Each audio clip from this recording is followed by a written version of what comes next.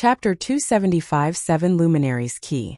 The moment Feng landed on the ground, the crystal werewolf arrived at his back like a savage gale. Without giving Feng any chance to defend, the three heads of the crystal werewolf opened their jaws to bite down on Feng guild leader. Fire Dance was greatly shocked. Immediately, she closed in on the crystal werewolf, sending a 3-star kidney strike to its body. However, even a controlling skill like Kidney Strike had no effect on the crystal werewolf. Just as the fangs of the crystal werewolf were about to close on Feng's head, Feng managed to cross his swords and execute parry in the nick of time. Boom. The floor beneath Feng instantly cracked from the force. What a strong fellow. Feng laughed bitterly. Although parry allowed players to block the physical damage of an attack, it did not neutralize the force of the impact. There was no healer in the party right now. If Feng ate another attack, he would definitely lose his life from this brief exchange. Feng had also gotten a general understanding of how much more powerful the crystal werewolf had become. In Feng's estimation, although the crystal werewolf had not received much of an increase in terms of strength, its current speed was at least 30% faster than before it went berserk at this moment. Only by equipping the Heavenly Dragon's Breath could Feng have a chance at grasping victory. Otherwise, he would only receive unilateral abuse from the boss. Unfortunately, although reaching 200 points in agility was a simple task, it was not easy for a swordsman like Feng to attain 120 points in intelligence. Moreover, very few plate armor equipment meant for swordsmen had the intelligence attribute on it. Those that did would be considered garbage equipment. Seeing that its attack had failed to kill its prey, the crystal werewolf immediately rotated its body, its diamond-like tail whipping at Feng as it did so. As parry was still on cooldown, Feng had no choice but to activate one of his life-saving skills. Defensive Blade. Defensive Blade was currently at level 4, and it protected Feng from 9 ranged attacks or 4 melee attacks. Defensive Blade was a skill that provided complete immunity to any attack, be it damage or the resulting impact. It was one of the must-have basic combat skills for swordsmen. As for why Feng had chosen to use parry first instead of Defensive Blade, it was for the sole purpose of determining the combat power of the berserk crystal werewolf. Only by experiencing the force of the impact could Feng make the best judgment. Meanwhile, the conclusion Feng arrived at was to face the crystal werewolf head-on. If he tried to escape, he would only die faster, following which, he raised the abyssal blade up in the air. Green electric arcs surrounded the body of the sword as it moved to meet with the snowy, sharp claws of the crystal werewolf. Thundering flash. The green electric arcs pierced the crystal werewolf's body, causing -572, -1623, and -1204 damage to it. Although only one out of the 3 arcs achieved a critical hit, the attack also managed to trigger the curse of the abyssal blade, inflicting the doom curse on the crystal werewolf. Immediately, all of the crystal werewolf's attributes were reduced by 20%. Suddenly, the berserk crystal werewolf that had had its agility increased by 30% was weakened greatly. However, Feng was still not done with his attacks. He activated Phantom Kill right away, his doppelganger appearing beside the crystal werewolf. Shortly after, Feng's doppelganger started sending a barrage of attacks at the crystal werewolf as well. Although the doppelganger only had 50% of Feng's attributes, it had fully inherited the skills Feng had learned. Yet, despite having greatly reduced the crystal werewolf's speed, Feng still did not have an easy time evading its attacks. Having no other choice, Feng activated Gravity Liberation. Feng's body instantly became as light as a feather, and like a spirited monkey, he dodged the originally unavoidable attack Wind Blade. Immediately, Feng's attack speed increased even further. Double Chop, Earth Splitter, Thunder Flame Explosion. Skills blasted on the crystal werewolf one after another, each dealing over -1000 damage. Although the crystal werewolf's attacks became stronger and its speed much faster after going berserk, these improvements came at the price of its defense being weakened. Combined with the 20% damage amplification effect of Thundering Flash, the damage the crystal werewolf received became a lot higher than before. Fire Dance's and Aqua Rose's attacks also landed at this point, so the crystal werewolf's HP fell sharply. By the time the 30-second duration of Gravity Liberation was almost over, the crystal werewolf only had 10% of its HP remaining. Just as the effect of Gravity Liberation was about to end, Feng executed 9 Dragon's Slash. 9 phantoms of the abyssal blade appeared behind Feng, and all of them shot towards the crystal werewolf. Meanwhile, just as an attack from the Crystal Werewolf was about to land on Feng swapped positions with his doppelganger. Upon being relocated, the doppelganger immediately used parry and defensive blade to repel the Crystal Werewolf's attacks. Each phantom of the Abyssal Blade had high attack power, and each of them could deal over -150 damage every time they struck at the Crystal Werewolf. In total, the 9 phantoms dealt over -1,300 damage to the Crystal Werewolf every second.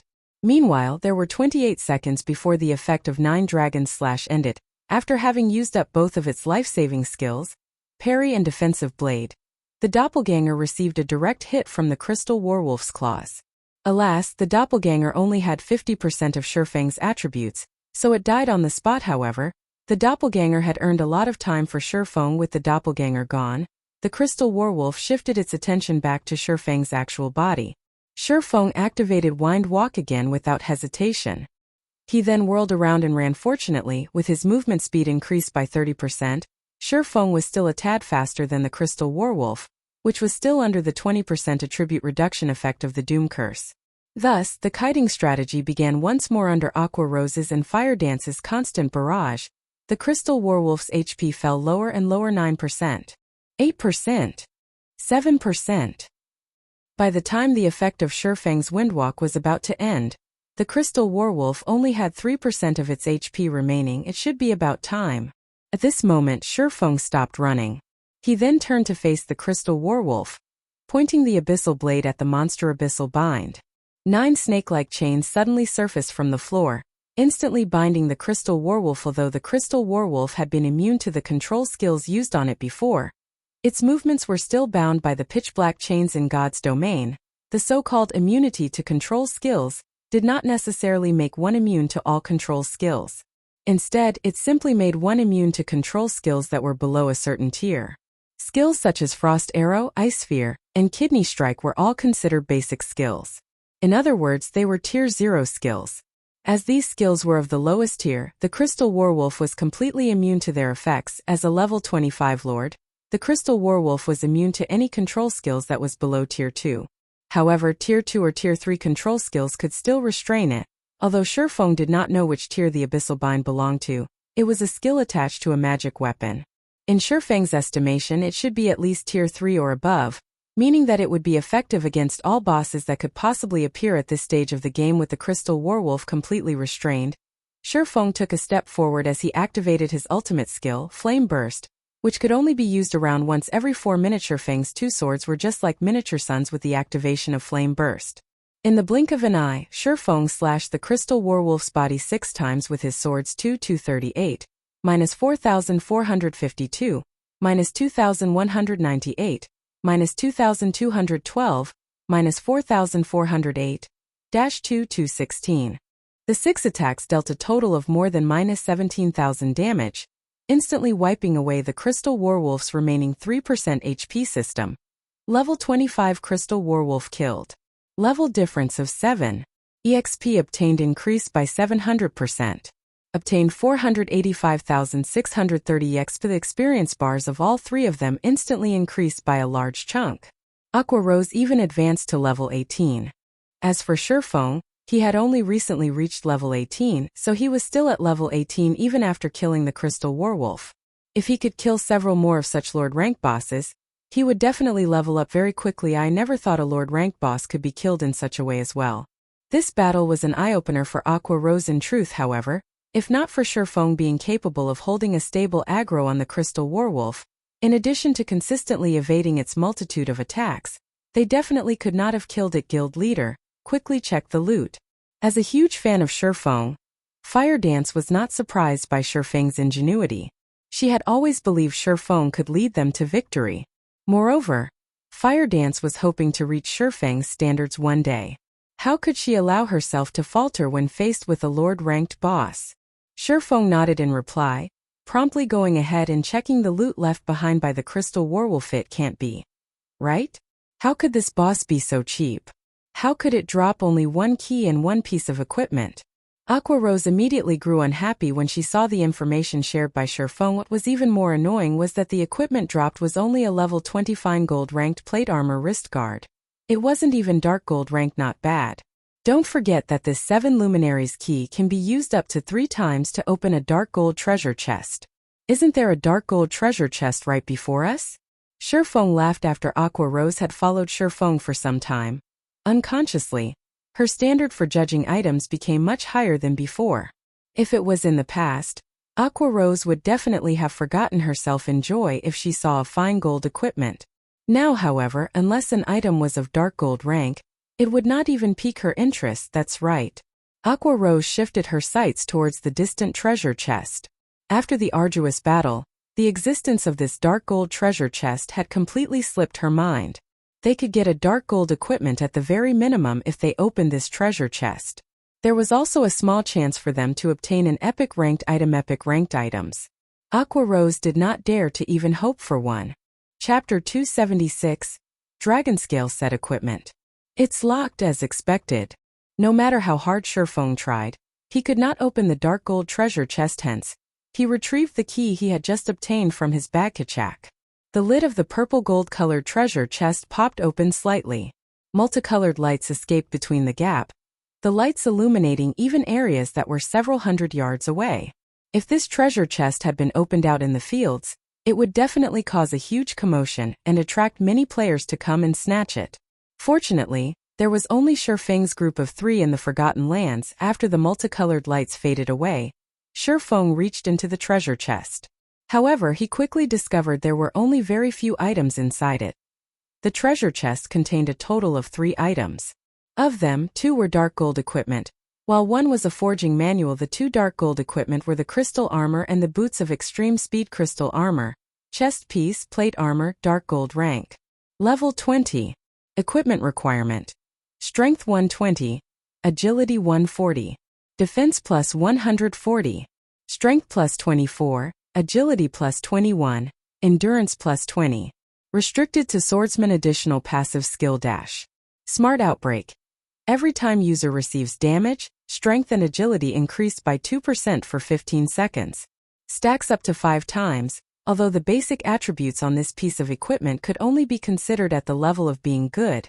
The passive skill that was attached to it was simply amazing. After all, the passive skill could potentially increase a player's strength and agility by 10%. If the wearer of the crystal armor originally had high amounts of strength and agility, the additional attributes provided by Smart Outbreak would be like having equipped an additional piece of equipment at the very least. The only downside to this passive skill was its need for the user to take damage up to 5 times.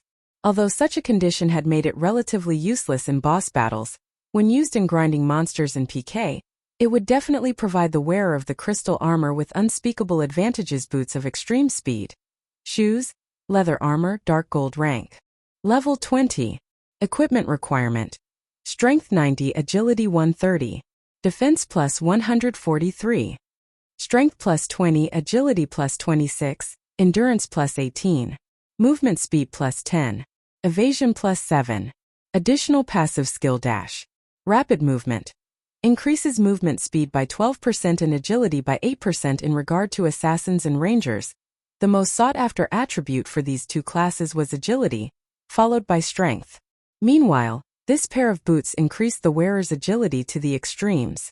One could even argue that no other level 20 dark gold rank shoes could increase agility as much as the boots of extreme speed could. Although these 2 pieces of dark gold equipment were excellent, they were worth barely a fragment of the true value of this dark gold treasure chest. After all, the item that reflected the true value of the dark gold treasure chest was none other than the forging manual. In addition, it was even a fine gold ranked forging manual. Forging manuals were different from forging designs. In the case of forging designs, only one particular piece of equipment could be made using it. In the case of forging manuals, however, an entire set of equipment could be made using it. This forging manual was meant to produce the level 20 Dragonscale set equipment.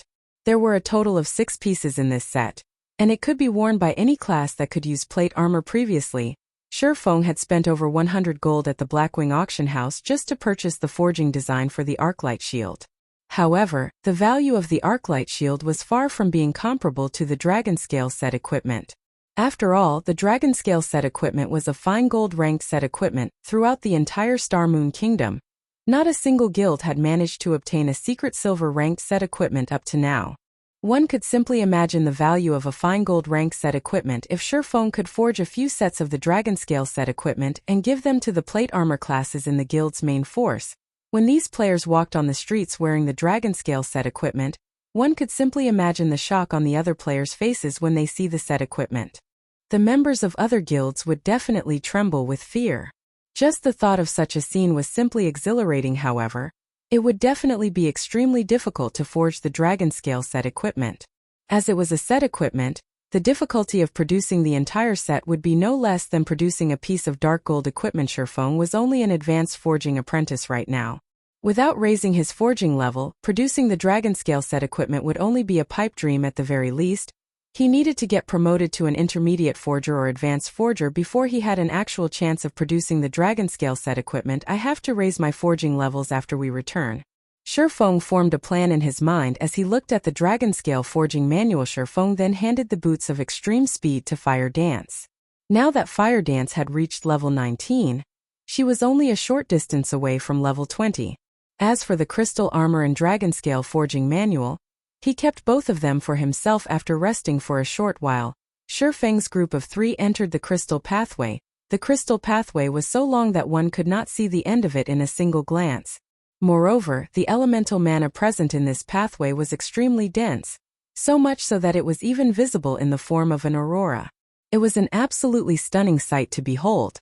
Aside from being visually appealing, the dense mana also gave the 3 of them a buff, increasing the magic damage they could deal by 300%. One could simply imagine how dense the elemental mana was in this pathway before they knew it. Feng's group of 3 had walked for more than an hour inside this crystal pathway. When they finally emerged, they were at the base of a huge mountain. When the 3 of them laid eyes on this mountain, they were immediately stunned. This entire mountain can't be made out of 7 Luminaries crystal, right? Aqua Rose stared at the crystal mountain, her heart filled with immense shock. Aqua Rose had previously visited the Blackwing auction house, so she had seen 7 Luminaries crystal before. It was common knowledge that the 7 Luminaries crystal was one of the best mana-conducting crystals in God's domain. Not only was it extremely rare, its price was even more impressive. Not even White River City, a city with a population of several million, was qualified to use such a precious commodity. Throughout the entire Starmoon Kingdom, only the Palace and Starmoon auction house at the capital city could afford to use a floating platform made out of 7 Luminaries crystal. Previously, Aqua Rose had believed that the crystal pathway was actually made out of mana crystals. However, the sight of this large mountain and its surrounding environment overturned her previous assumptions. The reason being, it was simply impossible for mere mana crystals to fill their surroundings with such dense elemental mana, resulting in even the formation of 7 colored mana clouds. Should be. Feng nodded blankly. Feng's mind grew heated at the thought of having so much 7 Luminaries crystal on the market. A 7 Luminaries crystal the size of a small residential house could be used to purchase a large town with a population of 50,000, with plenty to spare.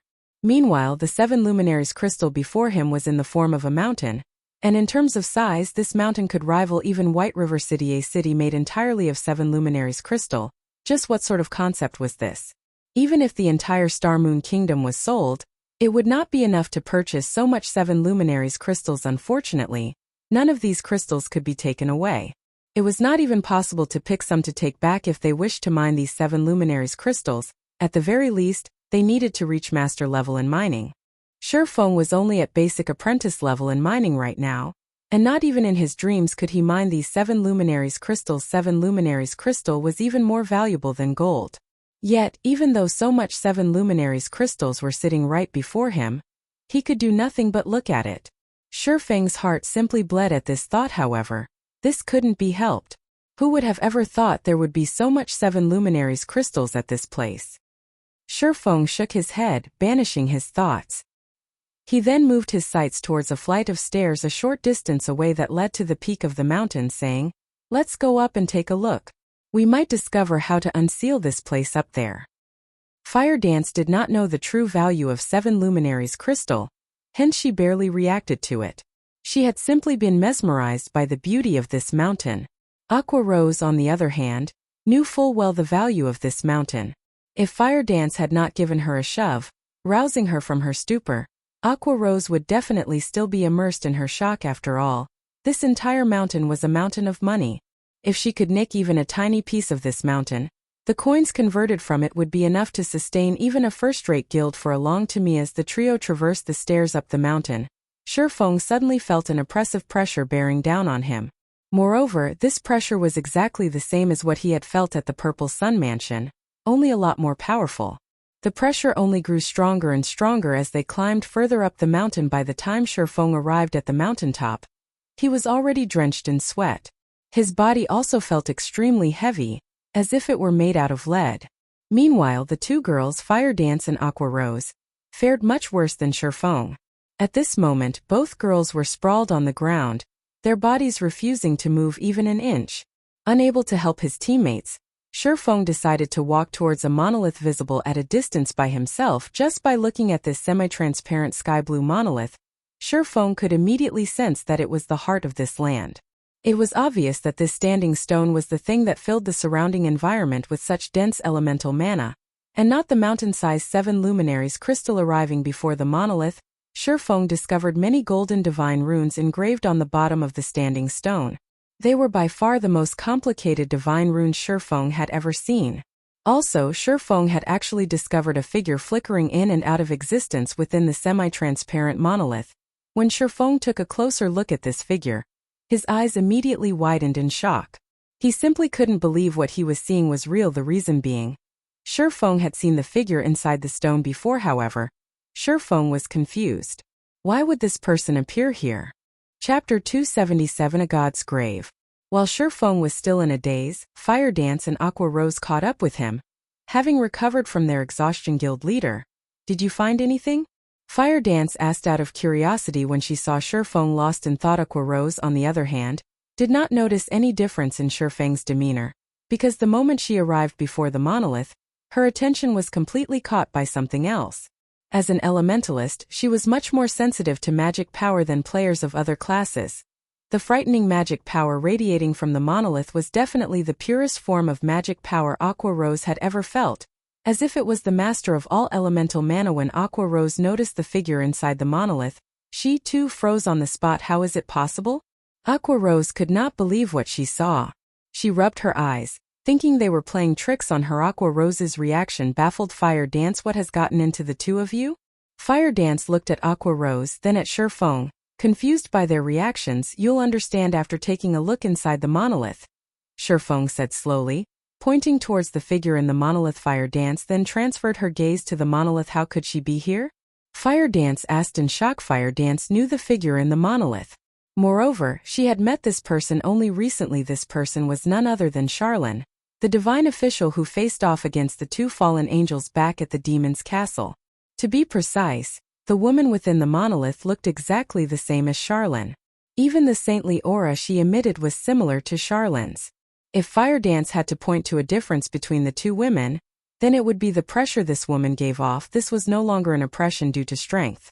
Instead, this pressure was the instinctive reverence for a primordial life form, just like the reverence mortals had towards gods. Could she possibly be a god? Fire Dance suddenly had this thought when she looked at the woman who looked like Charlene. Feng's thoughts were running along similar lines to Fire Dance's. However, Feng could say with certainty that the woman inside the monolith was definitely a Tier 6 god, because in the past he had personally experienced this overbearing pressure, which could only be exuded by a god. If the woman in the monolith was simply a Tier 6 god, Feng would not have found the matter too shocking. After all, during his decade of playing God's Domain, he had personally met with plenty of Tier 6 players and NPCs. The thing that truly startled him was the fact that the woman before him looked identical to Charlene back at the Purple Sun Mansion. He had already experienced this kind of pressure. He had simply forgotten where he had felt it before.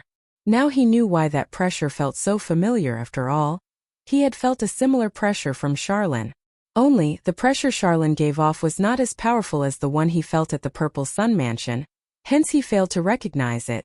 Not only did the two women look exactly the same, even the pressure they emitted felt similar. The only real difference between the two were their actual strengths. If Feng was told that the woman before him was Charlene, he would definitely not believe it. After all, Charlene was only a Tier 3 divine official. She was still miles away from becoming a Tier 6 god. Yet, if he was told that Charlene had no connection to this woman before him, Then he likewise would not believe it. Although the woman inside the monolith was clearly no longer alive, at the end of the day, she was still a god. As long as her body did not receive any intentional damage, it would not undergo any decay as of now. Feng finally realized that the Forgotten Lands was merely the grave of a god. However, he was still curious about who had actually created this masterpiece. This great personage had actually made such a complex magic array that utilized a god's body as its power source. The materials used to create the magic array even included the extremely valuable 7 Luminaries crystal. Just what kind of thing was this great personage trying to seal? Even if it was for the purpose of sealing a god, there should not be a need for so much resources. It seems there is a deep connection between Charlene and this place. Feng had long since felt that Charlene's origins were not simple. The fact that she was a Tier 3 NPC was already amazing in and of itself. Charlene was also capable of handing out an epic quest to Feng. Now there was even a god that looked exactly the same as Charlene. Even Feng could not fathom Charlene's true identity, unless he went and asked Charlene herself. Feng was extremely curious about this matter. He vowed to himself to visit Charlene, who was at the stargazing tower at Blackwing City. After this entire ordeal was over, guild leader, what are we supposed to do now? Destroy this monolith? Aqua Rose asked. The mana source of this magic array clearly originated from this monolith. If they wished to release the seal on the Forgotten Lands, their only choice was to destroy the monolith. However, it was unknown what sort of reaction they would incur if they did so. There was a god inside the monolith after all. Let's give it a try. Feng had taken a look at the monolith's surroundings just now. However, he did not discover any mechanisms that would allow him to undo the magic array. After Feng nodded, Fire Dance immediately took action by slashing at the monolith with her 2 daggers. However, the 2 fine gold-ranked daggers, which could easily cut through metal like a hot knife through butter, simply grazed the surface of the monolith, creating dazzling sparks in the process. There was not even a mark left on the monolith. Hard. Fire Dance's hands went numb from the attack. It felt as if her daggers had hit God-style. Try using magic. Aqua Rose started chanting the incantation for chain explosion with the elemental mana so dense in this place. Any spells used here would be greatly enhanced. Originally, chain explosion would only summon 5 fireballs, each the size of a washbowl. When Aqua Rose cast the spell now, however, the fireballs grew to the size of a small house. When these fireballs bombarded the monolith, they were like meteors hurtling down from the sky. Sparks flew in all directions as the fireballs crashed into the monolith. After the flames subsided, Aqua Rose was greatly shocked by the result. The monolith remained completely unscathed. On the contrary, it even looked more brilliant and dazzling than before. Feng wrinkled his brows at this sight. If even Aqua Rose's ultimate move could not deal any damage to the monolith, he would most likely end up with a similar result if he tried to attack the monolith. Since we can't destroy the monolith, we'll need to use some other method to destroy the magic array. Feng said the main god system would not hand out a quest that players had no hope of actually completing. If they couldn't destroy the power source of the magic array nor the magic array itself, then there was only one other thing they could destroy: the connection points. Aqua, help me look for the connection points of this magic array. Feng said. DC. Aqua Rose immediately understood Feng's intention. Fire Dance, however, remained clueless after the two's brief conversation. As an assassin, she knew next to nothing about magic. Hence, she could only stay by the monolith's side as she watched her 2 friends hard at work.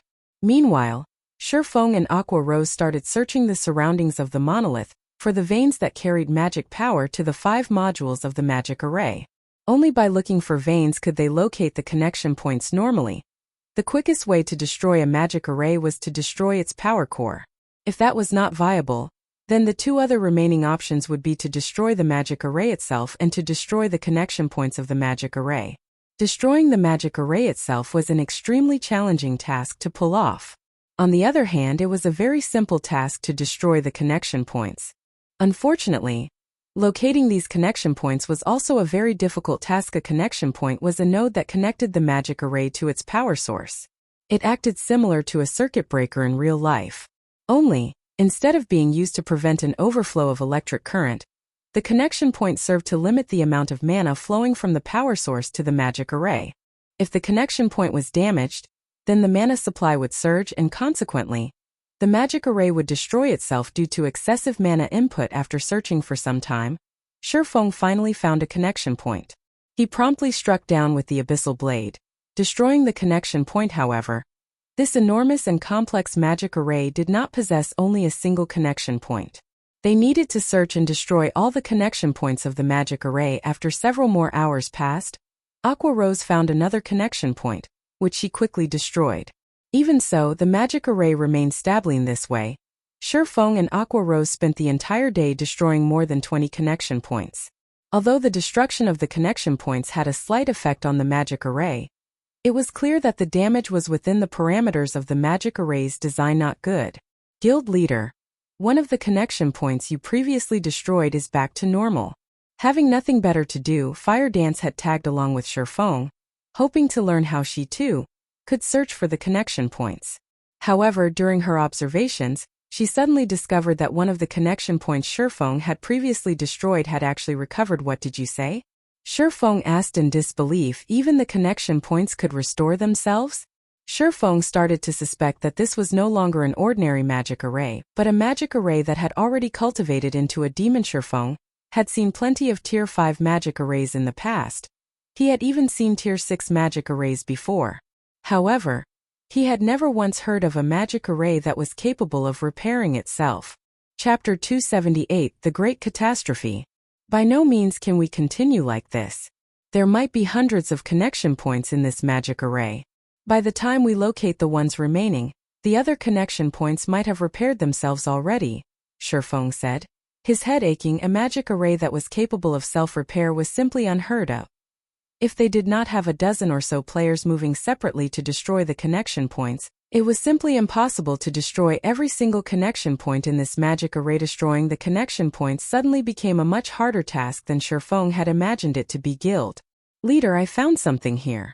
Come over and take a look, Aqua Rose said through the party chat. Hearing that there was a new discovery, Feng immediately hurried over to Aqua Rose's location. Aqua Rose was currently situated in the middle of this 7 Luminaries mountain, inside an extremely obscure cave. If not for the indicator provided by the system map, Feng could not have found the cave Aqua Rose was in. After entering the cave, Feng immediately observed his surroundings. He discovered that the walls of the cave were covered with engravings of divine runes. The golden glow these divine runes were giving off brightly illuminating the interior of the cave. Looking at the cave's central crystal pillar, Feng noticed a blood-red stone embedded in it. This piece of stone was just like a beating heart, only instead of bright red liquid, an endless amount of mana passed through it. Meanwhile, the mana that passed through this blood-red stone became much purer in quality. Aqua, how did you manage to find this place? Feng asked, astonished by this scene before him. I just happened to discover a particularly thick mana vein and followed it here. Aqua Rose beamed a proud smile at Feng. If they demolished this place, then the magic array would definitely be finished. Guild Leader, I'll start destroying this place, alright? Aqua Rose could wait no longer. She had been trapped in this godforsaken place for so many days now. During this period of time, she had no option but to keep contact with her subordinates through the phone in order to make arrangements for the daily affairs of the guild. She had also instructed them to prepare for the establishment of their guild residence. Currently, most of the average players in White River City were already around level 14 to level 15, while the elite players of the various guilds were already at level 17. The intensity of the competition for the 3 great dungeons had also reached its peak by now. Out of all the guilds in White River City, Ouroboros shone the brightest. They had already managed to take down the second boss of the hard mode Land of Death, and they were currently in the midst of challenging the third boss of the dungeon. Meanwhile, Dark Star, which ranked after Ouroboros, was still attempting to raid the second boss.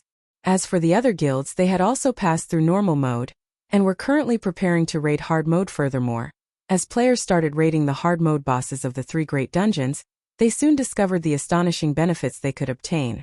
Aside from dropping level 15 secret silver rank set equipment, the bosses also dropped plenty of recipes and designs. Players could also obtain the guild task order that could not be obtained from 20-man team dungeons or lower. These guild task orders could be used to accelerate the promotion of a guild. Otherwise, it would take ages for guilds to get promoted if they simply relied on the meager guild reputation their members obtained by completing daily quests. Yet, as one of the top 6 guilds in White River City, Zero Wing had actually remained inactive all this time. Not only had it accomplished nothing during this period of time, it did not even set foot in any of the 3 great dungeons. It had simply focused its attention on raiding level 15, 10, and 20-man dungeons, and its decision to do so had greatly confused the masses. Even though Zero Wing clearly had the strength to challenge the 3 great dungeons, it had chosen not to take action. Instead, the guild's behavior had caused many of the new members to grow dissatisfied, and a majority of these players had chosen to leave the guild one after another.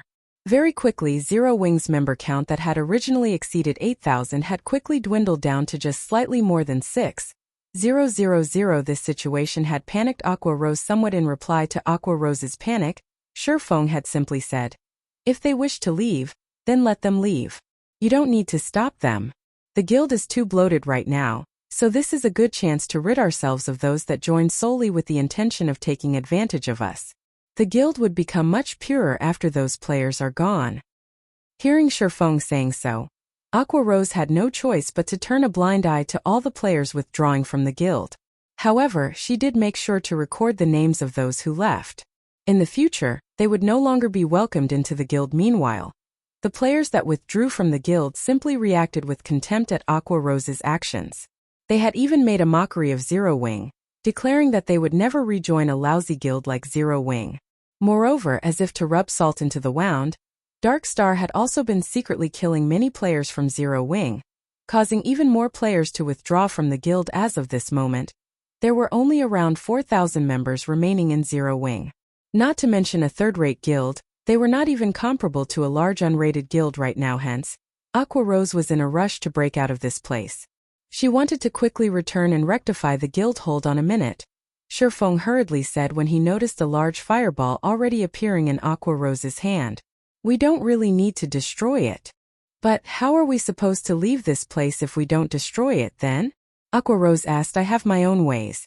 Feng revealed a faint smile as he looked at the blood-red stone embedded inside the crystal pillar. Feng truly had not expected to find this piece of blood-red stone here. Instead of calling it a blood-red stone, it would be more appropriate to refer to it as the Philosopher's Stone. Previously, Feng had obtained a fragment of the Philosopher's Stone back at the Sun Temple. Now, he had stumbled upon another fragment. The Philosopher's Stone was an alchemy treasure.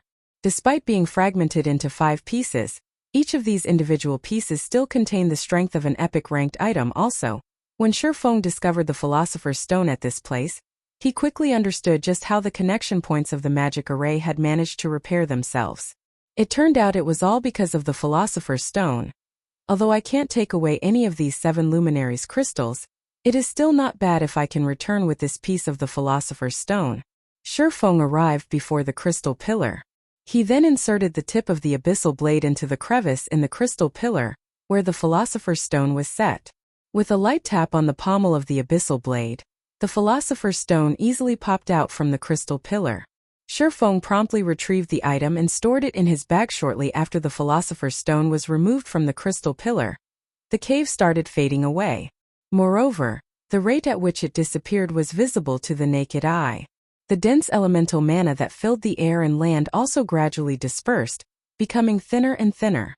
As for the incomparably hard 7 Luminaries crystals, they too had began turning into ash. Not good. This place is about to collapse. We need to leave immediately.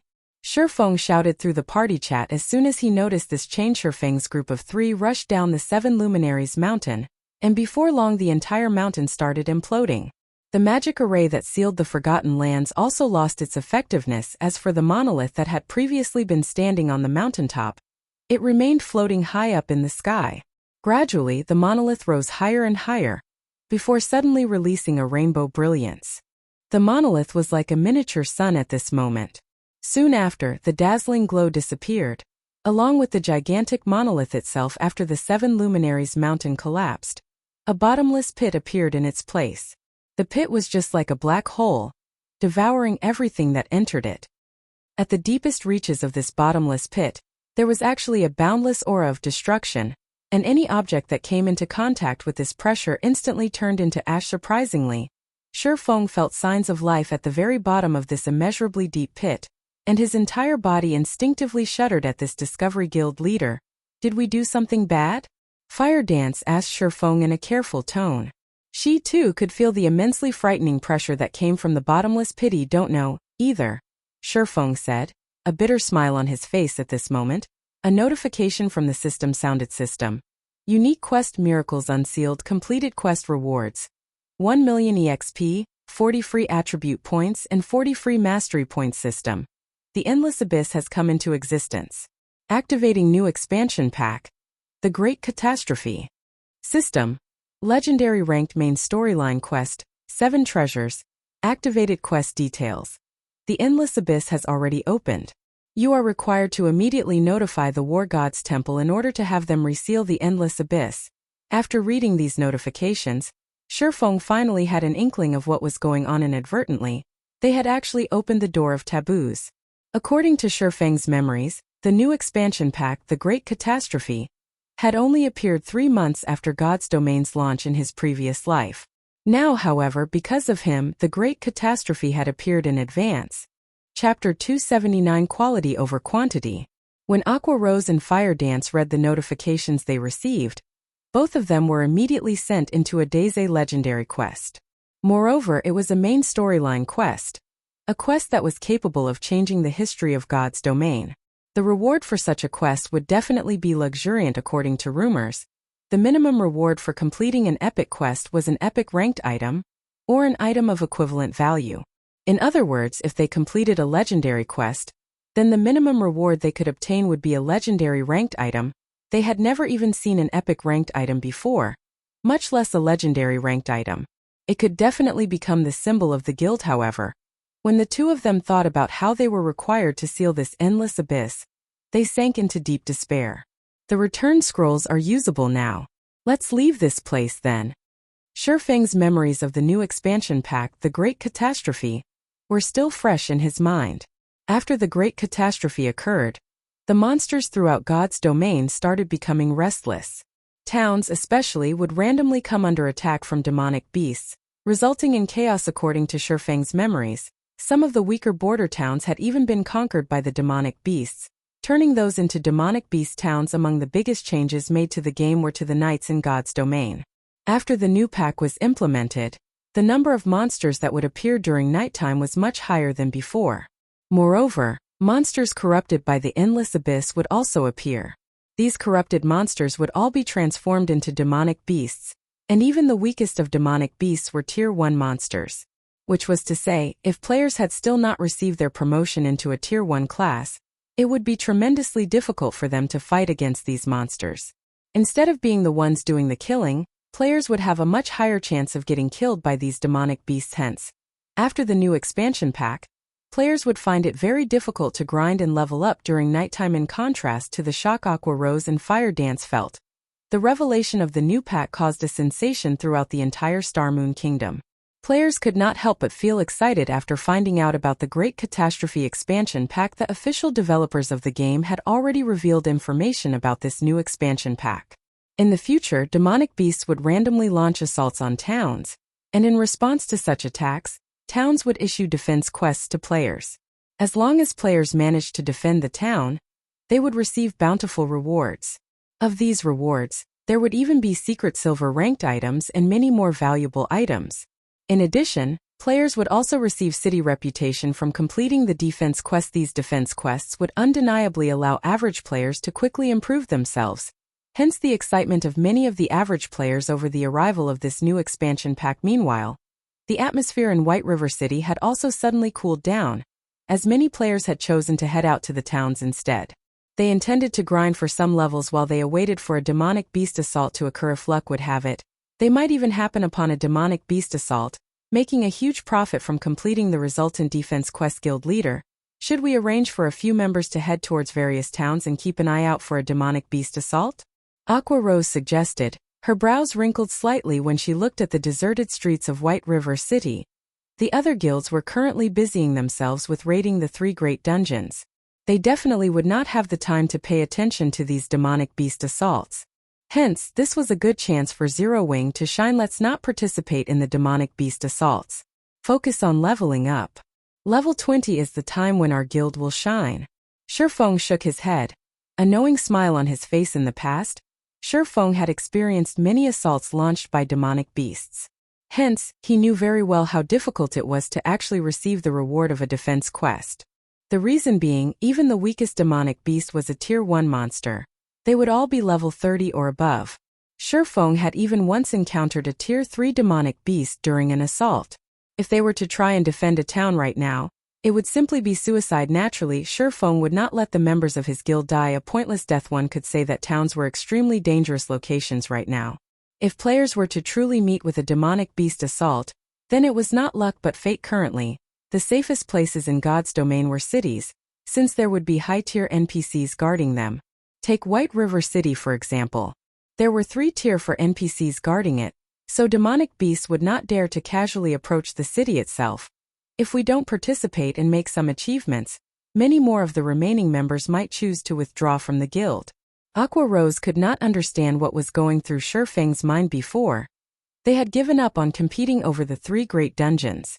Now they were also going to give up such a good chance to earn precious equipment and reputation. Just what were they supposed to do? Let them leave then. Our guild is only capable of handling 3,000 members right now, and we are still well above that number. It would be even better if they do leave.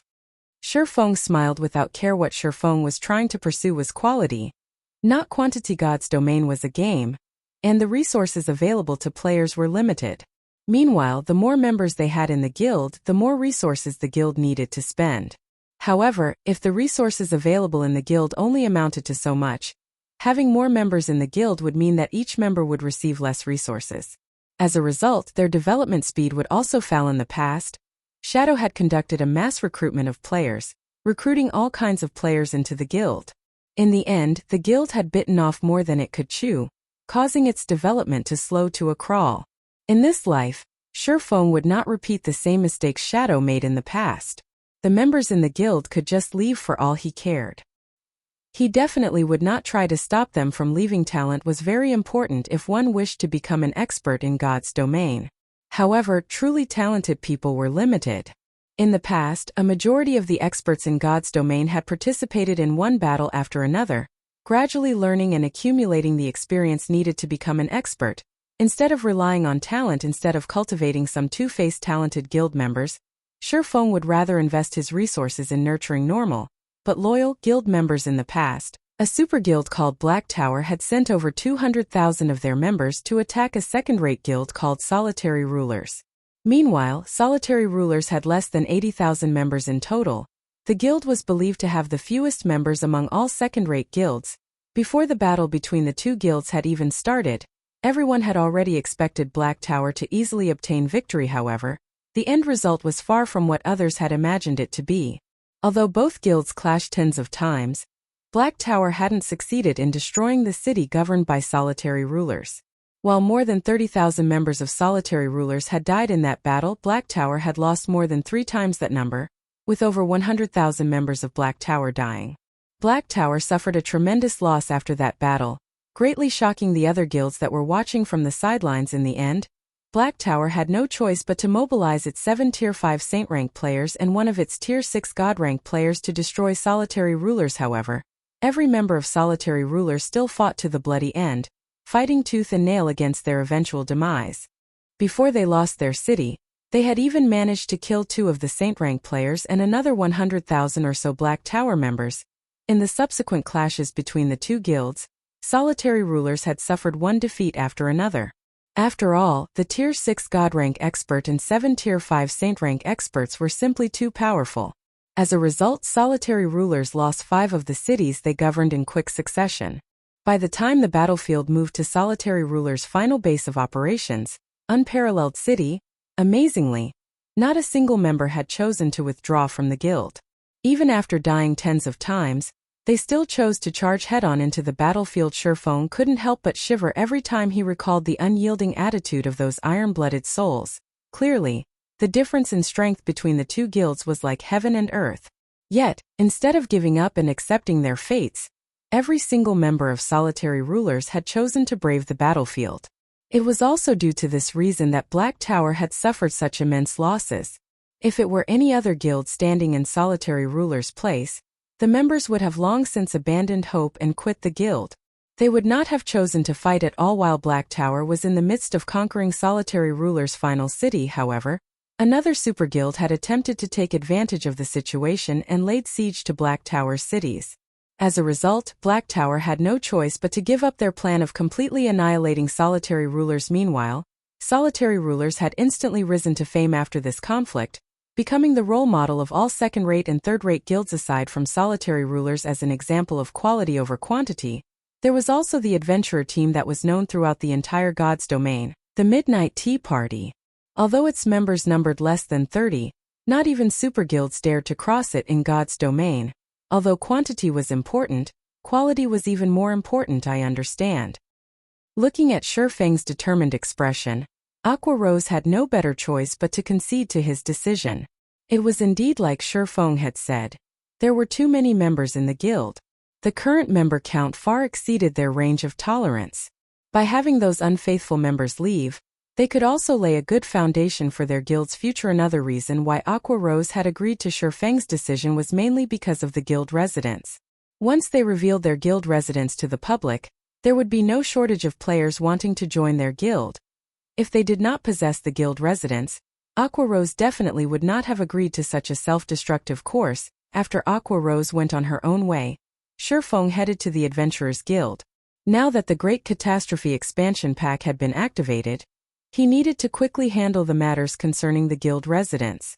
Chapter 280 Wing Residents. Currently, the interior of the Adventurers Association of White River City was filled with players coming and going. Most of these players were here to accept or hand in their daily quests. However, there were insufficient NPCs to cater to the large number of players.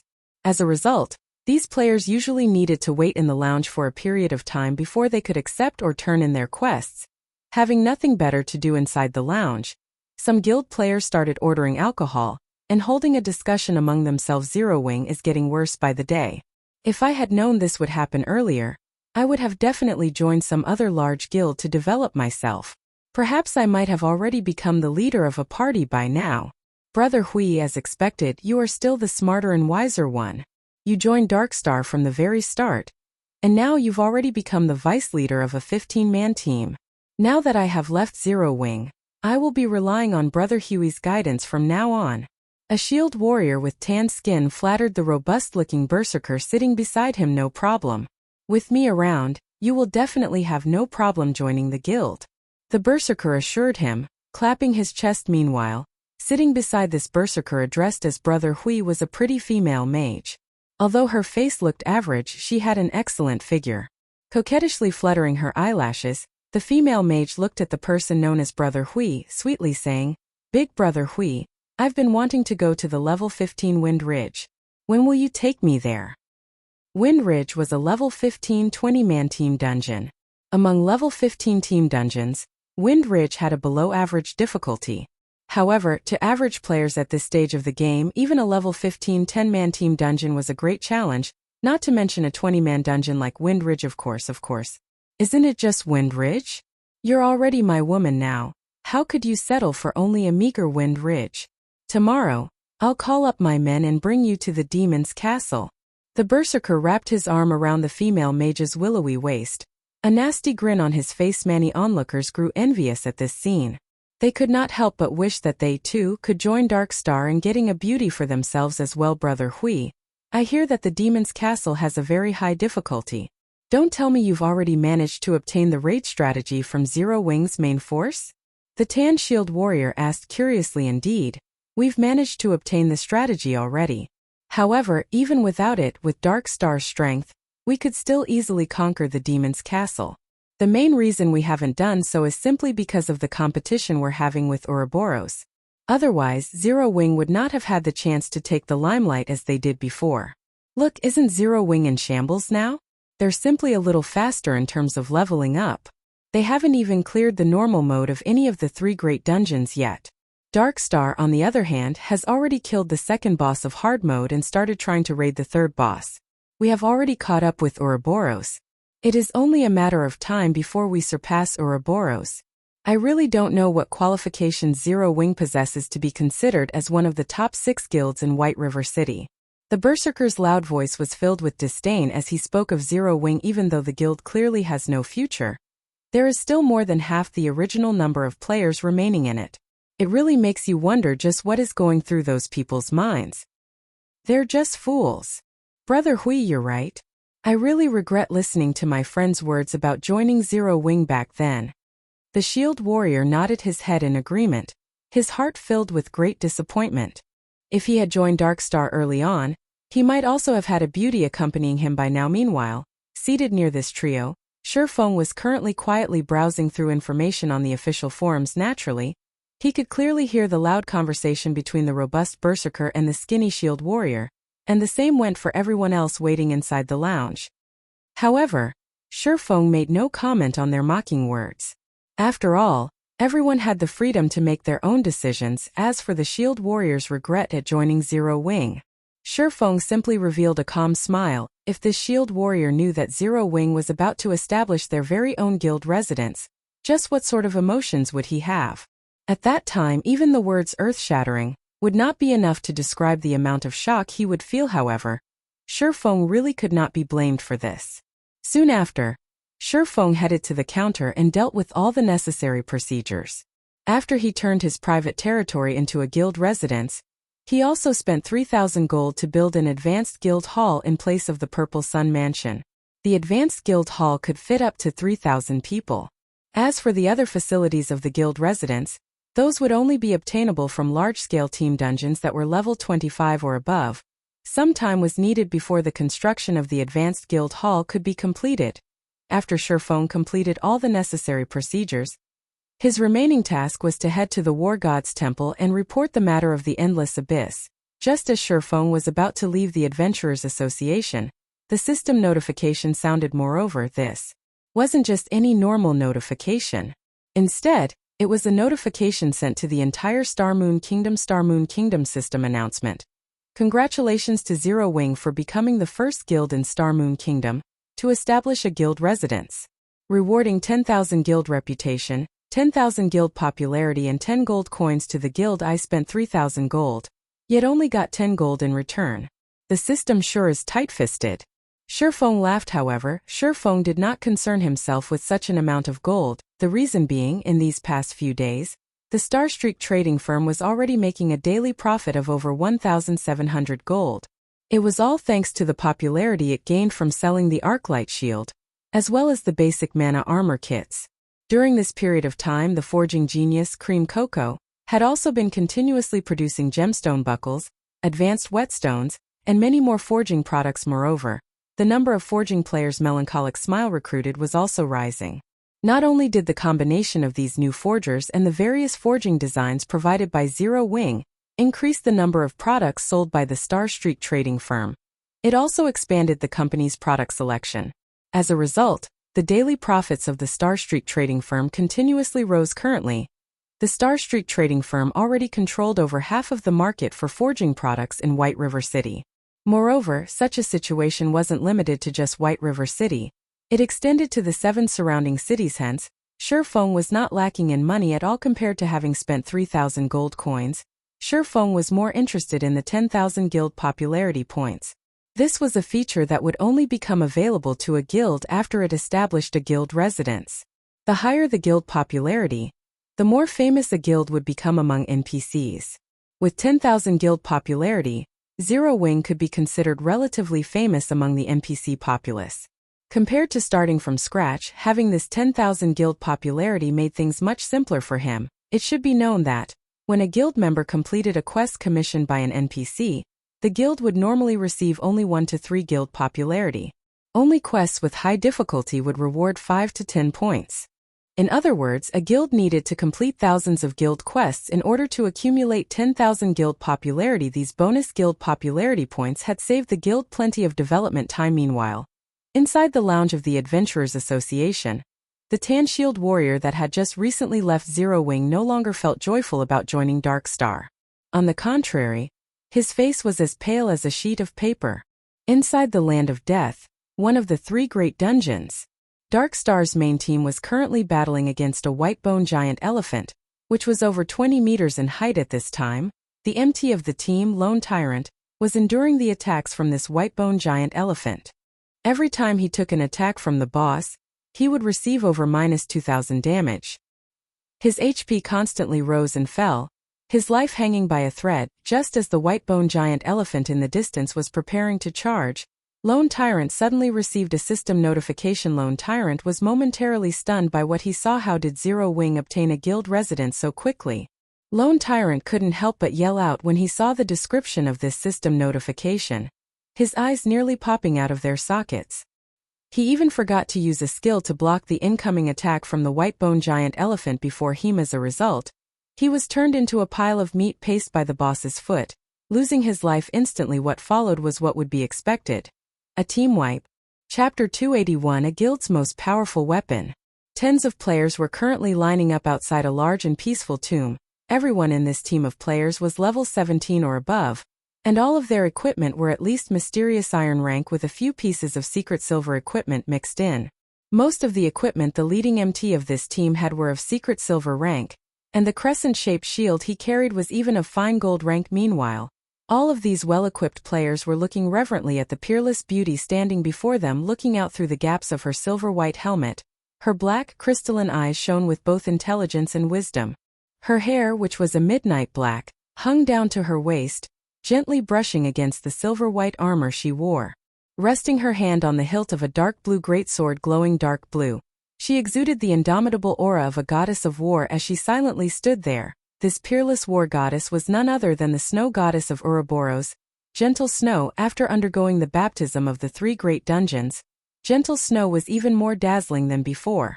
She was like a rough stone that had been polished, instantly revealing the sparkle of an icy cold sapphire. Currently, not only was Gentle Snow fully equipped with the Snowfall set equipment, a secret silver rank set equipment, the great sword she wielded, albeit of indiscernible quality, was also giving off a frightening amount of energy. The Snowfall set equipment could only be obtained from the hard mode of the 3 great dungeons. As for the blue sky greatsword Gentle Snow wielded, she had obtained it after killing a great lord that served as a protector of a ruined temple. If Feng saw this two-handed greatsword, he would definitely be shocked. The reason being, this greatsword was similar to the Abyssal Blade since it too was a magic weapon.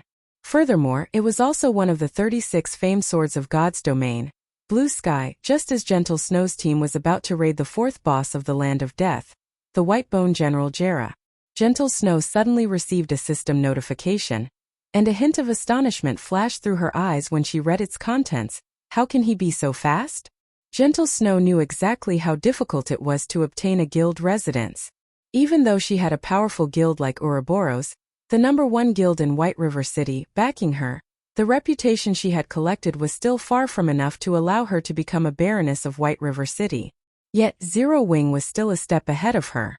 Gentle Snow's lips suddenly curled into a faint smile as she muttered, "It seems I need to congratulate him." In White River City, Ouroboros and Zero Wing were actually allies, although this matter was not known to the public. If people did find out, however, they would definitely be greatly shocked. After all, who would ever imagine that White River City's #1 guild would actually be willing to form an alliance with Zero Wing?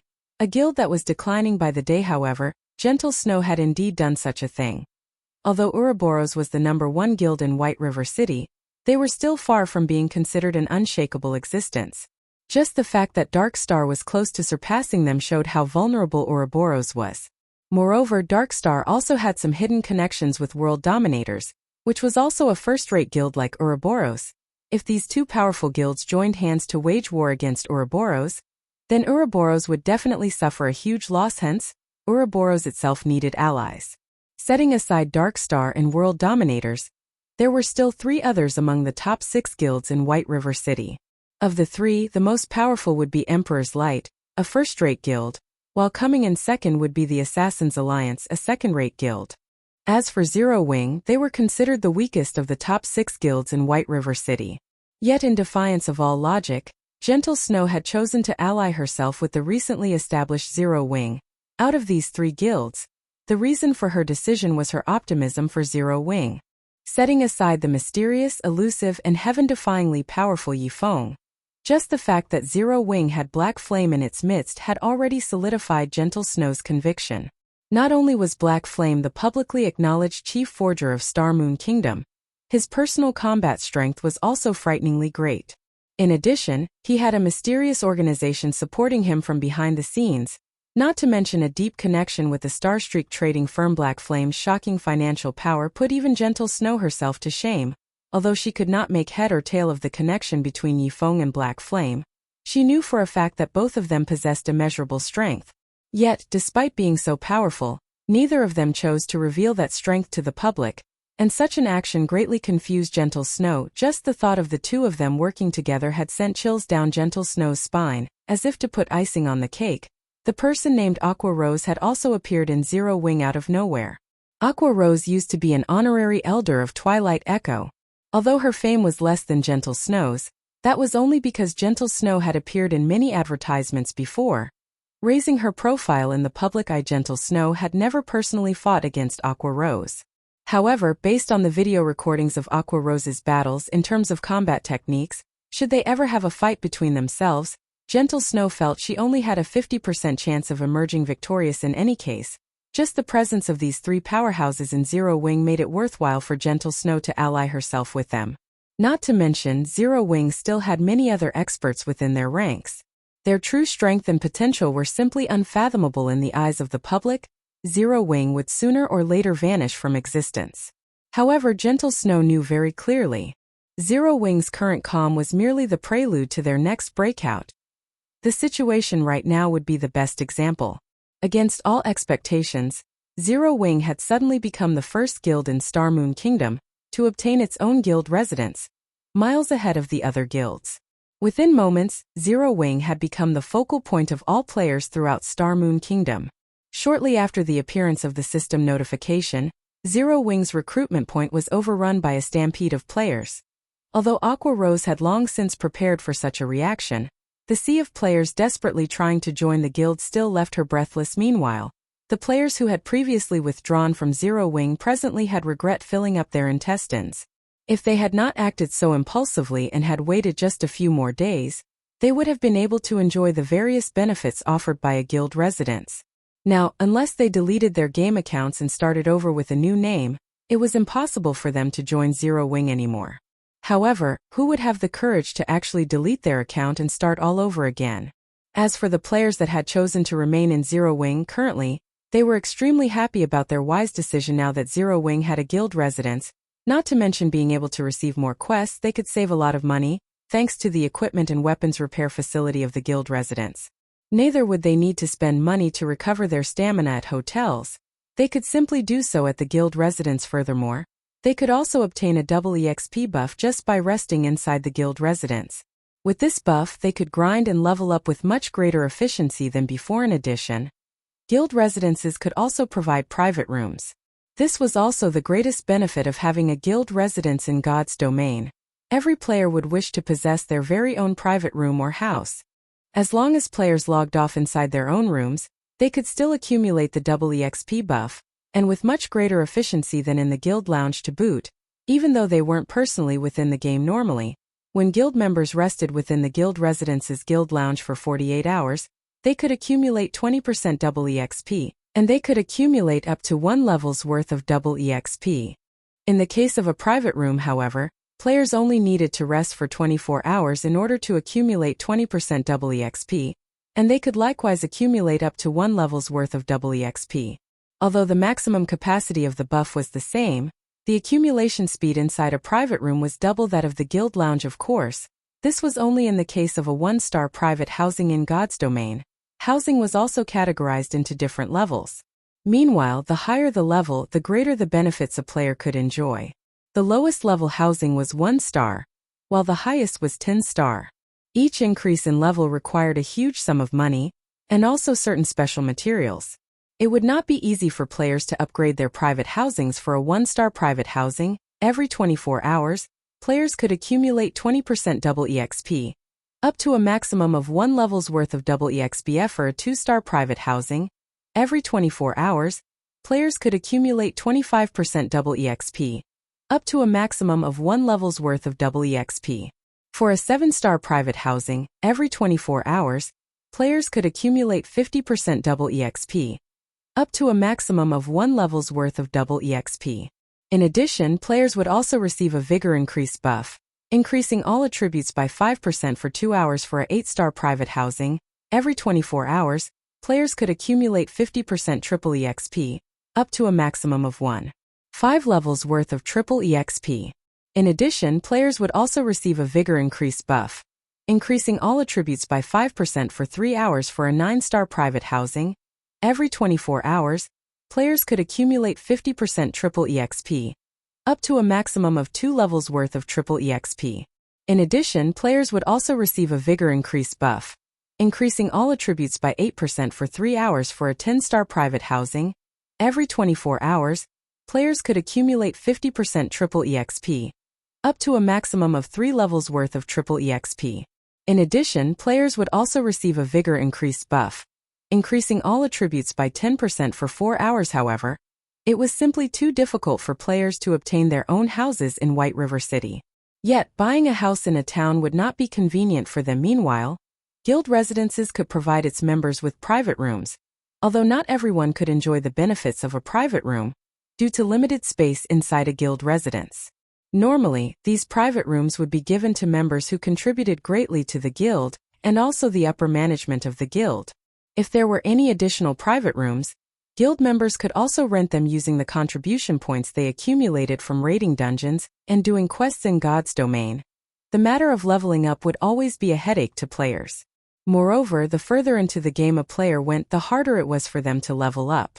It would not be strange for players to level up only once every 3 to 4 days. If players died out in the fields, they would also lose an entire level as a penalty. Hence, a tool that could aid players in leveling up quicker would definitely be well received. This guild benefit alone already held a fatal attraction for all players. And that was in addition to the large number of guild quests available for choosing, which would dramatically accelerate players' leveling speed. Chapter 282 Dark Wind.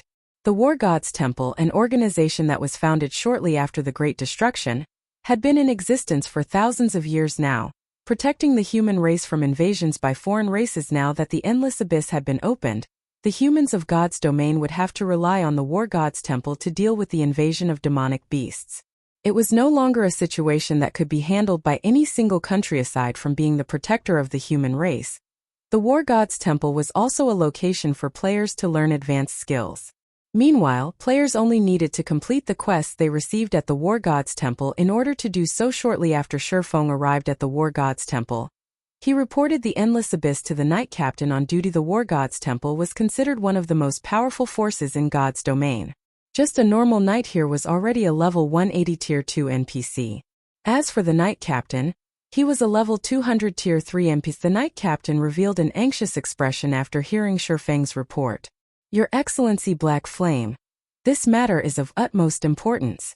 However, as I'll need to immediately send out warnings to all cities throughout the kingdom and also muster troops to the front lines, I'll have to trouble you to head to the War Gods Temple in the capital city and report this matter to Lord Eucharis and seek his aid. The Knight Captain passed a gold token to Feng, then promptly headed out of the temple, not giving Feng any chance to even refuse. Feng was left speechless by the Knight Captain's words. Fortunately, he only needed to head to the capital city and look for the person named Eucharis, an easy task to accomplish, following which, Feng left the War Gods Temple and hurried over to White River City's teleportation hall. Just as Feng was about to enter the teleportation hall, however, 6 robust-looking players stood in front of the stone staircase, completely blocking the entryway. These 6 players were all level 18. Such a level could definitely be ranked at the very top of White River City. Moreover, the equipment these players wore were of excellent quality, majority of which were of secret silver rank. Meanwhile, the solemn-looking middle-aged man who looked like the leader of this party of players had the best equipment out of these 6 players. He was actually fully equipped with secret silver equipment. His gaze was like a sharp blade, and his entire body exuded such an icy cold aura that other players unconsciously detoured as they walked past him. Although Feng had never fought against these 6 players before, he could clearly tell that they were very strong.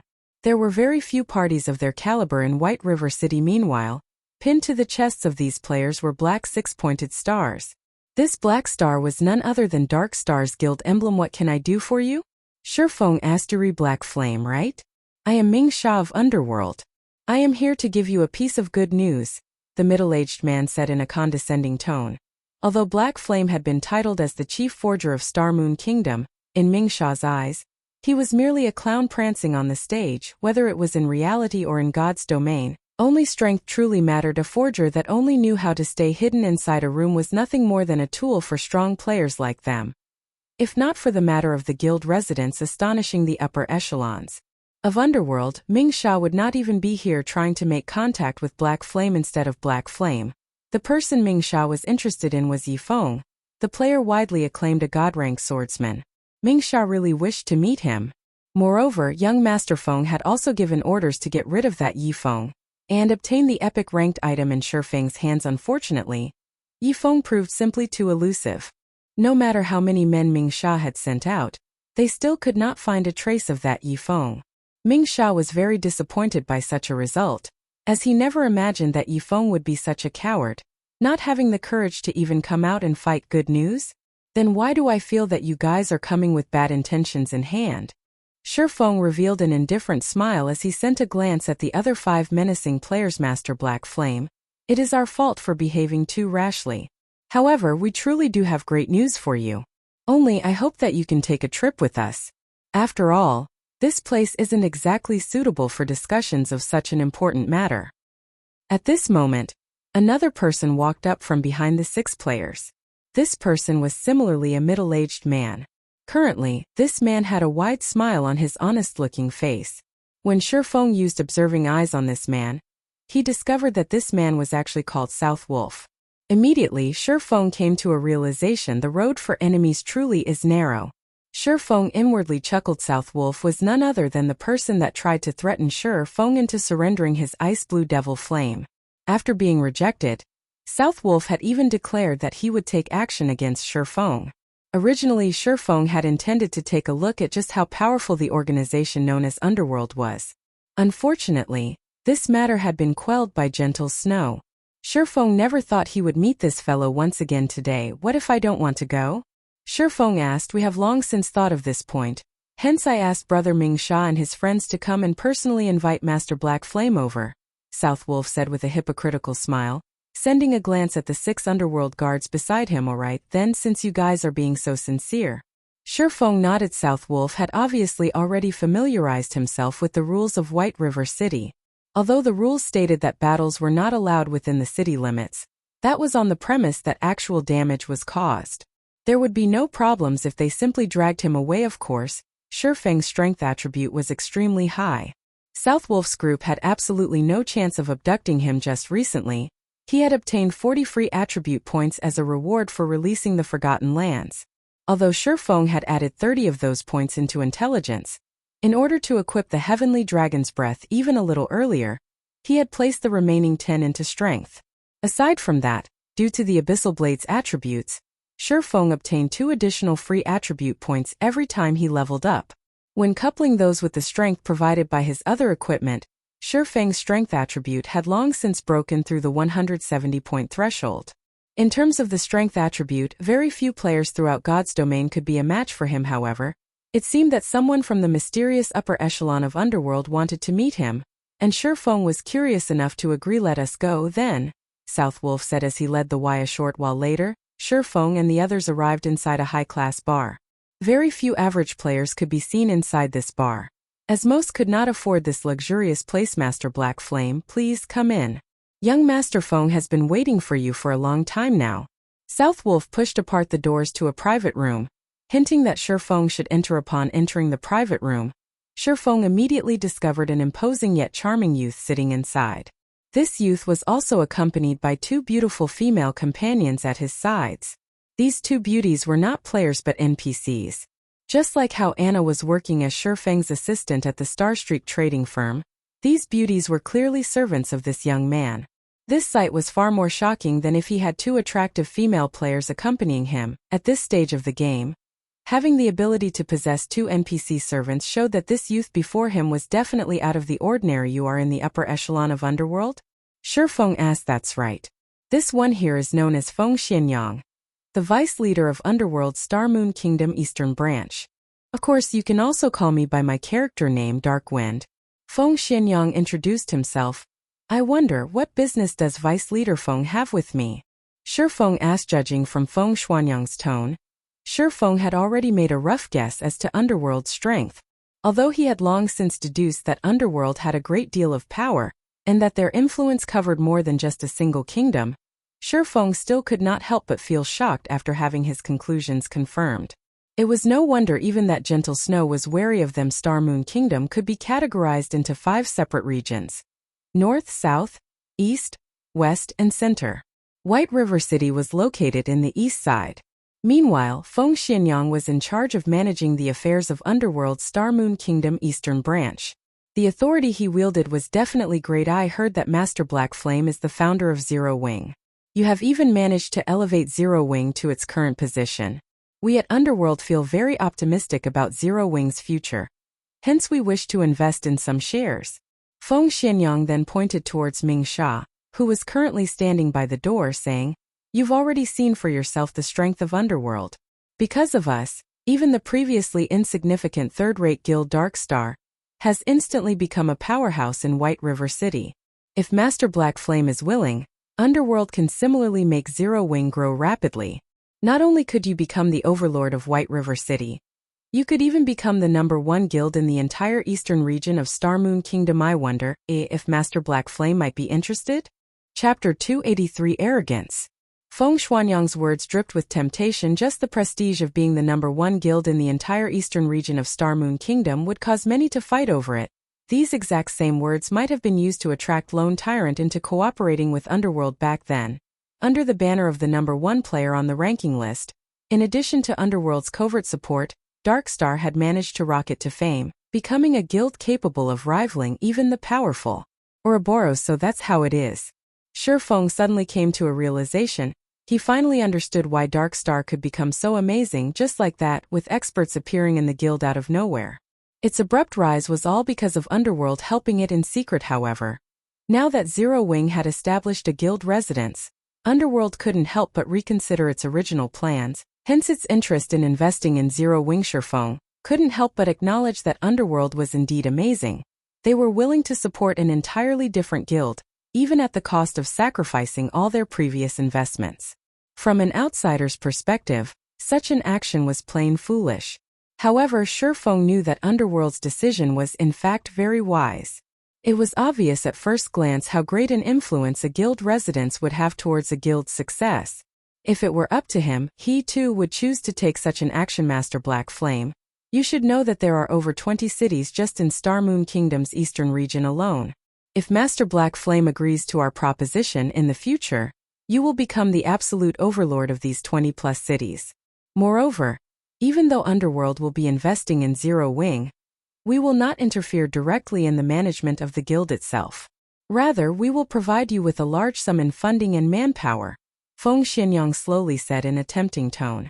We at Underworld have already decided that, as long as Master Black Flame agrees, we will immediately inject 1 billion credits into Zero Wing, and also provide the guild with 100 gold coins every week.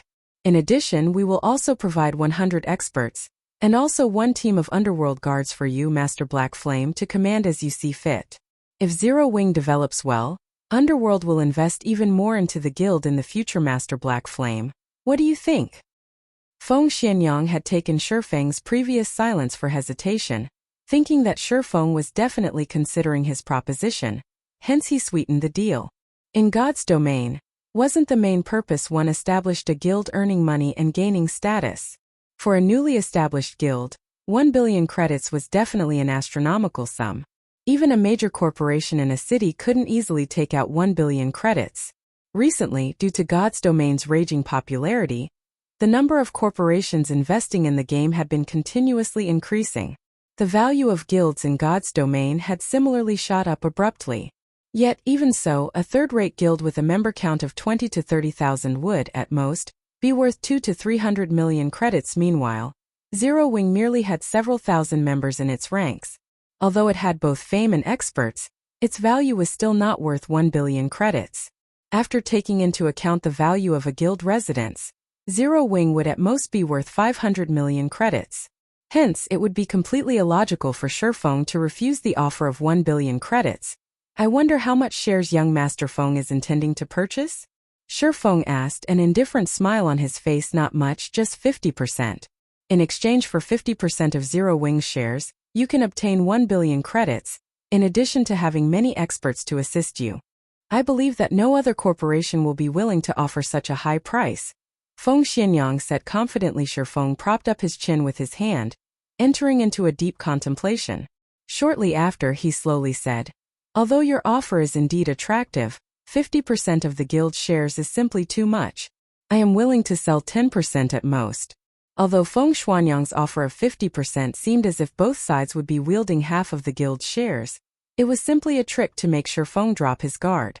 In reality, wielding 50% of Zero Wings shares was already tantamount to full control of the guild. After all, when Feng established his guild, he hadn't claimed the full 100% shares of the guild.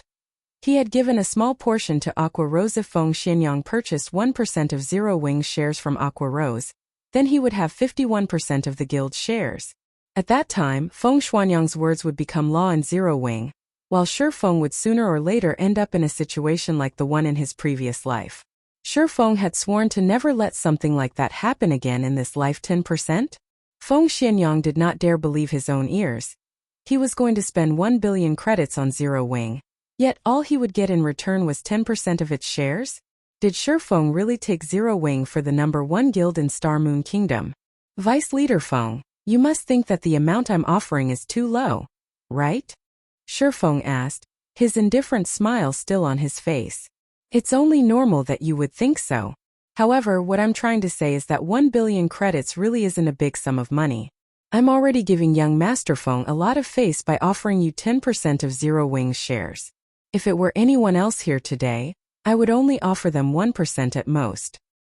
In fact, Feng was not speaking conceited nonsense at all, just the gold coins he had on hand right now already exceeded 10,000.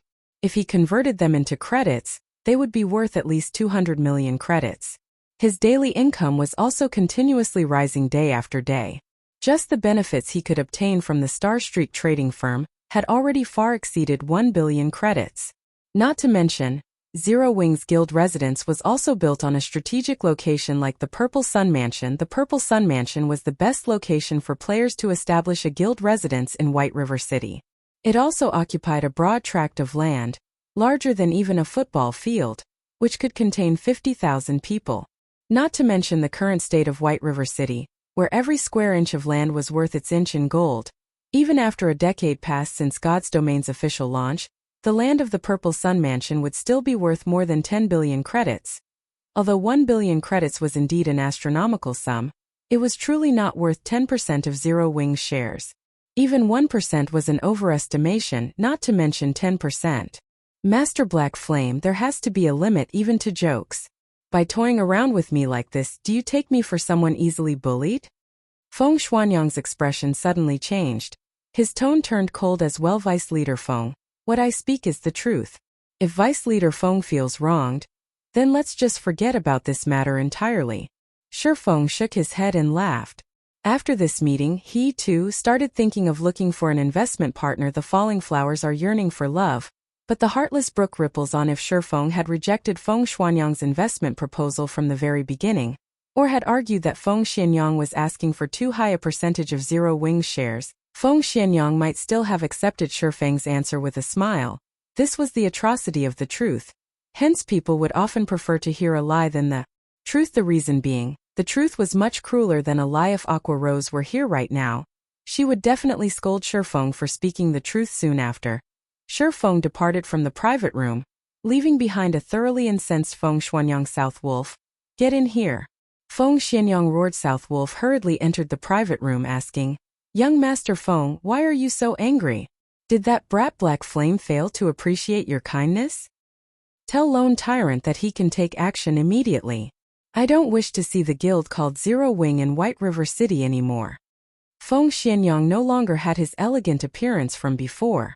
Instead, he revealed his sinister nature, saying, since he isn't willing to cooperate with Underworld, then we will just remove him, one way or another. White River City does not need a guild that Underworld cannot control. Yes, I'll notify Lone Tyrant immediately, South Wolf said with excitement as he licked his lips. After Feng departed from the high-class bar, he immediately headed towards the teleportation hall. Spending 32 silver coins, he quickly arrived at Star Moon City, Star Moon Kingdom's most affluent city compared to White River City. The competition at Star Moon City was much more intense. Just the number of first-rate guilds present in the city already surpassed 5. The second- and third-rate guilds were even more numerous. Meanwhile, the player population at Star Moon City was over 3 million. Such a number could easily match the total number of players in White River City and its neighboring 7 cities. One could say that Star Moon City was a location that every guild needed to compete for in the future. After all, it was a super city that would be able to contain over 10 million players in the future. Meanwhile, the resources available in the surroundings of Star Moon City were even more abundant. There were plenty of high-level maps that were only a short distance away from the city.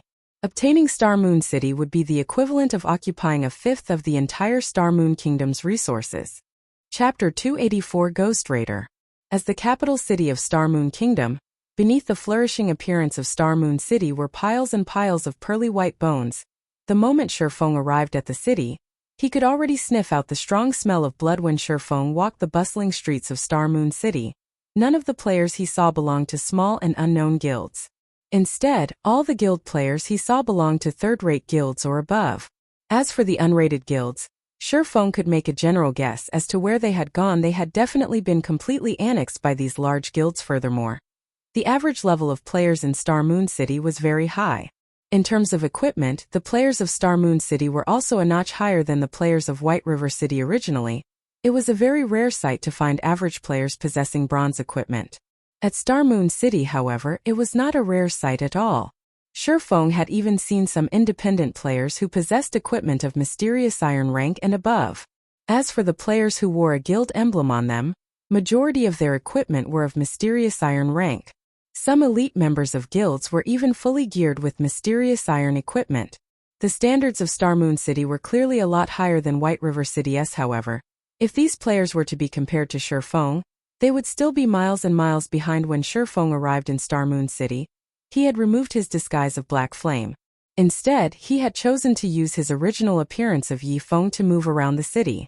Hence, he did not choose to hide the equipment he had on him right now. Although Feng had already turned off the innate glowing effect that dark gold equipment possessed, he was unable to do anything about the originally dashing appearance of the item itself. There was also the 2 weapons at his waist, the Abyssal Blade and the Demon Bane, whose quality could not be discerned through sight alone. Overall, Feng's equipment had caused all the players who walked past him to cast sidelong glances at him. Feng was just like a famous celebrity as he strolled along the streets of Star Moon City. It was impossible for him to keep a low profile even if he wanted to. However, Feng paid no attention to the stares he was receiving, focusing only on the task at hand. After arriving at Star Moon City, a new city, Feng first made a trip to the city's auction house by force of habit. He intended to gauge the market conditions of this entire city. As the capital city, Star Moon City was geographically located in the central region of Star Moon Kingdom. Hence, whether it was the northern, southern, western or eastern region, all trade would pass through this place. In the past, during the peak of Star Moon Kingdom, Star Moon City controlled a full quarter of Star Moon Kingdom's trade volume. One could simply imagine how large the trade volume at Star Moon City was. If one could dominate Star Moon City, the daily profits one could rake in would be astronomical. In comparison, the Star Streak trading firm's daily profit of 1,600 to 1,700 gold coins was merely a trifling sum. With such a large trade volume available, it would be a lie to say that Feng did not have aspirations towards it. Unfortunately, Zero Wing had just recently set out on its journey. It would still be a long time before he could attempt to get a share of the pie known as Star Moon City today. Feng was simply here to lay the groundwork for his eventual entry into Star Moon City's market in the future. Star Moon City's auction house was also the largest auction house in Star Moon Kingdom. When players registered an item here, the item would also be available for the players in the surrounding tens of cities to purchase. It was much more amazing than the White River City auction house. Moreover, when players from another country wished to visit Star Moon Kingdom, or when players from the kingdom itself wished to head to another country, they would be required to make a transit through Star Moon City, as it was the capital city of the kingdom. This situation also led to players from other countries selling their wares at the Star Moon auction house. Hence, There was a very large variety of items available at the Star Moon auction house, and no other auction house in Star Moon Kingdom could ever dream of being its equal. This was also one of the reasons why many players would willingly come here to purchase or sell their items. The inside of the auction house was filled with a sea of players. After entering the building, Feng quickly looked for a quiet corner and sat down. He then called out the auction house interface, quietly browsing through its contents. Brother Blade, look at that person's amazing equipment. Although my eagle eye skill allows me to identify any weapon or equipment that is fine gold rank or below, when I tried identifying that person's stuff, many of them returned as unidentifiable. A skinny ranger said excitedly as he drooled at Feng's equipment. What? Unidentifiable? Don't tell me he's using dark gold equipment? Imperial Thunder. Did something go wrong with your skill? Let alone a player from an unknown guild. Even the guild leaders of Ouroboros and the Star Alliance wouldn't be able to possess so many dark gold equipment. The robust-looking berserker named Lifeless Blade argued, laughing. Brother Blade, you should know that this identification skill of mine is an advanced skill that I obtained only after completing a unique quest. When had it ever gone wrong before? The ranger named Imperial Thunder replied earnestly. Lifeless Blade nodded, his expression turning serious. He then looked towards Feng, who currently sat on a stone chair, noticing that he was actually unfamiliar with this person. Feng. He isn't an expert of Star Moon City. He should have come from some other city. After Lifeless Blade used an identification skill on Feng, he immediately knew that Feng was not a player belonging to Star Moon City. Lifeless Blade could be considered a somewhat famous person in Star Moon Kingdom. He had met many players before, and he had also met majority of the experts that could be found in the city. As for the experts he had yet to meet, he knew what they were called at the very least. Even so, he had never heard of an expert called Feng before, and yet, I seem to recall hearing this name Feng from somewhere. Lifeless Blade drifted into deep thought. I recall seeing this name on the official forums before. I wonder if I can still find it now. Thinking so, Lifeless Blade opened the official forums and started searching for information relating to a player called Feng. At this moment, Imperial Thunder used eagle eyes on the guild emblem hanging on Feng's chest. Instantly, a shocked expression surfaced on his face. Yet, immediately after, that shock turned into great excitement. Imperial Thunder, what happened to you? Lifeless Blade asked curiously. It was his first time seeing Imperial Thunder produce such an expression. In the past, Imperial Thunder did not react with such intensity even when he saw a Lord-ranked field boss. Brother Blade, he's a member of Zero Wing. Imperial Thunder said excitedly. Zero Wing? Why would they be here?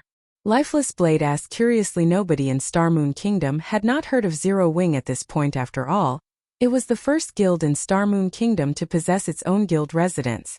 Moreover, there were plenty of experts in its midst. Even the top-ranking player in Star Moon Kingdom was a member of Zero Wing. Not only was this guild extremely mysterious, it also had Star Moon Kingdom's chief forger providing them with equipment. Countless players wished to join Zero Wing. Unfortunately, the guild was only recruiting members in White River City. Unless players from other cities migrated there, they would have no chance of joining it at all. At this moment, Lifeless Blade had also found some information relating to Feng on the forums. Aside from finding out that Feng was the author of the White River City Guidebook, Lifeless Blade had also found some video recordings of Feng's battles. Of them, the video showing Feng's one-man battle against hundreds of Martial Union members was still ranked within the top 30 most viewed videos. The video had even been titled God-Rank Swordsman's Instructional Video, so he is that God-ranked expert, Feng. Lifeless Blade felt greatly surprised at this moment. He never imagined he would get the chance to meet such a great expert. While Lifeless Blade and Imperial Thunder were watching Feng, with his extraordinary 5 senses, had long since noticed his 2 observers. The interest these 2 players emitted was very strong. In addition, the fervor in their gazes made it hard for Feng not to notice them, even if he wasn't trying. And here I was, wondering who was spying on me. It turned out that it was Lifeless Blade and Imperial Thunder. Feng glanced at his 2 admirers, sending a faint smile at them. Feng had been looking forward to meeting these 2 famous players for a long time now. Before they had even started playing God's Domain, they were already a relatively famous independent party. In the gaming world, they had even been called the Sharp Arrow Party. After they entered God's Domain, they shone even more than before. In the past, the team they had formed managed to successfully raid plenty of team dungeons that even the main force of first-rate guilds were helpless against. Meanwhile, the team leader, Lifeless Blade, had also been nicknamed the Ghost Raider Brother Blade. Such a chance won't fall into our laps a second time. Why don't we go get acquainted with him? Who knows, we might even become friends, Imperial Thunder suggested to Lifeless Blade. Chapter 285 Market Research. Imperial Thunder's suggestion sent Lifeless Blade into a light contemplation. Soon after, Lifeless Blade replied with a note as the saying went. Another friend is another opportunity. If one wished to succeed in a game, an extensive network of friends was necessary. It was especially true when it came to friends who were experts. If we are going to hastily approach and interrupt him like this, we need to be careful with our words when we speak. After all, every expert has their own unique personality. Some might be cheerful, some might be indifferent, and some might be arrogant. It would be counterproductive if we happened to accidentally provoke him. Lifeless Blade whispered, of course I know about this point. Imperial Thunder laughed. You do, huh? Lifeless Blade rolled his eyes at Imperial Thunder. He then continued. Do you still remember how you managed to provoke Yuan Fei, one of the top 10 rookies of the gaming world, whom we met last time? That was his fault for going overboard. He actually tried to roll for every equipment we got from that boss. Imperial Thunder still held a grudge against the player called Yuan Fei. When they had discovered a Lord-ranked field boss before, they had kindly sent Yuan Fei an invite to raid the boss together. After the boss died, the loot the boss dropped was distributed using the dice rolling system. As more than a dozen players had participated in the raid, it was also logical that every team member would only roll for the items they needed.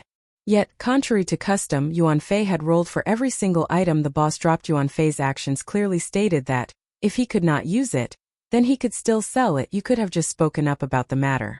At worst, we could have just stopped contacting him. There was no need for us to become enemies. Yet, you chose to pick a fight with him without even trying to talk things out. That's not how you make friends. That's how you make enemies. Yuan Fei is still holding a grudge against us even until now.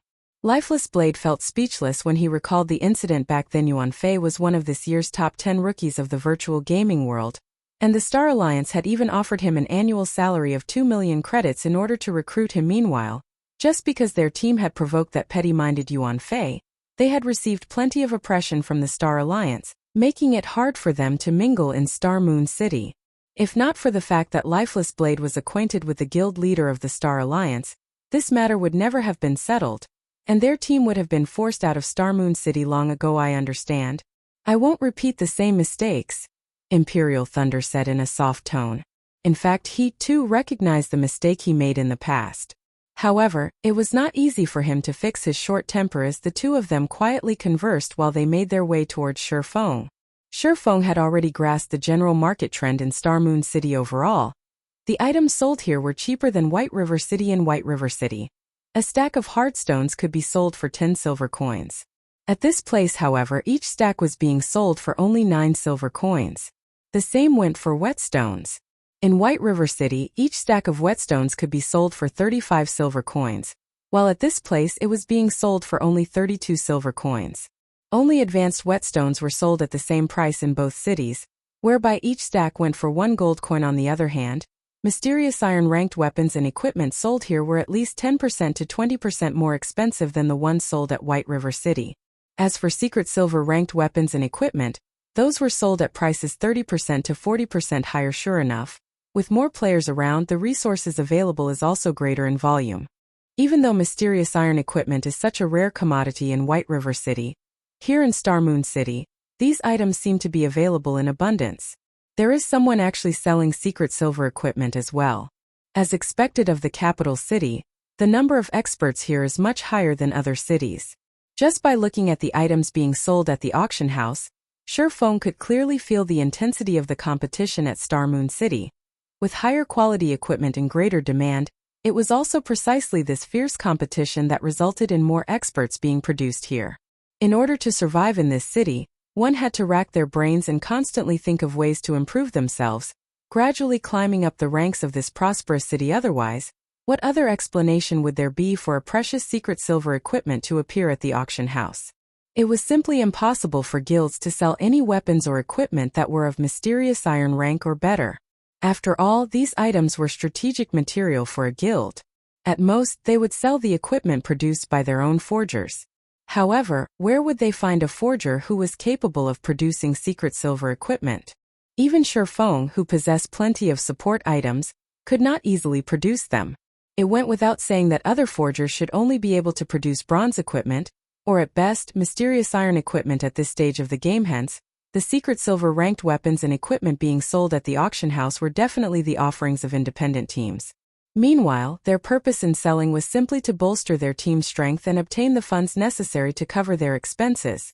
The number of independent teams that could obtain secret silver ranked weapons and equipment at White River City could definitely be counted using one's fingers.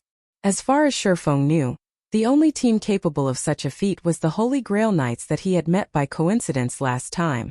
On the other hand, there were a number of such independent teams in Star Moon City.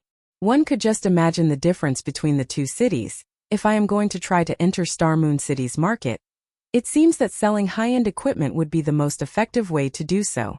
At this moment, the fine gold-ranked Dragonscale set equipment popped up in Feng's mind. He felt that it might not be a bad idea to rely on the Dragonscale set equipment to break into Star Moon City's market. However, his current forging standards were still too low. Cream Coco was also only an advanced forging apprentice right now.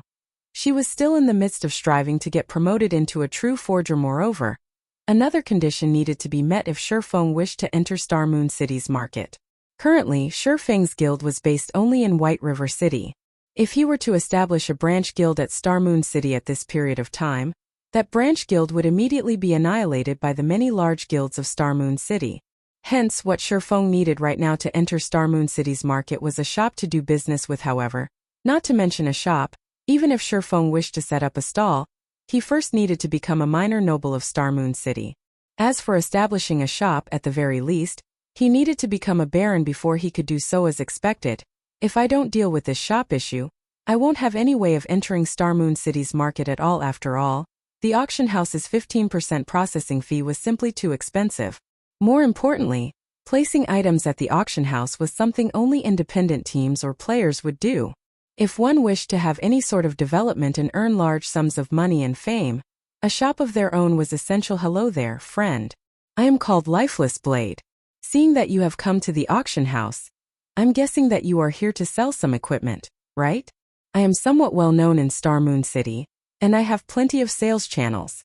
If you wish to sell your equipment at a good price and its attributes are good, I can lend you a hand with selling them, Lifeless Blade said as he walked over, a smile on his face. Selling equipment? Feng took a look at his own getup, discovering that the weapons and equipment he had on him were far better than what anyone else present inside the auction house had. From an observer's point of view, he definitely would not have any demands for the items sold at the auction house.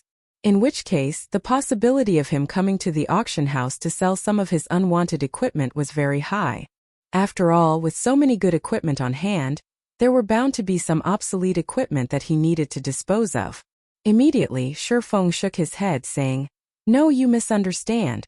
I'm just here to take a look." "Sorry, it's my fault for misunderstanding," Lifeless Blade quickly said in embarrassment when he realized that he had acted too rashly. "In truth, I'm not trying to earn some middleman's fees. I'm just trying to make your acquaintance. This here is a brother of mine, Imperial Thunder." Imperial Thunder nodded in reply, his mind still slightly dazed, completely mesmerized by the elegant appearance of the Abyssal Blade and the Demon Bane when seen at such a close distance. Dark gold weapons. Even the guild leader of the Star Alliance, a first-rate guild, did not possess such powerful weapons. Imperial Thunder wondered just what kind of attributes such weapons could possess. Just how much did they surpass the secret silver weapon he wielded? Seeing his companion constantly staring at the weapons hanging at Feng's waist, the drool in Imperial Thunder's mouth nearly overflowing, Lifeless Blade immediately clapped Imperial Thunder's back. He then let out an awkward laugh as he said to Feng, "Please excuse him. He doesn't normally act this way." Feng had been playing God's Domain for many years now, and his eye for people was still quite accurate. Naturally, he could tell that the two players before him did not harbor any evil intentions in their hearts. They were really just trying to get acquainted with him. Furthermore, from the stories he'd heard about Lifeless Blade and Imperial Thunder in the past, he had quite a good grasp on the two's personalities. They were definitely not sinister, villainous people. Lifeless Blade was the calm and silent type. As for Imperial Thunder, although he was brash, he was a man of integrity, no problem. I can tell that Brother Imperial is a straightforward man. Feng waved his hand, laughing. Since Brother Blade wishes to become friends, it would be my honor to oblige. Lifeless Blade's eyes immediately glowed. He hadn't expected Feng to be so easy to get along with, having such an easygoing attitude. Hence, the two quickly started a conversation between themselves. When they touched on the topic of combat techniques, Feng thoroughly shocked Lifeless Blade with his words. Meanwhile, Lifeless Blade finally understood why the public would acclaim Feng a god-ranked expert. After conversing for more than half an hour, Feng managed to obtain a more detailed understanding of the situation at Star Moon City. Thanks to Lifeless Blade, he gained plenty from this discussion of ours. If not for Brother Feng, I'm afraid I wouldn't even know such a combat technique existed. This knowledge is simply priceless for dungeon raiding, Lifeless Blade said earnestly. He then retrieved a special tool from his back and presented it to Feng, saying, "This ring is the only item I can offer you as thanks. Brother Feng, please accept it. Otherwise my conscience won't let me rest." Chapter 286, The Eternal Throne. Feng had not expected Lifeless Blade to be such a forthright person. Although Lifeless Blade had only taken out an ordinary-looking silver ring, Feng knew exactly how precious this item was. The reason being, not only had he seen this ring in the past, he had even owned one before the ring was a space ring. It was a storage item. One could not judge it simply based on its mysterious iron rank. The space ring could store up to 200 slots of items. It was a very significant amount. It also did not impart any additional weight to the user, regardless of the number of items stored in it. However, this was still not the most important point about this ring. Instead, the space ring excelled the most when used during battle. Although it did not have many uses in a normal battle, when used in a fight between experts, a battlefield, or a boss battle, it could bring about game-changing effects. For example, if players wished to use magic scrolls or support items during a battle, they needed to first place their hands into their bags and search for their items before pulling those out. This entire process would waste much time. However, it was a different story if players possessed the space ring. With a simple thought, the item specified would instantly appear within the player's hands. The space ring was much more convenient than a bag. In reply to Lifeless Blade's offer, however, Feng shook his head and said, "This item is too valuable. I cannot accept it. Brother Feng, I am a man who never takes advantage of his friends. I'll feel extremely guilty if you don't accept it. Moreover, this ring is merely a storage item. It's not particularly valuable, so please accept it." Lifeless Blade said, "Well, how about this? I have a favor to ask of Brother Blade. I wonder how many reputation points does Brother Blade have at Star Moon City right now?" Feng whispered, sighing. Lifeless Blade grew confused at Feng's question, failing to understand why Feng would ask him such a thing. However, he still chose to answer honestly. "I'm only 30 points away from becoming a minor noble of Star Moon City. As the capital city of Star Moon Kingdom, the reputation points of Star Moon City was the most difficult to earn out of all the cities in the kingdom. Even if Lifeless Blade and his team were amazing, they were still a distance away from becoming nobles of the city. 30 points? Feng sank into deep contemplation. He thought to himself, that's not a lot, I guess. If he completes those several quests, he should be able to get those points. Must your favor require a noble to accomplish, Brother Feng? Lifeless Blade asked. Yeah. Feng nodded. Only by becoming a noble could one purchase a stall in Star Moon City. Also, exchanging of stalls could only be conducted between nobles of Star Moon City. In order to prevent players from taking advantage of any loopholes, however, Feng was a demon hunter. No matter where he went, he would still be treated like a noble. Hence, after Lifeless Blade purchased the stall, there would be no problems if he simply transferred ownership of the stall to Feng. In this way, Feng would have a stall in Star Moon City to officially sell his items. Originally, Feng had thought to complete a few quests in Star Moon City to increase his reputation here. However, it would not be easy to obtain 100 Star Moon City reputation points. He needed to invest plenty of time to do so. Meanwhile, Lifeless Blade had a trustworthy character. And it would be much faster to earn just 30 reputation points than to earn 100 reputation points at first. Lifeless Blade felt ashamed for being unable to be of any help to Feng. However, Feng's next remark immediately sent him into a daze. I know a few high-level quests that can increase reputation points. After Brother Blade completes them, you should be able to become a noble of Star Moon City. After saying so, Feng proceeded to list out the few quests he had in mind to Lifeless Blade. Withholding nothing at all, this shouldn't be a good idea, right? Lifeless Blade was nearly left speechless originally. He had fully intended to help Feng. In the end, however, he had been the one to receive help from Feng instead. Currently, the many guilds in Star Moon City were desperately searching for quests that could increase one's reputation, holding back nothing to do so. However, even when they offered a huge reward for any related information, they still had no luck in finding any. Yet, Feng had just casually revealed to him 4 high-level quests that rewarded reputation points, his casual remarks making it seem as if these quests were plain cabbages that could be found anywhere. Is the difficulty of these quests too hard for you to manage? Feng suddenly came to a realization when he saw Lifeless Blade's troubled expression. I still know a few quests that reward reputation. However, as their difficulty is much lower, the reputation points rewarded is similarly low. You'll have to complete at least 7 or 8 of them in order to accumulate 30 points. Lifeless Blade's mind was an utter mess now. He even started to suspect Feng was a GM, to actually know of so many reputation quests in Star Moon City. However, Lifeless Blade quickly dispelled this notion from his mind. After all, God's domain was controlled by the main God system. Nobody else was allowed to interfere with the game. Hence, the quests in the game were auto-generated by the system, and nobody should know about them in advance. Of course, if there was an exception to this point, then that would be the extremely mysterious beta testers. However, after God's domain was officially released, many settings and quests in the game were changed. In theory, the quests that were originally present during the beta test should no longer exist. Thinking up to this point, Lifeless Blade was thoroughly confused by Feng's identity. Just how was he able to know so many things? Are you wondering why I know so much? Naturally, Feng could discern Lifeless Blade's doubts. Lifeless Blade silently nodded his head, making no attempt to hide his thoughts. It's because I am a reincarnated person. I returned to this time from 10 years into the future, hence I know about all these quests, Feng said in full honesty. Brother Feng sure knows how to joke. Lifeless Blade abruptly burst into laughter. I'll complete these quests as quickly as possible. After I've managed to become a noble, I'll immediately notify Brother Feng. Lifeless Blade knew full well that everyone had their own secrets. Meanwhile, information on reputation quests would definitely be categorized as a top secret by guilds. Feng's willingness to reveal such precious information to him showed how much trust Feng placed in him. If Lifeless Blade still tried to probe deeper into the matter, then he would simply be too insensible. I'm telling the truth. Feng laughed bitterly. I know. Lifeless Blade nodded his head repeatedly, the smile on his face seemingly saying, I understand.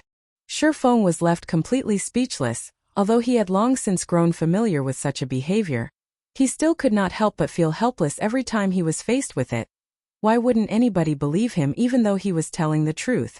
Why must the world make an honest man like him tell a lie before somebody was willing to believe him? Feng was no longer able to make sense of this world. Soon after, Lifeless Blade added Feng as a friend before hurrying off to complete the quests. Meanwhile, thanks to Lifeless Blade, Feng now had a better understanding of Star Moon City's situation. After Lifeless Blade's departure, Feng hailed a horse carriage and headed to the War God's Temple of Star Moon City.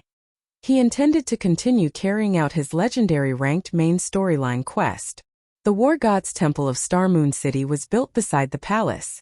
From the outside, the building looked like a magnificent and majestic pyramid, and at the summit of this pyramid was a house-sized sunstone, which exuded a divine light.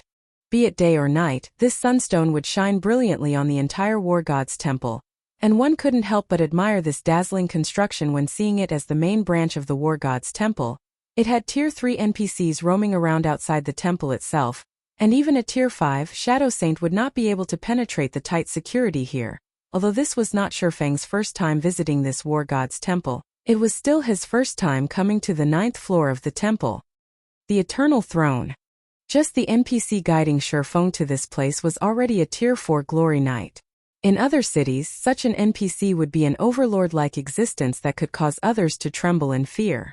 However, in this place, this NPC simply amounted to a guide. After entering the Eternal Throne, Feng immediately discovered 1 purple throne and 9 golden thrones suspended in the center of the room.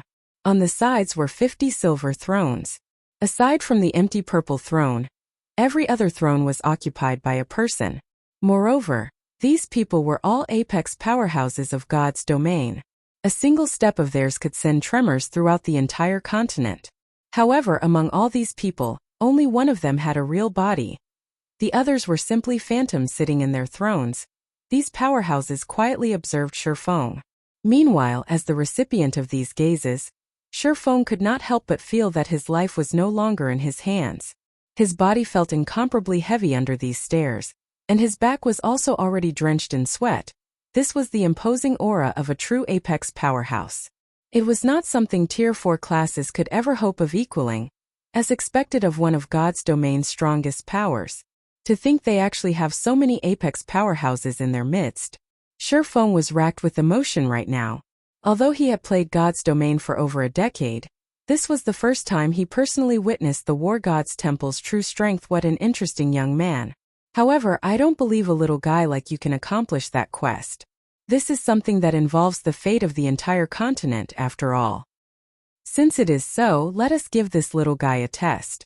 If he passes it, I believe that nobody here would have any other objections, right? A test?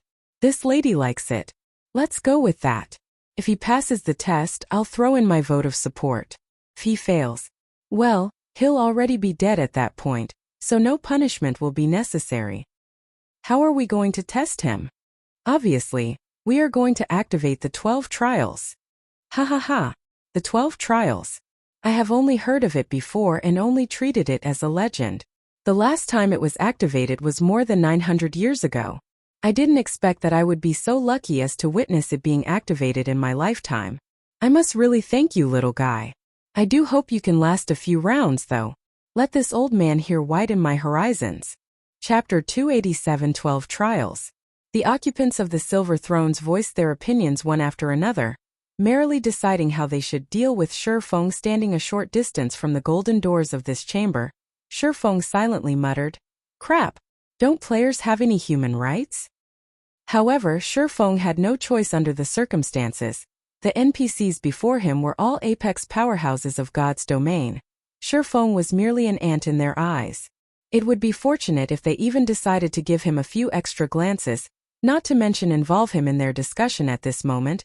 A youth garbed in white robes, one of the occupants of the Silver Thrones, moved and instantly appeared before Feng. Although this youth was simply standing in front of Feng, showing no animosity whatsoever to Feng, the formidable pressure Feng felt from him was much more overwhelming than what he'd felt from White River City's magistrate. Weissman. This white-robed youth was none other than Eucharis, the Star Moon Temple Lord of the War God's Temple, whom Feng had been instructed to look for. Young man, we already know your reason for coming to this place. Although the endless abyss has indeed been unsealed, this is something that would have happened sooner or later. After all, no seal is eternal. In the face of time, everything is powerless. It is already good that the seal could suppress the endless abyss for hundreds of years in the near future. We will join forces to suppress the endless abyss, preventing this matter from escalating. However, before we go and suppress it, we need to choose a person to collect the materials needed to reseal the endless abyss. However, this person must be a heaven-blessed person, and you just so happen to be one. Hence, we've decided to send you to collect the materials for us. Before we send you on your way, though, we need to first take a look at your potential. If you are no good, we will have no choice but to look for someone more suitable for the task. By heaven-blessed person, the NPC meant a player. In the NPC's settings, heaven-blessed people were immortal existences, as even if these individuals died, they could still revive shortly after. Hence, heaven-blessed people were the best candidates for collecting the materials needed for the seal. We have decided that your test will be the War God's Temple's 12 trials. You will be considered to have passed the test as long as you can clear 6 of the 12 trials. Of course, we won't make you go through the trials for nothing.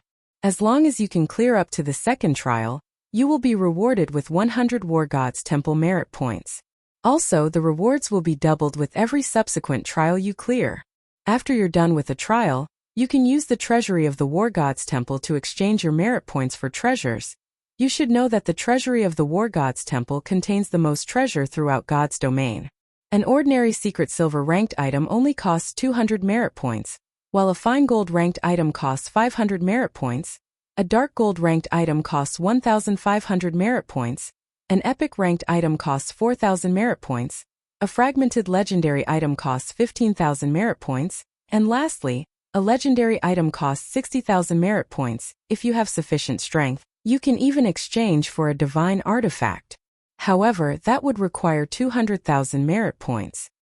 While Eucharis was giving his explanation with a smile, Feng's heart was already pounding madly with excitement. Feng couldn't help but admit that a legendary ranked main storyline quest was indeed amazing. The highest ranked item Feng had seen before was only of legendary rank. He had only heard rumors about divine artifacts. He had never personally seen one before. Now that he had the chance to actually see one, his gains from this trip to the War Gods Temple was already plenty. However, Feng knew his own limits. Even a legendary item was already a luxury for him, not to mention a divine artifact. Feng did not even dare fancy the notion of owning one. He would be satisfied as long as he could take a look at it, just as Feng was imagining what a divine artifact looked like. Eucharis started chanting some incantations, while drawing complex divine runes with his fingers. After Eucharis finished chanting, a pair of large golden doors appeared before him. There were 12 scenes carved into the dazzling golden doors, and each scene told of a cruel battle. When the doors parted, a very ancient and violent aura gushed forth from within, as if there was a ferocious primordial beast housed beyond those doors. Young man, the 12 trials lies beyond these gates. Go ahead, Eucharis said slowly as he pointed towards the golden door. Feng nodded in reply. Step by step he slowly walked towards and beyond the doors, soon vanishing from the eternal throne. Ha ha ha. That little guy sure is brave. Doesn't he know that the 12 trials is the cruelest trial of the War Gods Temple? Eucharis, you're a devious bastard yourself as well. You actually used such a temptation against that little guy. Moreover, you've only mentioned the abundant rewards he could gain, but not the penalty for death. The merit points needed for the divine artifact. Even after saving for an entire lifetime, this old man still hasn't collected the necessary amount.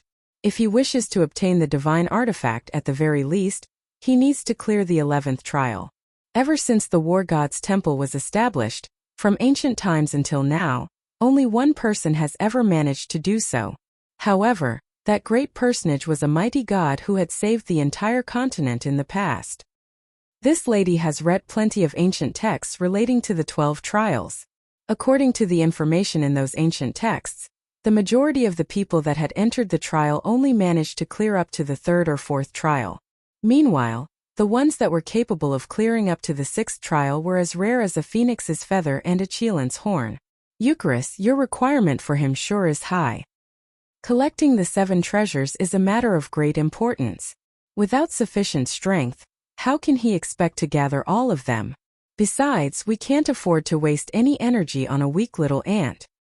Just as the occupants of the silver thrones were having another round of discussions among themselves, one of the occupants of the golden thrones, who had remained silent throughout the prior discussion, finally spoke. This matter is decided. Just as Eucharis has said, the old monsters sealed within the endless abyss are becoming restless. We can't afford to waste too much energy on a single weakling. If he can pass the 6th trial, I will lend him a hand as well. As you command, my lord. The occupants of the silver thrones could not help but feel astonished when they heard one of the lords of the golden thrones speak. They never expected that this great personage would take action as well. This was a fortune that could not be obtained even if one begged for it soon after. Eucharis waved his hand, summoning a water screen into the eternal throne. The water screen that was suspended in midair showed the image of Feng, who was currently facing the 1st trial. Feng's current location was at the summit of a precipice. Aside from the 100-yard or so plateau available to him, he was surrounded on all sides by deep cliffs. In addition, the winds here were extremely violent, and a single misstep could send him plunging into the endless abyss. Feng quietly sat on a platform paved with stone slabs. Immediately he discovered that, aside from the weapons and equipment he had on him, everything else he possessed was unusable. The powerful frost grenades could only lie quietly inside his bag.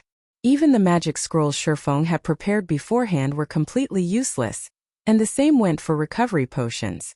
Instantly, Feng's combat strength had been reduced sharply. It seems that these trials are meant to purely test my combat power. I wonder who my opponent will be? Feng took a look at his surroundings and failed to discover any monsters. He then thought to himself in bewilderment, "Don't tell me the monster is invisible." Having thought up to this point, Feng immediately extended his 5 senses to their limits. Invisible monsters were not unusual in God's domain. In fact, some of the truly powerful monsters were even capable of serial teleportation. Meanwhile, inside the Eternal Throne, the big shots of God's domain were excitedly observing Feng's trial. After all, it had been close to a millennium since the 12 trials had last been activated. None of the occupants of the Silver Thrones were that old yet, so they were naturally very curious about the 12 trials. I wonder who will be his first opponent? Though there are no records about it in the ancient texts, I did hear that the creatures inside the 12 trials are all primordial beasts that are extremely ferocious. However, this is only the first trial. That little guy isn't even a Tier 1 swordsman yet, so the monster's strength should be barely within the Tier 1 realm. Look, something's flying over. Chapter 288, Continuous Clearance. Primordial Beasts. In the God's domain of today, these creatures were either extremely rare, or had long since gone extinct. They were beings that one would not normally see now that the 12 trials had been activated. Feng would also have the fortune of meeting one. If he were at any other location, it would be extremely hard for him to meet a primordial beast. Above the stage of the first trial, a blurred figure slowly descended from the skies, remaining unperturbed even in the face of the turbulent winds of this realm. This gigantic figure landed at the center of the stage, towering over the tiny Feng with the upper body of an eagle and the lower body of a lion. This monster was none other than the King of the Skies, a Griffin, elite rank. Level 20. HP 30,000/30,000. I didn't expect a griffin would be so big. Just its wingspan alone is over 20 meters. Feng did not hurry into action. Instead, he took his time carefully observing the griffin. He was currently within a trial. The monsters in here were completely different from their counterparts in the outside world. Not only would the monsters inside a trial possess a large variety of skills, their basic attributes would also be much higher. Most importantly, their intelligence would also be higher. They would not follow a set pattern when they fought. However, the griffin did not provide Feng with too much time to think. With a piercing cry, the griffin flapped its wings, generating a violent gale. Instantly, 2 tornadoes over 3 meters in height swept towards Feng, and where the blades of wind passed, everything shattered. Using a skill right off the bat? As expected, this griffin isn't an ordinary monster. Revealing a faint smile, Feng's figure flashed, swiftly withdrawing from the attack range of the 2 tornadoes, following which, he activated Silent Steps, instantly appearing behind the griffin. Before the King of the Skies could react, the pitch-black abyssal blade turned into multiple streaks of black, slashing down at the griffin's wings like snowflakes. The griffin's snowy white feathers fluttered onto the now blood-stained ground. Oh! The griffin let out an agonized roar, damages of over -400 points appearing above its head, one after another. The attacks that achieved a critical hit had even dealt over -800 damage immediately afterward. Feng followed up with a level 10 chop, his sword slicing off a large chunk from one of the griffin's wings, completely crippling it. Meanwhile, the griffin instantly lost over 1,900 HP from the attack. From this short exchange, the griffin had already lost 16% of its total HP. Furthermore, with one of its wings now crippled, it could not fly even if it wanted to. The gap in strength was obvious in a single glance against a Feng who had over 200 points in agility. A flightless griffin would only amount to a sitting duck, following which, Feng constantly shuttled around the griffin, sending streak after streak of black radiance stabbing into the griffin's body. However, Feng only used basic attacks throughout all this.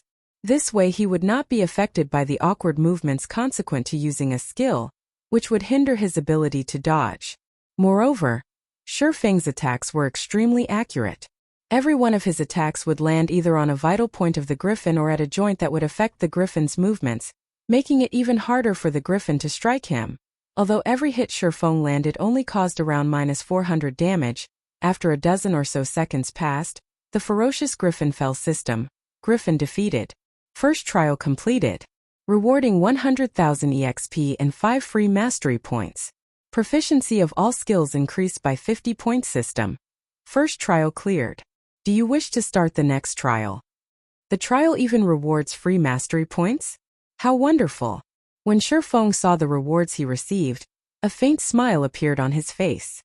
After sheathing the Abyssal Blade and the Demon Bane back into their scabbards, he clicked yes to start the next trial. Although the monsters of the trial were indeed powerful, they were barely worth mentioning when compared to Feng's attributes and equipment. He cleared it, and with such ease as well. Not bad. Although he hasn't yet officially become a Tier 1 swordsman, his combat power is already at that tier. It is only natural that he is able to kill the griffin. If this continues, he should be able to get through the first 3 trials without any problems. From the 4th trial onwards, however, things won't be as easy anymore. That's right. The 12 trials would undergo a change in level once every 3 trials. The monsters would also receive a huge increase in combat power between levels. The 1st to 3rd trials will be basic level, while the 4th to 6th trials will be intermediate level, the 7th to 9th trials will be the advanced level, and the 10th to 12th trials will be the peak level. My bet is that the kid will hit his limit once he reaches the 5th trial. The people within the Eternal Throne were all apex powerhouses, and their eyes were well tempered by experience. After watching only one of Feng's battles, they could already make a relatively clear judgment. Indeed, just like the big shots of the War God's Temple had guessed. The stage for the 2nd trial was a Sylvan setting, and Feng's opponent this time was the moon-howling silver wolf. Inside a forest, this monster was an alpha predator.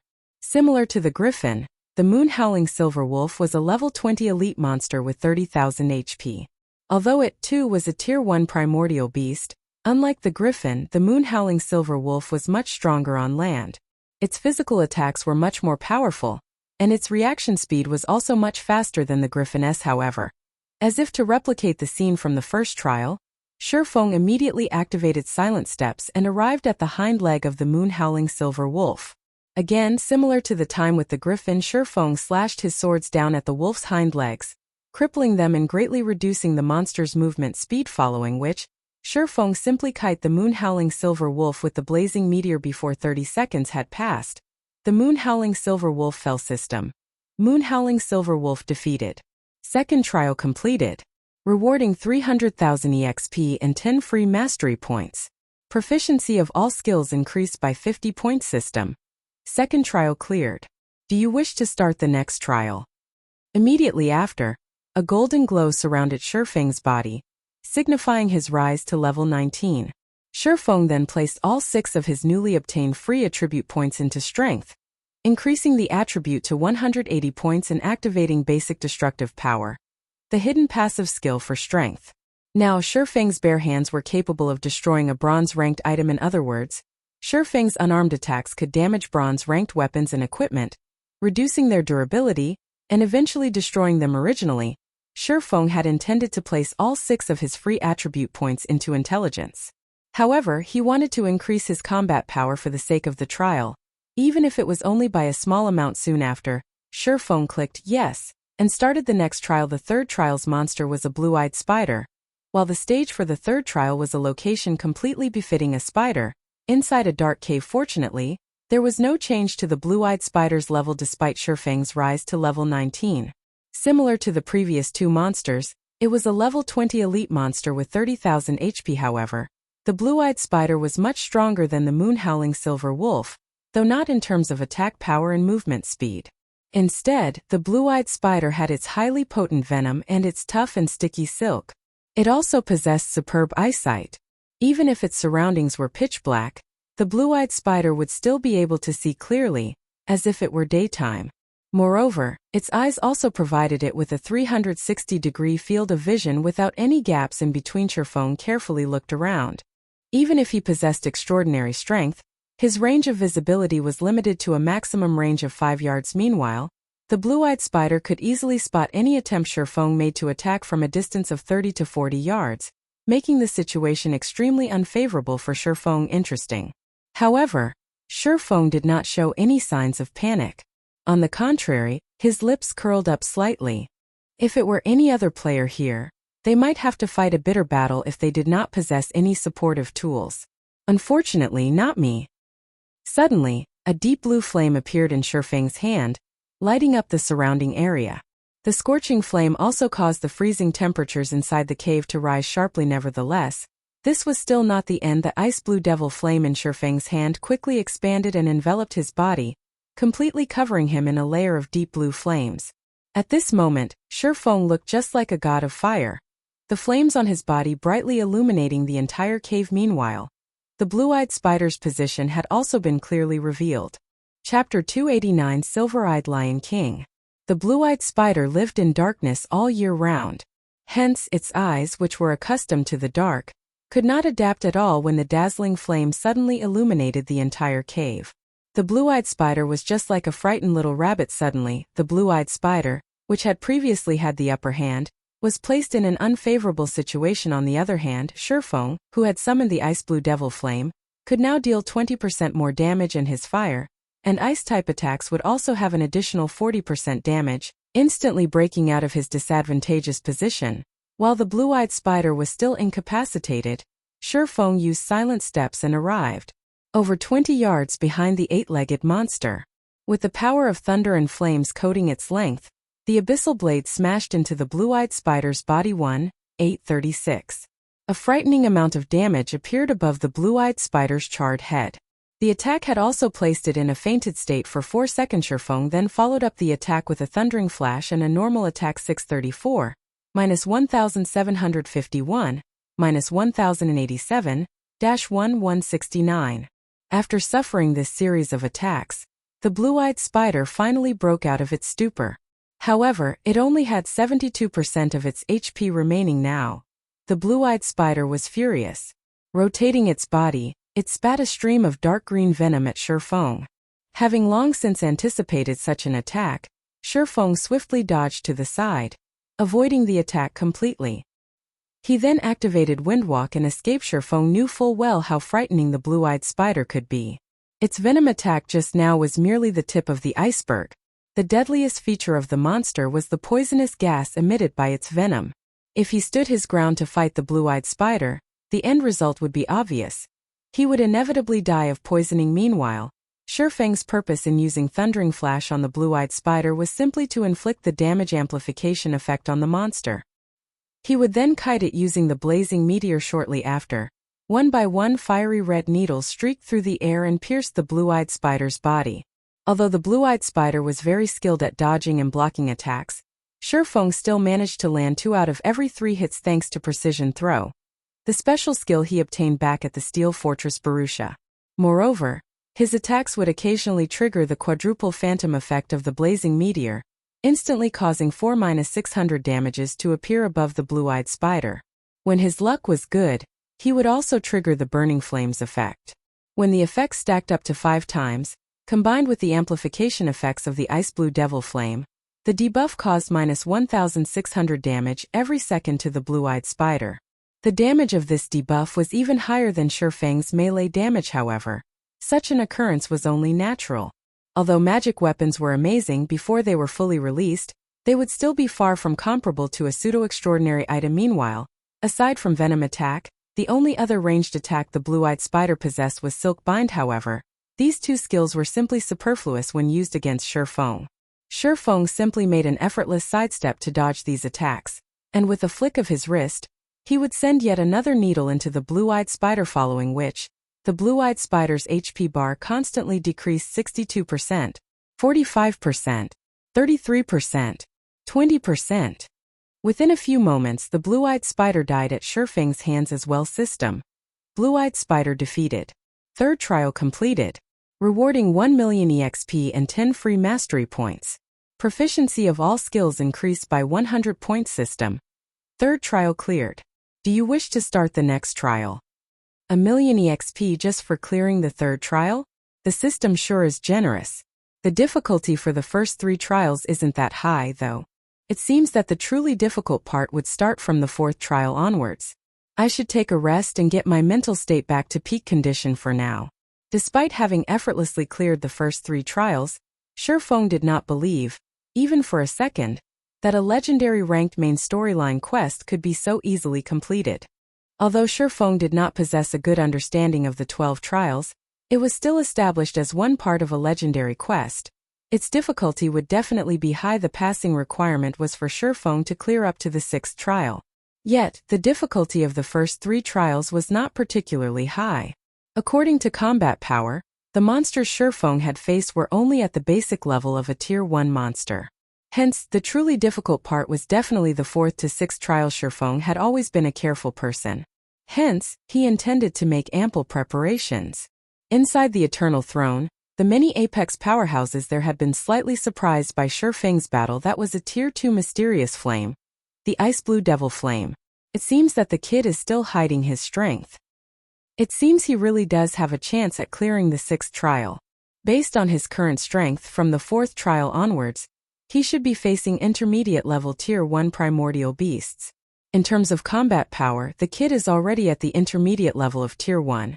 Since the primordial beast that would appear in the 6th trial will be at the peak of intermediate Tier 1, he should have a 30% chance of defeating it with his current combat power. The big shots sitting in the Silver Thrones unanimously acknowledged Feng's potential. After resting for more than 10 minutes, Feng discovered an interesting matter. Although he could not use any potions or magic scrolls, he could still eat food made from cooking to boost his attributes. It was a good choice to let Violet Cloud continue pursuing the chef subclass. Feng smiled after Zero Wing's workshop was established. Feng had given Violet Cloud a very high salary. The salary was much higher than what Violet Cloud earned from selling her cooking products. There was no need for her to continue on the path of a chef. However, Violet Cloud had chosen to continue cooking, giving the reason that it had already become a habit of sorts. Moreover, Violet Cloud herself loved cooking, and currently, she was already an advanced chef. She was not far away from being promoted to a master chef now. Not only could the delicious steaks she cooked increase the consumer's HP regeneration rate while in a non-combat state, it could also provide an additional buff that increased the consumer's strength by 10% for 10 minutes to others. A 10% increase in the strength attribute might not amount to much. However, to Feng, who currently had 180 points in strength, that would mean an additional 18 points in strength, which was also equivalent to an additional 36 points in attack power. Overall, the effect of the delicious steak provided Feng with a significant increase in combat power. After Feng was rested, he clicked yes to start the 4th trial. Soon after, Feng was teleported to a grassy plain. Taking a look at his surroundings, Feng quickly discovered a lion with a golden mane lazily sprawled across a large boulder, its stout tail swishing around in a leisurely manner. However, Feng's arrival had obviously alerted it. When this golden-maned lion stood up, its height exceeded 5 meters. A chill flashed in the lion's silver eyes as it raised its eyelids. In the next moment, the lush green grass beneath its paws was frozen solid. The grassy plains had also been instantly transformed into an icy hell, the green landscape turning snow-white silver-eyed Lion King. Special Elite. Level 20. HP 100, 000/100, 000. The difficulty of the 4th trial was clearly much greater than the 3rd trial. Amazing. As expected of the primordial beast of the 4th trial, it is actually capable of affecting its surroundings, transforming its environment into the ideal territory for it to fight in. Feng couldn't help but be shocked. Even with his 10 years of experience playing God's Domain, Feng had very rarely encountered such a monster. However, the icy hell had minimal effect on Feng. After activating the Ice Blue Devil Flame, the icy hell instantly returned to its original state. Just like that, the silver-eyed lion's environmental advantage was easily vanquished by Feng. Although the silver-eyed lion had lost its advantage, its innate strength and destructive power was still high. With a swipe of its paws, a large pit was formed in the grassland and gravel flew all over the place. Before Feng could get a good grasp of the situation, he was hit by the shockwave ensuing from the impact of its claws and instantly lost 621 HP. What terrifying strength. Just the shockwave of its attack could already deal over -600 damage to me. If I received a direct hit from its claws, the damage will definitely be in the thousands. Although Feng had been caught off guard by the silver-eyed lion, he did not freeze in place. Immediately, he activated Windwalk and escaped. If he fought a direct battle against the silver-eyed lion, there was no question that he would die. Although Feng could avoid the silver-eyed lion's claws in a head-on confrontation, if its claws battered the ground just like before, the resulting shockwave would propagate over at least an 8-yard radius. Feng would have no way of dodging the shockwave at all. Also, Feng only had a little more than 2,400 HP in total. He would last only a few hits at best. Chapter 290 Simultaneous Advancement. The silver-eyed Lion King roared furiously when it saw Feng running away. Focusing its eyes on Feng, the silver-eyed Lion King abruptly pushed against the ground with its robust and powerful legs. Like a violent gale, its body shot forth directly at Feng. Unfortunately for it, in terms of speed, Feng had a clear advantage over the silver-eyed Lion King. The distance between Feng and the silver-eyed Lion King gradually grew as the chase continued. However, if Feng started his kiting maneuver, the silver-eyed Lion King would quickly close this distance under a situation where he was not allowed to use potions to recover his HP. Feng's only recovery method was his innate battle recovery. However, he would only recover 1% of his HP every 5 seconds. Based on Feng's total HP, he would only recover around 24 HP every 5 seconds. If he wished to recover the 600 plus HP he'd lost, he needed to spend a relatively long period of time to do so. Fortunately, I'm a tad faster than it. The stage this time also covers a large area, so I can run around without any worries. Otherwise, I will really lose my life this time. Feng sent a casual glance at the silver-eyed Lion King, while majority of his attention was focused on the surrounding terrain. God's Domain was different from other virtual reality games, in that it was much more realistic than the others. One could say that a player's combat power was responsible for only around 50% of a battle's outcome. Meanwhile, 40% was due to environmental factors, while the remaining 10% was up to luck. Luck was something filled with uncertainties, so there was no need to place much consideration into ETAs for the 50% combat power and 40% environmental factors. How much a player could grasp them was an important indicator of how skilled a player was. A normal expert could only exhibit around 50% of their personal combat power. In God's Domain, the main God system would be the one responsible for evaluating and making the final judgment on a player's personal combat power. This method of calculation was the most credible way to judge a player's personal combat power. As to how it was calculated, only the main God system knew this. Currently, however, the main God system would not show players how much their personal combat power was, and how much of it they could actually exhibit. Once the first 100-man team dungeon was successfully raided, the second evolution of God's Domain would be activated. After the second evolution, a teleportation gate to the Divine Colosseum would appear in every city. When players entered the Divine Colosseum, they could compete and battle against other players there. Not only could they obtain equipment there, they could also upgrade and improve their combat techniques. It was also due to this reason that the fights in God's Domain became extremely popular. As more time passed, the popularity of fights in God's Domain would even grow to surpass that of the fighting competitions in the real world. Those who were capable of exhibiting over 50% of their personal combat power would be considered normal experts. Meanwhile, players that could exhibit over 60% would be considered second-rate experts.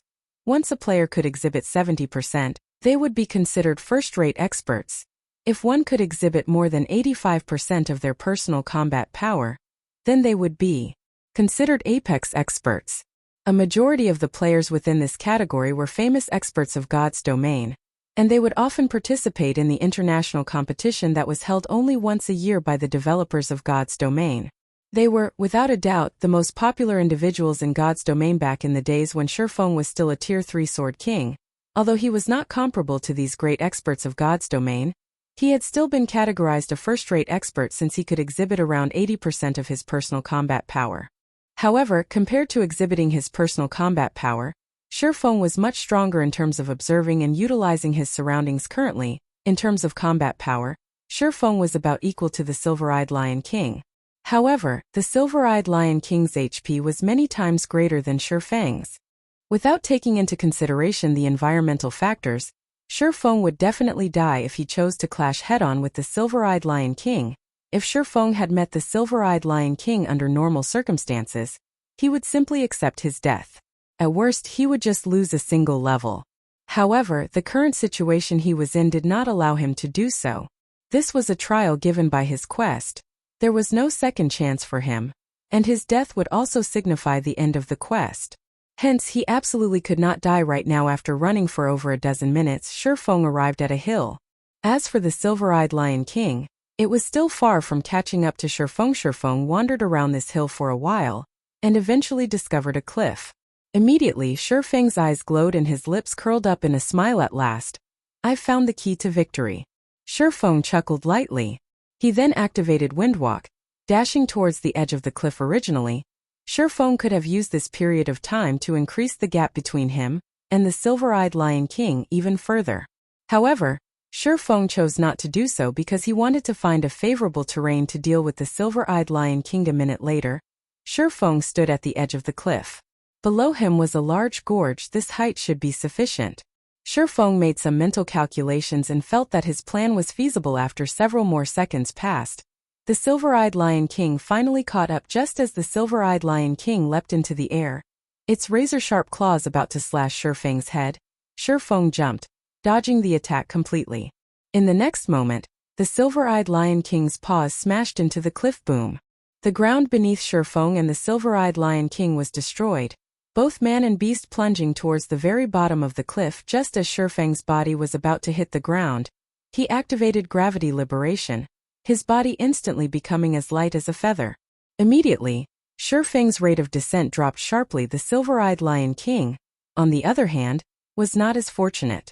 When its body hit the ground, a large crater was formed from the impact. Still not dead. You're quite durable, aren't you? Feng commented as he looked at the Silver-Eyed Lion King that was embedded into the ground. Right now, the Silver-Eyed Lion King only had a thread of its HP left. You've already dug your own grave, so you might as well stay in it. Feng unceremoniously sent a thundering flash at the monster. 3 arcs of lightning streaked into the Silver-Eyed Lion King, taking away its remaining 1,000 or so HP. Before, if Feng had chosen to jump down the cliff first, the Silver-Eyed Lion King definitely wouldn't have followed suit. Its intelligence was not that low after all. Instead, it would simply have taken a detour down the cliff.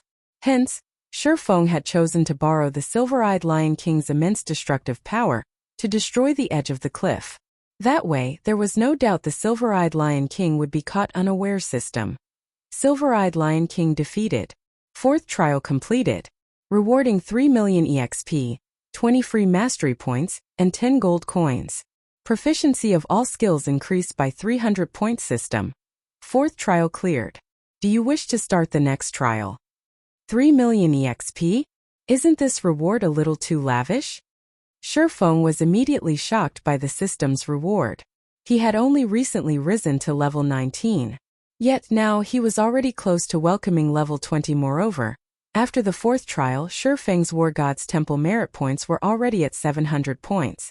He could now afford to exchange for 1 fine gold ranked item and 1 secret silver ranked item, and as long as he cleared the 5th trial, he could obtain another 800 merit points. The points in that round alone trumped those from all the previous rounds combined. He would then be able to afford to exchange for either 1 dark gold ranked item or 3 fine gold ranked items. After a short rest, Feng clicked yes again and started the 5th trial. The stage of the 5th trial was set in a desert. Meanwhile, the primordial beast that would serve as his opponent in this trial was a monstrosity that had the head of a lion, the body of a goat, and a snake as its tail. The moment this monster noticed Feng's entry into its territory, its crimson-red eyes immediately squinted, a hint of excitement leaking out from them. Chimera. Feng was surprised without even needing to use observing eyes on the monster before him. Feng already knew what it was. After all, he had fought this monster countless times in the past. A chimera was the final boss of a 100-man team dungeon. In the past, Feng and the team he led had suffered defeat after defeat under the hands of the chimera. Only after experiencing innumerable team wipes did they manage to finally kill it. Hence, Feng had a very deep impression of Chimera's chimera. Special Elite. Level 20. HP 120, 000/120, 000. The Chimera was a monster Feng was extremely familiar with. Feng knew both the strengths and weaknesses of a chimera like the back of his hand. A chimera could spit fire from its mouth, and its strength was comparable to the silver-eyed Lion King. Meanwhile, the snake that acted as the chimera's tail was equivalent to another monster entirely. The snake boasted powerful venom attacks. If players were struck by the chimera's flames after being poisoned by its tail, they would die with 100% certainty. However, the chimera also possessed a fatal weakness. Poison Feng immediately activated Windwalk. Faced with the chimera's sharp claws and venom attacks, Feng chose only to dodge and not retaliate. After the venom spat out by the chimera's tail started spreading and emitting a poisonous gas into the surroundings, Feng finally took action without hesitation.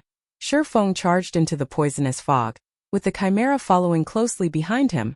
The moment Feng stepped into the poisonous fog, he was inflicted with a poison debuff, losing 200 HP every second. However, Feng paid no mind to the debuff after he ran out of the poisonous fog. He spun his body around and threw the blazing meteor. When the blazing needle entered the poisonous fog, the vivid green fog instantly turned into a dark green. Immediately after, an explosion occurred. The explosion promptly sent the chimera, which was still standing inside the poisonous fog, flying.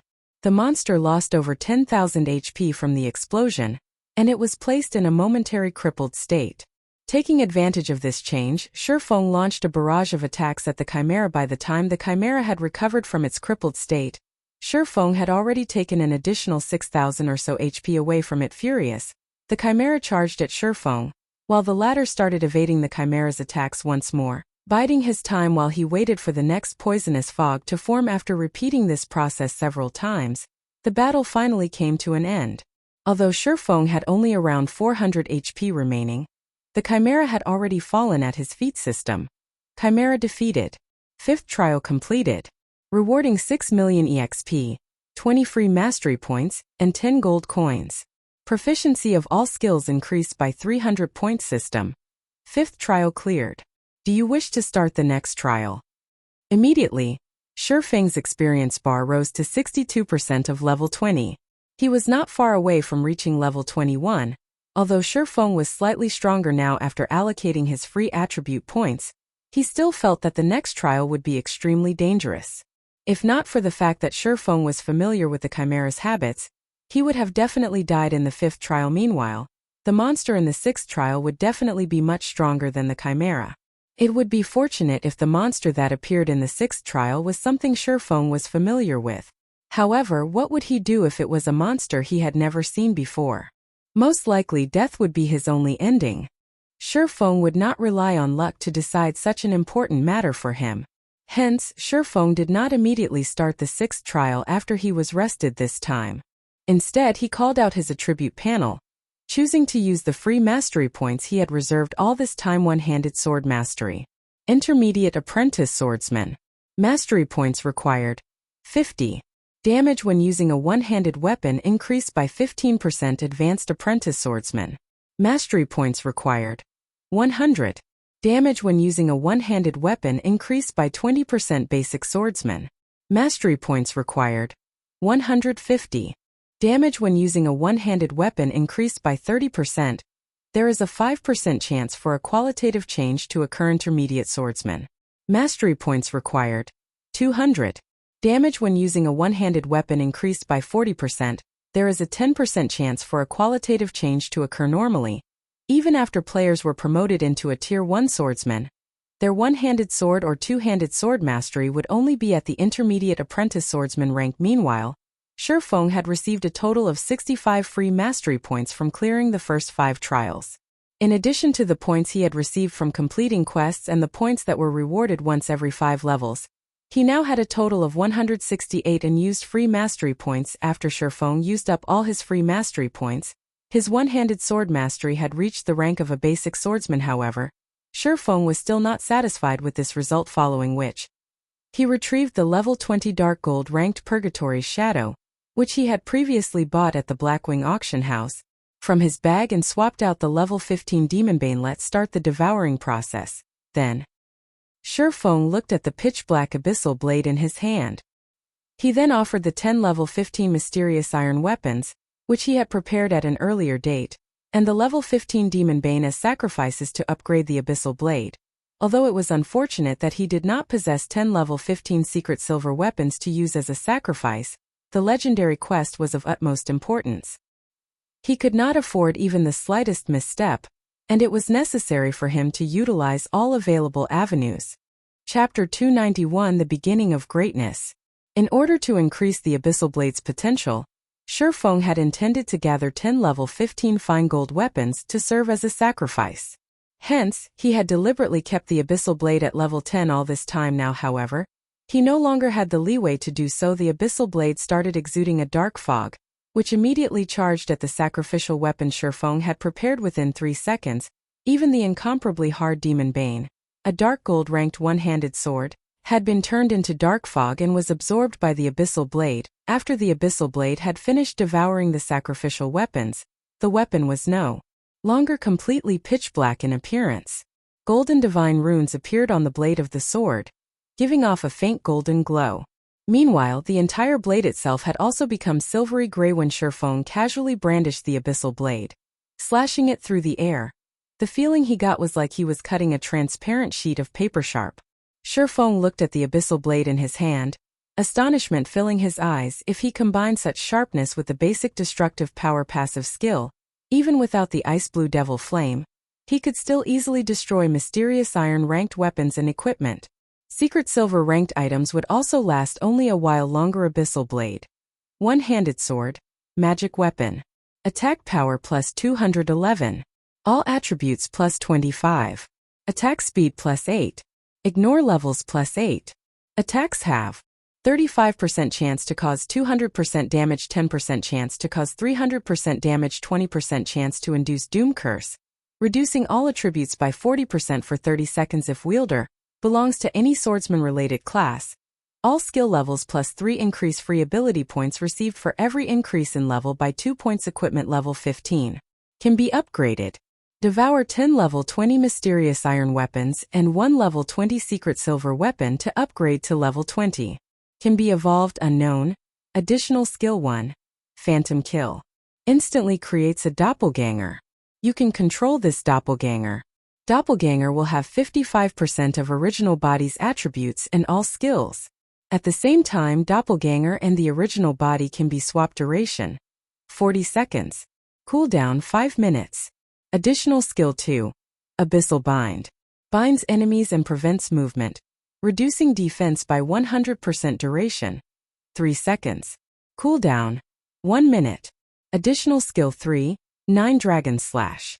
Instantly creates 9 phantoms of the Abyssal Blade for Wielder to use. Each phantom sword is capable of dealing up to 30% damage. Duration 30 seconds. Cooldown 5 minutes. Additional skill 4. Dark Violent Dance. 45% of the total damage dealt to the target spreads in a cone-shaped area towards targets within a distance of 12 yards. Duration 30 seconds. Cooldown 1 minute. The Abyssal Blade was personally created by Master Smitholisis, using the Black Dragon King's fangs as material. It is one of 36 famed swords, and it is ranked 31st.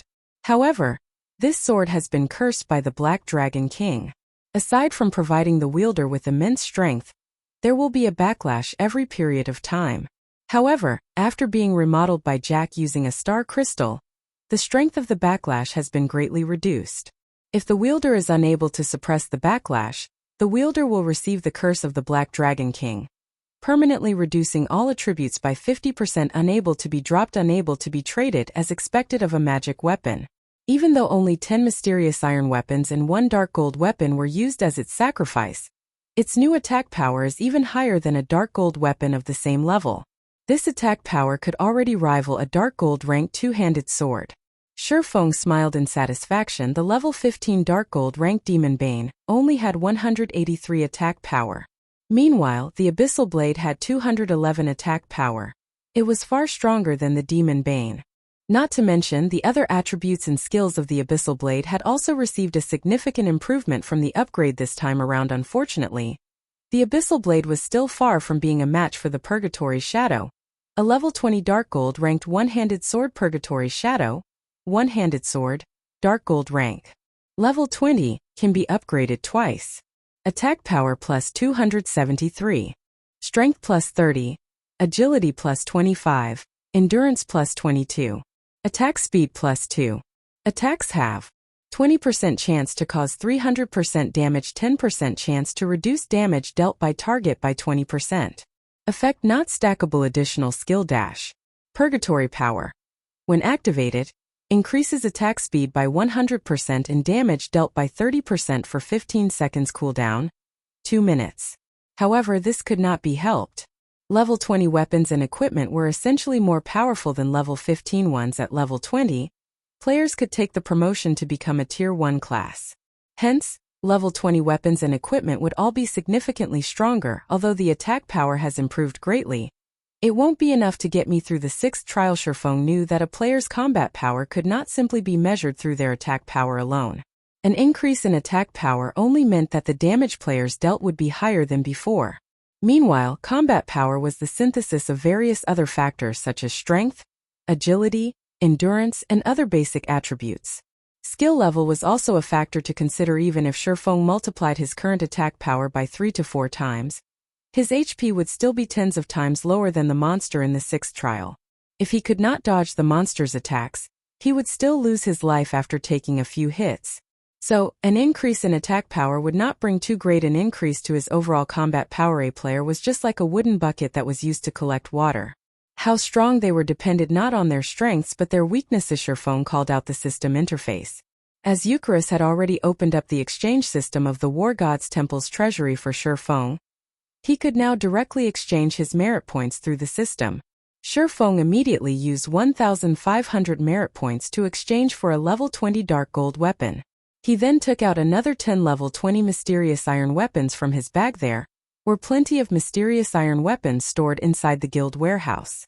Moreover, during the past few days while Feng, Aqua Rose and Fire Dance were trapped within the Forgotten Lands, Blackie and the others had kept themselves busy raiding level 20, 5-man party dungeons to level up and obtain materials and equipment.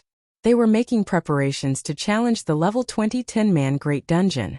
During this process, they had obtained plenty of level 20 mysterious iron ranked weapons and equipment.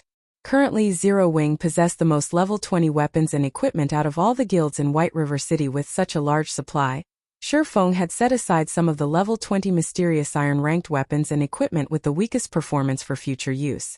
However, he had never thought he would get to put them to good use so quickly, following which, Feng chose to upgrade the Abyssal Blade once more in God's domain. Level 20 was considered a large threshold. Just like the time the Abyssal Blade had risen to level 10, it would receive a large improvement when it was upgraded to level 20. Now, whether or not Feng could clear the next trial would rely solely on the performance of the level 20 Abyssal Blade. The devouring process this time was clearly different from when the Abyssal Blade got upgraded to level 15. After devouring the offerings, the Abyssal Blade erupted and let loose a dragon's roar. The sky and earth trembled in the face of this mighty roar. Immediately after, the Abyssal Blade broke free from Feng's grasp and floated in midair. Boom. The Abyssal Blade exploded, transforming into a black tornado. The surroundings went deathly still as if with bated breath. As the black tornado dissipated, a gigantic figure emerged in its place.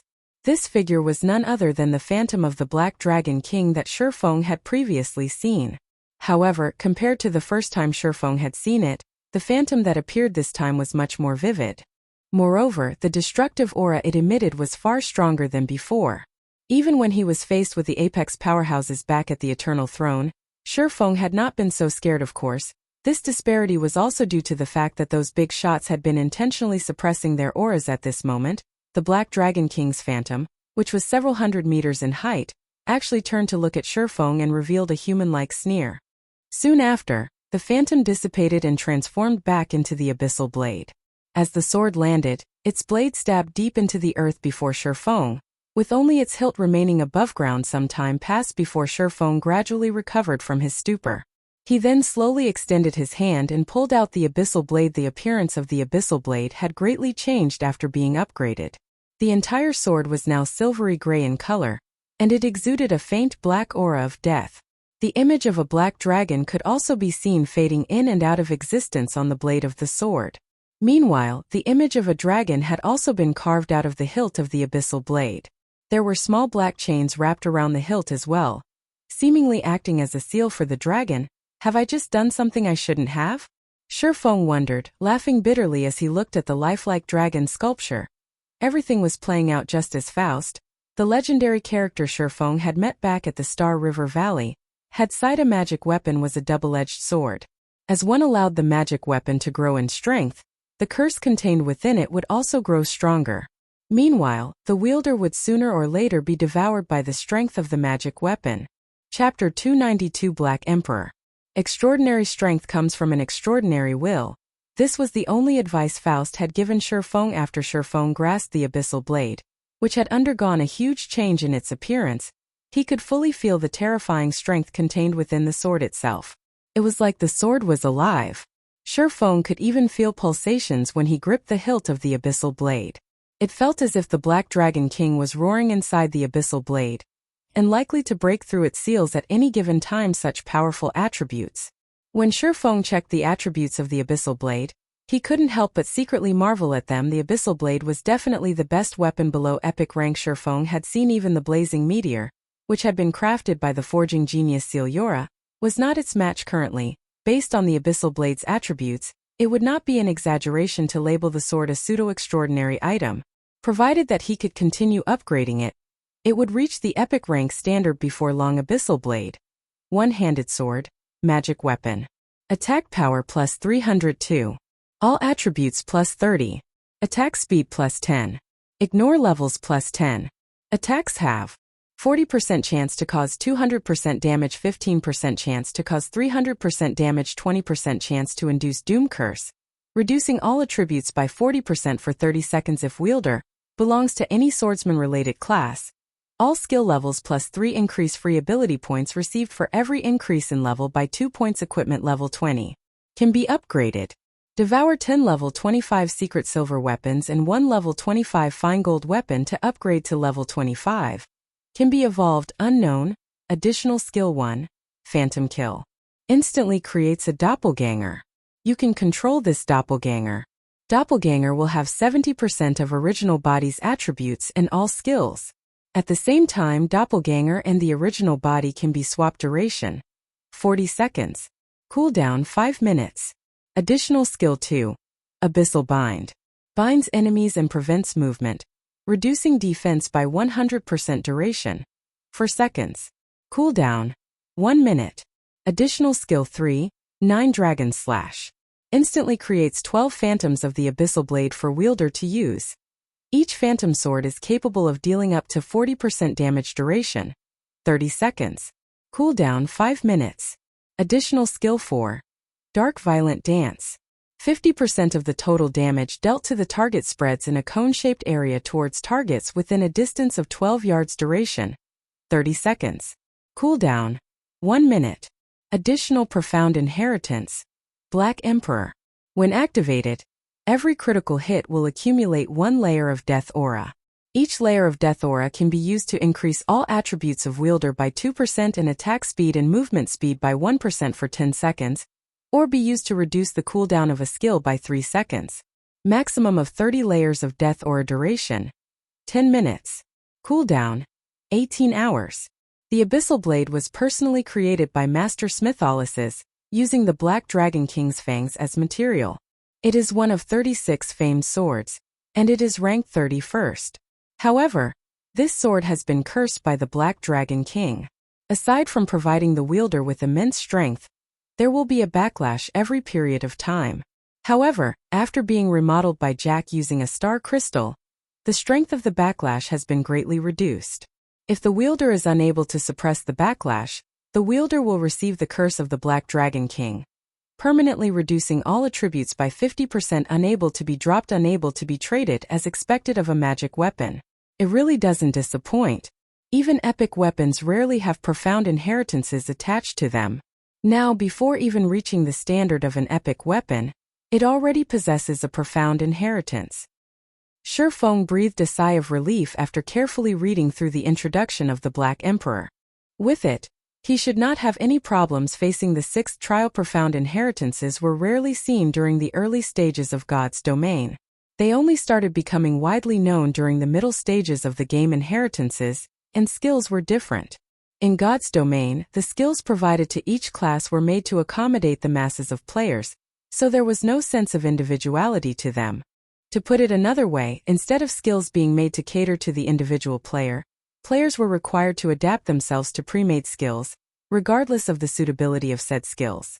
Meanwhile, inheritances could be used by players to create their own unique method of attacking, allowing more freedom in their fighting styles. It could also further increase a player's combat power. The most basic of inheritances in God's domain would enhance a player's skills, such as increasing the skill's damage or altering the effects of said skill to allow a more flexible fighting style. As for the more advanced inheritances, not only would they alter a player's skills, they could also increase a player's attributes. Meanwhile, the Black Emperor inheritance clearly belonged to this category. If others were to see the attributes on the Abyssal Blade, their jaws would definitely fall to the ground in shock. Some would even harbor thoughts of owning it for themselves. An organization like Underworld, which had been continuously gathering all kinds of powerful items, would definitely not hesitate to use unscrupulous means to take possession of the Abyssal Blade. In today's society, virtual gaming had already become one of the world's main forms of entertainment. The emergence of God's domain had further solidified the position of virtual reality games in people's lives. Currently, the average person would spend close to half of their day living inside God's domain. It was also due to this reason that players all wished to live a better and more respectable life in God's domain. After all, life in God's domain was just like another part of their own lives. However, unlike their lives in the real world, their lives in the virtual world were much purer and simpler. Generally, they only needed good weapons, equipment, and influence in the game. At this current age, players' pursuit of virtual items was no less than women's pursuit of luxury goods. After all, in the eyes of average players, weapons and equipment were the representation of strength. Gorgeous-looking weapons and equipment that allowed one to have amazing damage output were all the envy of average players. High-level weapons and equipment were symbols of strength in God's domain, and countless players pursued them. It was also the reason why many players were willing to spend hundreds and thousands, and sometimes even tens of thousands of credits to purchase these powerful items. Some wealthy youths that were born with a golden spoon would even spend several millions without blinking just to obtain a powerful item. These people were willing to go to such lengths because with powerful weapons and equipment, they could experience the pleasure of being superior to others. In the case of a magic weapon like the Abyssal Blade, it wouldn't be impossible for it to sell for an astronomical price of several tens of millions. Feng recalled that 1 year after God's domain's official launch in the past, a legendary item had appeared in the world auction, which was held in the real world. At that time, the legendary item had been sold off for 60 million credits. The price had thoroughly shocked the entire world. Shortly after the auction, however, the person who sold the legendary item immediately regretted that decision. There was only a limited number of legendary items throughout the entire God's domain, and every single one of them was considered a strategic weapon by guilds. Just by owning one, a player could easily get through their Tier 4 or even Tier 5 class promotions. Meanwhile, the value of a Tier 5 powerhouse could reach up to tens of billions of credits. The reason being, when a guild gave birth to a Tier 5 powerhouse, the guild would have the ability to conquer 2 or 3 additional cities that could each hold a population of several million people. Of course, the Abyssal Blade was still incapable of rivaling a legendary weapon at present. It wasn't even at the level of an epic weapon yet. However, it was what Feng currently needed the most. For Feng, several hundred points of additional attributes weren't as beneficial a powerful skill. And the Black Emperor inheritance just happened to fit the bill. Feng had learned many powerful skills. However, all of them possessed the same fatal weakness. All of them possessed explosive power, but none of them possessed any staying power. Maybe this weakness wouldn't be a problem when these skills were used inside a dungeon, or against players with poor equipment.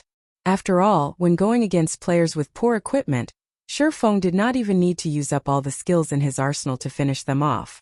He could simply overwhelm them with superior attributes, and not even techniques would be required.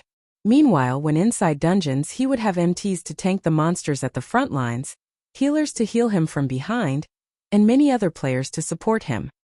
He only needed to survive and wait for the cooldown of his skills to end before starting the next volley of attacks. But when fighting against monsters or players that were equal in strength with him, just a short burst of damage would not carry him to victory. Without sustainability, he would be trampled by his opponent after his short burst. Just take Absolute Heaven for example. When he had ambushed Feng, after his series of attacks had been defended against by Feng, the only other thing Absolute Heaven could do was to escape. Unless Absolute Heaven had a method to take advantage of his opponent's weakness, only death awaited him following the upgrade of the Abyssal Blade. Feng sank into deep contemplation for more than 2 hours, thinking of ways to incorporate the Black Emperor inheritance into his fighting style. Now, he felt much more confident about clearing the 6th trial. Let's see what kind of monster is awaiting me in the 6th trial then. Feng revealed a faint smile. Stretching his finger, he tapped yes on the system interface and started the next trial. Chapter 293 Balrog's Serpent. Inside the Eternal Throne, the apex powerhouses of the War God's Temple were currently observing the situation inside the 12 trials, and they were all very shocked to discover that Feng actually wielded a magic weapon. What an amazing little guy. He isn't even a tier 1 swordsman, yet he is actually able to master a magic weapon. Moreover, he has even released its power to such a degree. Controller of a magic weapon. Dominator of a mysterious flame. Moreover, his control over his own power has obviously crossed that threshold. He sure knows how to surprise us time after time. Yes. It would have been fine if it were just the magic weapon and mysterious flame, but he has even reached such a level of control over his own power already. Many of those who have attained a tier 3 class can't even achieve such a degree of control. It seems he won't have any problems clearing the 6th trial. With such great potential hidden in him, if he had come to us a little later, he might have been able to clear even the 7th trial. Such a pity. The threshold these NPC big shots were referring to was simply one's ability to display 50% of one's own combat power. However, none of these NPCs knew that, in the past, Feng had once been a tier 3 sword king. Back then, Feng was capable of displaying up to 80% of his personal combat power. If not for his weak physique limiting his brain's development potential, and also the quality of his own equipment being a problem, Feng would have long since been promoted to a tier 4 sword emperor. This can't be helped. Who would have known the endless abyss would break the seal so quickly? There is no point feeling pity over the matter. We old folks should make some preparations for when the trial ends as well. Otherwise, we'll break our backs from overwork later.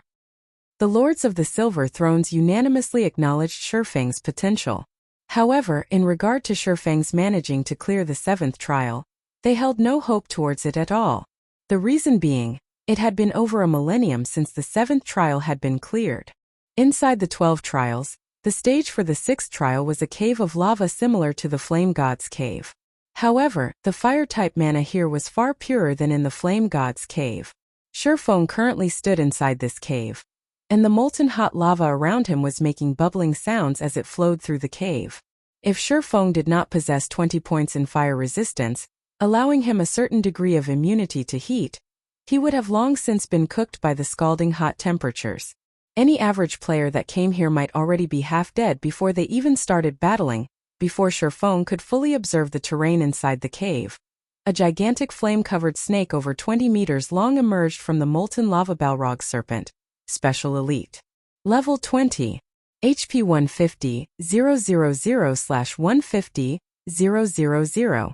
Even if Feng did not know exactly how powerful this Balrog Serpent was, he had no doubt whatsoever that this serpent had a very high resistance towards fire-type attacks. Let's use you as a test for my new weapons. Feng revealed a faint smile as he unsheathed the Abyssal Blade and the Purgatory's Shadow. However, he did not directly charge at the Balrog Serpent, as that was something only an idiot would do. Before charging into battle, experts would first try to understand as much as they could about their opponent. Hence, Feng simply stood still and calmly observed the Balrog Serpent's every action, familiarizing himself with the giant serpent's movement patterns. The Balrog Serpent was also no idiot itself. It obviously knew that it was much stronger than Feng, and that its HP was tens of times higher than Feng's as well. So instead of giving Feng time to study it, the Balrog Serpent immediately widened its mouth and sent fireballs flying one after another at Feng. Feng's feet moved, his body instantly reacting and leaving behind an afterimage as he effortlessly dodged these incoming fireballs, not giving up, the Balrog Serpent continued bombarding Feng with a stream of fireballs. If 3 were not enough, then 5. 5 were not enough, then 10. Soon, the space within the cave was packed with fireballs. By attacking in such a way, not only could the Balrog Serpent damage its enemies, it could also prevent them from closing in on it. Faced with such a method of attack that combined both offense and defense, average players would definitely grow helpless and suffer the bombardment of these dozens of fireballs. Feng, however, was no average player. In the face of all these fireballs, instead of retreating, he chose to advance without the slightest shred of hesitation. Yet, contrary to expectations, Feng did not end up suffering a tragic end at the hands of the fireballs. Instead, he looked as if he was dancing as he weaved through the rain of fire, his actions seemingly easy and enjoyable. However, when the distance between him and the Balrog Serpent shortened to 20 yards, he could no longer rely solely on evading the fireballs to move forward. He mostly grasped its attack timing. Now it's time to have a look at how amazing my new weapons are. Feng inwardly smiled as he looked at the Balrog Serpent that was constantly spitting out fireballs. Feng activated the ice blue devil flame, and deep blue flames immediately wrapped around his body. He then used silent steps to appear right behind the Balrog Serpent's head. The first thing he did when he arrived was to send a vertical slash down on the Balrog Serpent's head, causing -372 damage to the monster. Such strong defense. Feng looked at the resulting damage, disbelief filling his eyes. The abyssal blade itself already possessed 302 attack power. If Feng's strength were taken into account, his total attack power should be well over 700 points.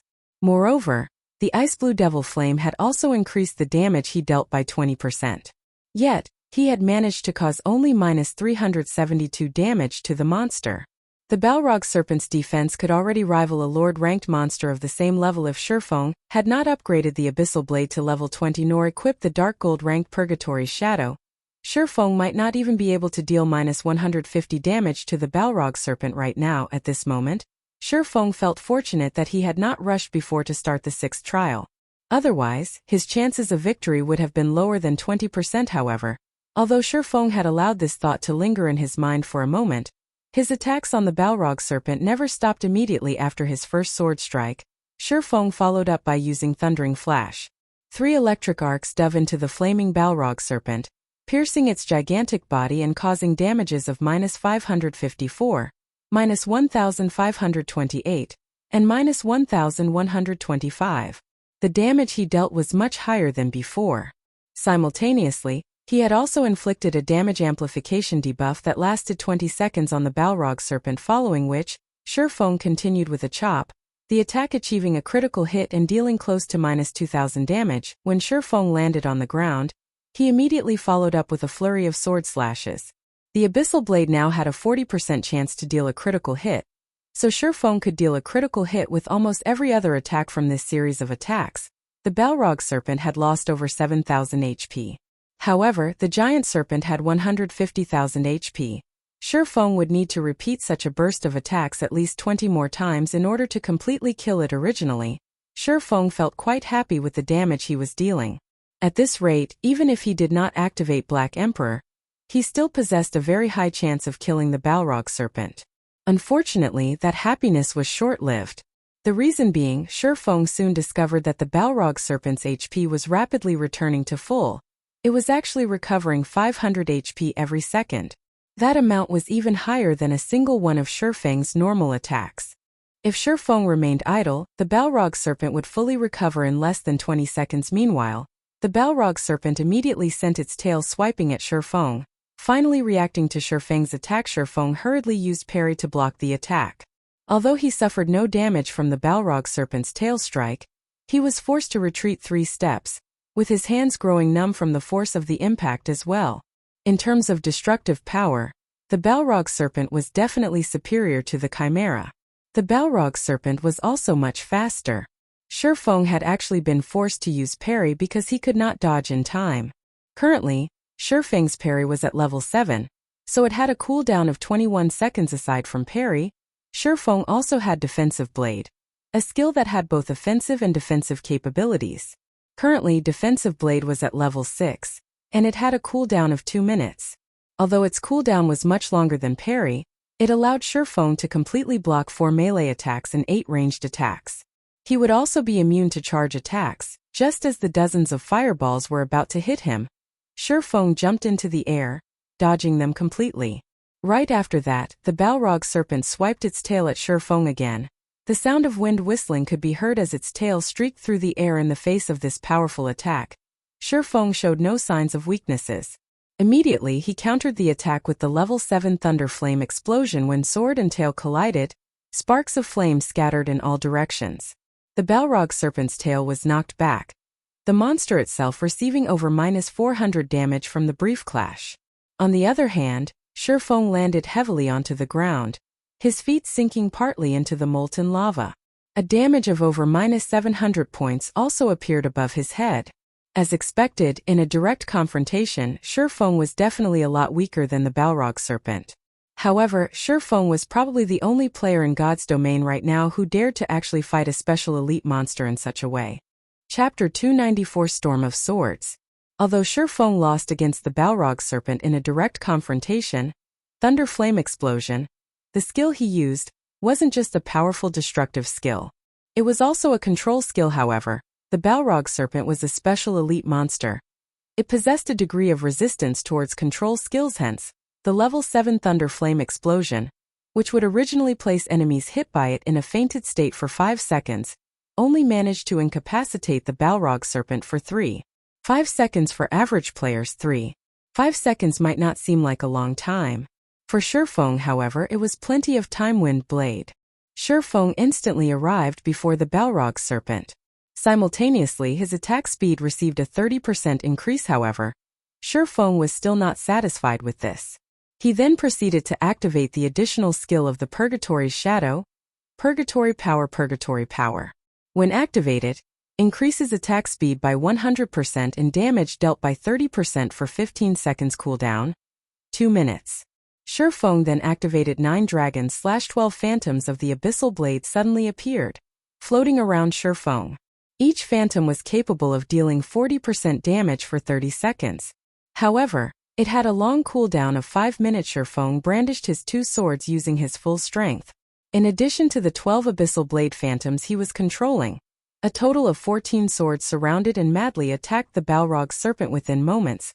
The cave was filled with sword images dancing around. 14, 28, 56, 112. Countless sword images flashed in the air, forming a storm of swords that devoured the Balrog serpent whole. Feng's swords slashed at the Balrog serpent's body one after another, each strike causing close to -500 damage. Moreover, close to half of this barrage of attacks achieved a critical hit, each dealing close to -1000 damage to the monster. Meanwhile, each of the phantoms of the Abyssal Blade had also managed to deal over -200 damage to the Balrog serpent. The total damage of the 12 phantoms was even more frightening than that of Feng himself, as if the floodgates to the Balrog serpent's 150,000 HP had been opened. The Balrog serpent lost HP incessantly within a short 5 seconds. The Balrog serpent's HP had already fallen to 61%. When the Balrog serpent regained consciousness, it immediately released an enraged roar. At this moment, however, Feng pointed the Abyssal Blade at the Balrog serpent. Now is still not the time for you to wake up. Feng cast Abyssal Bind on the Balrog serpent right away. If he were to allow the Balrog serpent to start retaliating, his previous efforts would all go to waste. In the blink of an eye, 9 pitch-black chains emerged from the ground, quickly wrapping around and binding the Balrog serpent. Meanwhile, the Balrog serpent could do nothing but roar in anger as it helplessly watched sword after sword piercing its own body, continuously reaping its HP. The Abyssal Bind had a duration of 4 seconds. Moreover, the Balrog serpent's resistance towards control skills was completely ineffective against it. The Abyssal Bind's effective duration was not reduced in the slightest. In addition, the Abyssal Bind reduced the Balrog serpent's defense by 100%, rendering the Balrog serpent's innately powerful defense utterly useless now. Each of Feng's sword strikes dealt over -800 damage, with the occasional triple critical hit dealing over -2500 damage. A series of splendid numbers appeared above the Balrog serpent's head, before the eye-catching number of -2500 disappeared. A damage of over -1700 points appeared on top of it. Practically 1 out of every 2 strikes would achieve a critical hit. Meanwhile, Each of the 12 Abyssal Blade Phantoms were now dealing over -350 damage to the Balrog Serpent. For the Balrog Serpent, these 4 seconds were a complete hell. By the time the Balrog Serpent escaped from the chains binding it, it had only 19% HP remaining. However, Feng had long since been prepared for this moment disappear. Feng raised the silvery gray Abyssal Blade. The dense fire-type mana in the surroundings started gathering around the Abyssal Blade, causing the sword to release a blinding glow. This was indeed Feng's ultimate skill, Flame Burst. Flame Burst, level 5, requires 4 million EXP to upgrade to level 6. Channeling time 2 seconds. Gathers the power of flames to a single point and causes 420% damage to the target attack count. 6 times. Cooldown, 3 minutes 30 seconds. Before the Balrog Serpent could even start attacking, Feng had already brandished the scorching hot Abyssal Blade 6 times. All 6 sword slashes immediately sank into the Balrog Serpent's body. 3,310, -3,347, -6,784, -6,706, -3,371, -6, 754. 6 frightening damages appeared consecutively above the Balrog Serpent's head, instantly taking away the monster's remaining 28,000 HP. Soon after, the Balrog Serpent's body started fading away, and only after it disappeared completely did Feng release a sigh of relief. System: Balrog Serpent defeated. 6th trial completed. Rewarding 9 million EXP, 20 free mastery points, and 10 gold coins. Proficiency of all skills increased by 500 points. System: 6th trial cleared. Do you wish to start the next trial? Feng's experience bar immediately rose to 41% of level 21. If put on the ranking list on White River City, Feng would only be beneath Violet Cloud and the others. However, he was still 2 levels behind Blackie, the current top-ranking player of White River City. Finally, I've passed the requirement. Should I try to take on the 7th trial though? Feng looked at the system interface showing the trial's prompt. Privately, Feng had the notion to take the challenge now that he had cleared the 6th trial. It signified that his task was already over. He had no need to brave the dangers and accept the next trial at all. Moreover, if he happened to lose his life in the next trial, he would definitely suffer a heavy penalty. It absolutely wouldn't be limited to just losing a single level. Truth be told, however, Feng felt confident about his chances at clearing the 7th trial. After all, he had not even unveiled the Black Emperor inheritance when he fought the Balrog Serpent. He definitely had the necessary strength to challenge the 7th trial. After clearing the 6th trial, Feng obtained an additional 1,600 merit points. If he were to clear the 7th trial, he could obtain another 3,200 merit points, bringing his total to 4,800 merit points. It would be enough points for him to exchange for an epic ranked item. Just the prospect of obtaining an epic ranked item made Feng feel that he should give it a try. Besides, Feng no longer had any burdens to carry, so why not give it a try? However, Feng was unsure of what kind of price he would have to pay if he were to suffer death. If it was only losing a single level, then Feng would gladly proceed to the 7th trial. However, Feng knew such an outcome was not likely. Just the penalty for not completing the Trial of Gods was already considered unbearable for players. Some players might even have to delete and restart their accounts due to the harsh penalties imposed. Meanwhile, the 12 trials was the most challenging trial of the War God's Temple. It would be an insult to the War God's Temple if the punishment for dying was only the loss of a single level. Just as Feng was hesitating, his system communicator rang. Meanwhile, the person calling him was Aqua Rose. Did something happen? Feng asked previously. Feng had already told Aqua Rose that he did not wish to be disturbed as he was about to do a quest, and that, unless there was something big happening, she shouldn't try to contact him. Based on Aqua Rose's serious personality, if it wasn't an extremely important matter, then she definitely wouldn't try to contact him. Hence Feng's question: Dark Star has suddenly declared an all-out war against us, and several hundreds of our guild members have already been killed by members of Dark Star while they were out grinding. Moreover, the core team, led by Fire Dance, has also been trapped by Dark Star inside the Silverleaf Forest. Although we've already sent reinforcements, they were blocked by members of Dark Star outside the forest. What I'm trying to say is that, Guild Leader, you need to immediately contact Gentle Snow and have her send some people to help contain Dark Star so that our members can take the opportunity to save Fire Dance and the others. Aqua Rose was extremely anxious at this moment. They had already failed to break through the encirclement of Dark Star around the Silverleaf Forest multiple times now. If this situation continued, Fire Dance and the others would truly be finished. Feng Xianyang. You did good. Feng's expression immediately sank, a cold killing intent gleaming in his eyes. If Fire Dance and the others belonging to the main force of the guild were to die a few times, it would be a tremendous loss to Zero Wing. Leaving aside the fame that Fire Dance and the others had accumulated for themselves, just losing a part of the equipment they possessed would be a serious blow to the guild. Just how long would it take for them to recover such precious equipment? Meanwhile, when Feng tried to figure out who was responsible for such a situation, Feng Xianyang came up as his strongest suspect. Feng Xianyang was the true wielder of authority in Dark Star after Feng's previous forthright rejection. It would not be strange if Feng Xianyang retaliated. Hence, who else could be responsible for Dark Star's declaration of war? Chapter 295 Mirage Beast. Although Feng was incensed by this news, Fire Dance and the others would have long since lost their lives by the time he arrived at the Silverleaf Forest. Alright. I'll contact Gentle Snow immediately. Feng disconnected his call with Aqua Rose after saying so. He then called out his friends list, selected Gentle Snow's name, and chose to contact her. It was a fact that Ouroboros and Zero Wing were allies. Since an ally was under attack, Gentle Snow naturally did not refuse to send reinforcements when Feng asked.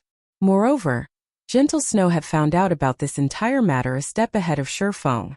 Hence, she had already organized her subordinates even before Feng contacted her, and they were just about to hurry over to the Silverleaf Forest. Right at that moment, Gentle Snow had gathered 2,000 members from Ouroboros to aid Zero Wing. Of them, 500 were elite members of the guild. Such a powerful force would pose a huge threat to the 6,000 members of Dark Star, blocking the way into the Silverleaf Forest. Many thanks for your help, Miss Snow. In the future, members of Ouroboros that shop at the Star Street trading firm can enjoy a 10% discount on all products. Feng said. And thanks, you said this yourself. I'll gladly accept your offer then. Gentle Snow revealed a faint smile. Currently, over half of the player population in White River City was patronizing the Star Street trading firm. After all, not only were the items sold there of good quality, there was also a large selection available. Moreover, the product supply was plentiful. Normally, the various guilds in White River City would always make a trip to the Star Street trading firm before they went dungeon diving. If Ouroboros could receive a 10% discount when purchasing items there, it would save the guild a lot of money. Really, though, just what is going through the minds of those people in Dark Star? It would be fine if it were just the usual minor skirmish. However, they have actually declared an all-out war on Zero Wing. Isn't Lone Tyrant afraid that his guild might suffer heavy losses and lose the ability to compete for the first clear of the 3 great dungeons?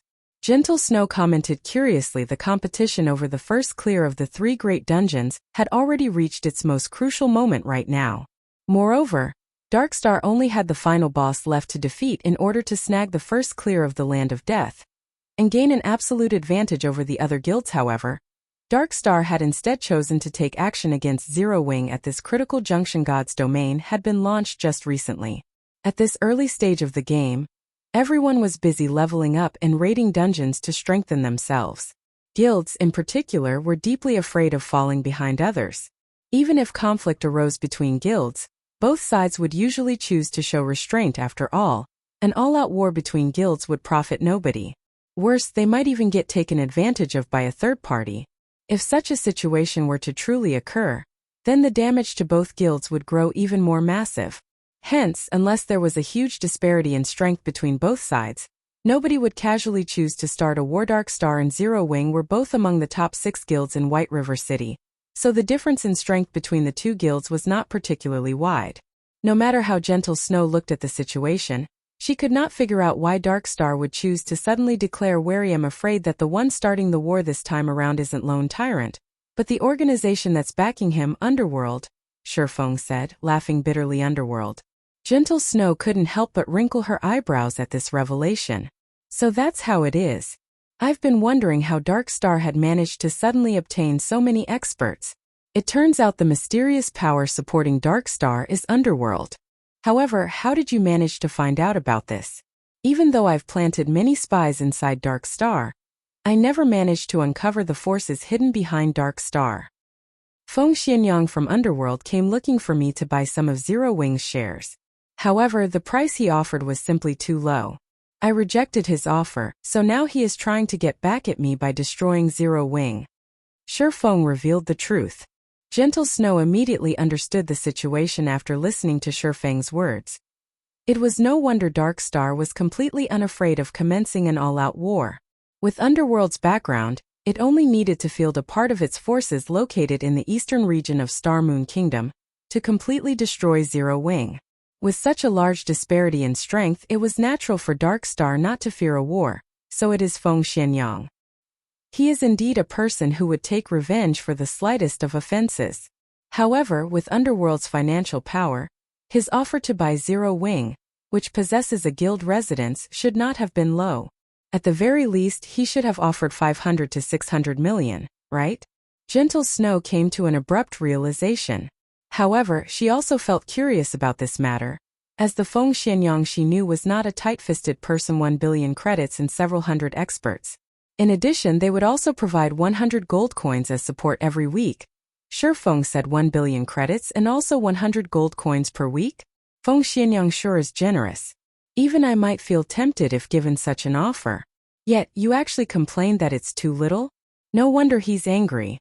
Gentle Snow chuckled softly. Feng simply replied with a faint smile, not bothering to give an explanation on the matter aside from a few core guild members knowing about the Purple Sun Mansion being their new guild residence. Nobody else knew anything about it. The others only knew that Zero Wing possessed a guild residence. They were not clear where exactly it was located. After all, there were simply too many plots of land available in White River City. Moreover, the Purple Sun Mansion was currently under reconstruction. It would take 2 more days before it can be used and also unveiled to the public, following which, Feng made some small talk with Gentle Snow before ending the call. He then proceeded to start the 7th trial if nothing unexpected happened. The 2,000 players led by Gentle Snow could definitely break apart Dark Star's encirclement around the Silverleaf Forest. Hence, what Feng needed to do now was to increase his own strength by obtaining even better tools and equipment, slowly and gradually enhancing their guild's foundation. In regard to the battle at the Silverleaf Forest, Feng could only play the role of an observer. Even if he were to rush over there right this instant, everything would have long since been over by the time he arrived. However, Feng would definitely remember this debt of hatred.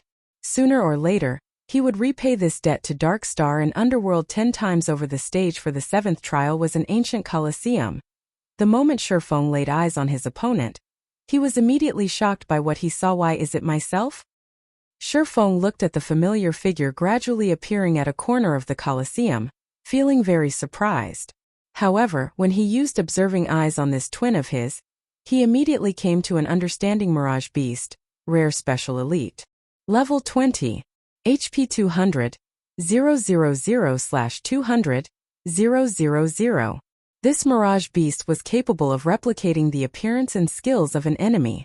However, unlike players, it had a frightening amount of HP. In a one-on-one situation, players would find it extremely difficult to kill the Mirage Beast in God's domain. The only advantage players had over monsters was the diversity of skills they possessed. Meanwhile, players could use these skills in various combinations to exert even stronger power. Yet, if the Mirage Beast possessed the same skills that players did, then players would lose even that little advantage they had. When comparing the power of skills, the Mirage Beast's skills might even be more powerful than the player's good timing. I was just thinking of trying out a few things.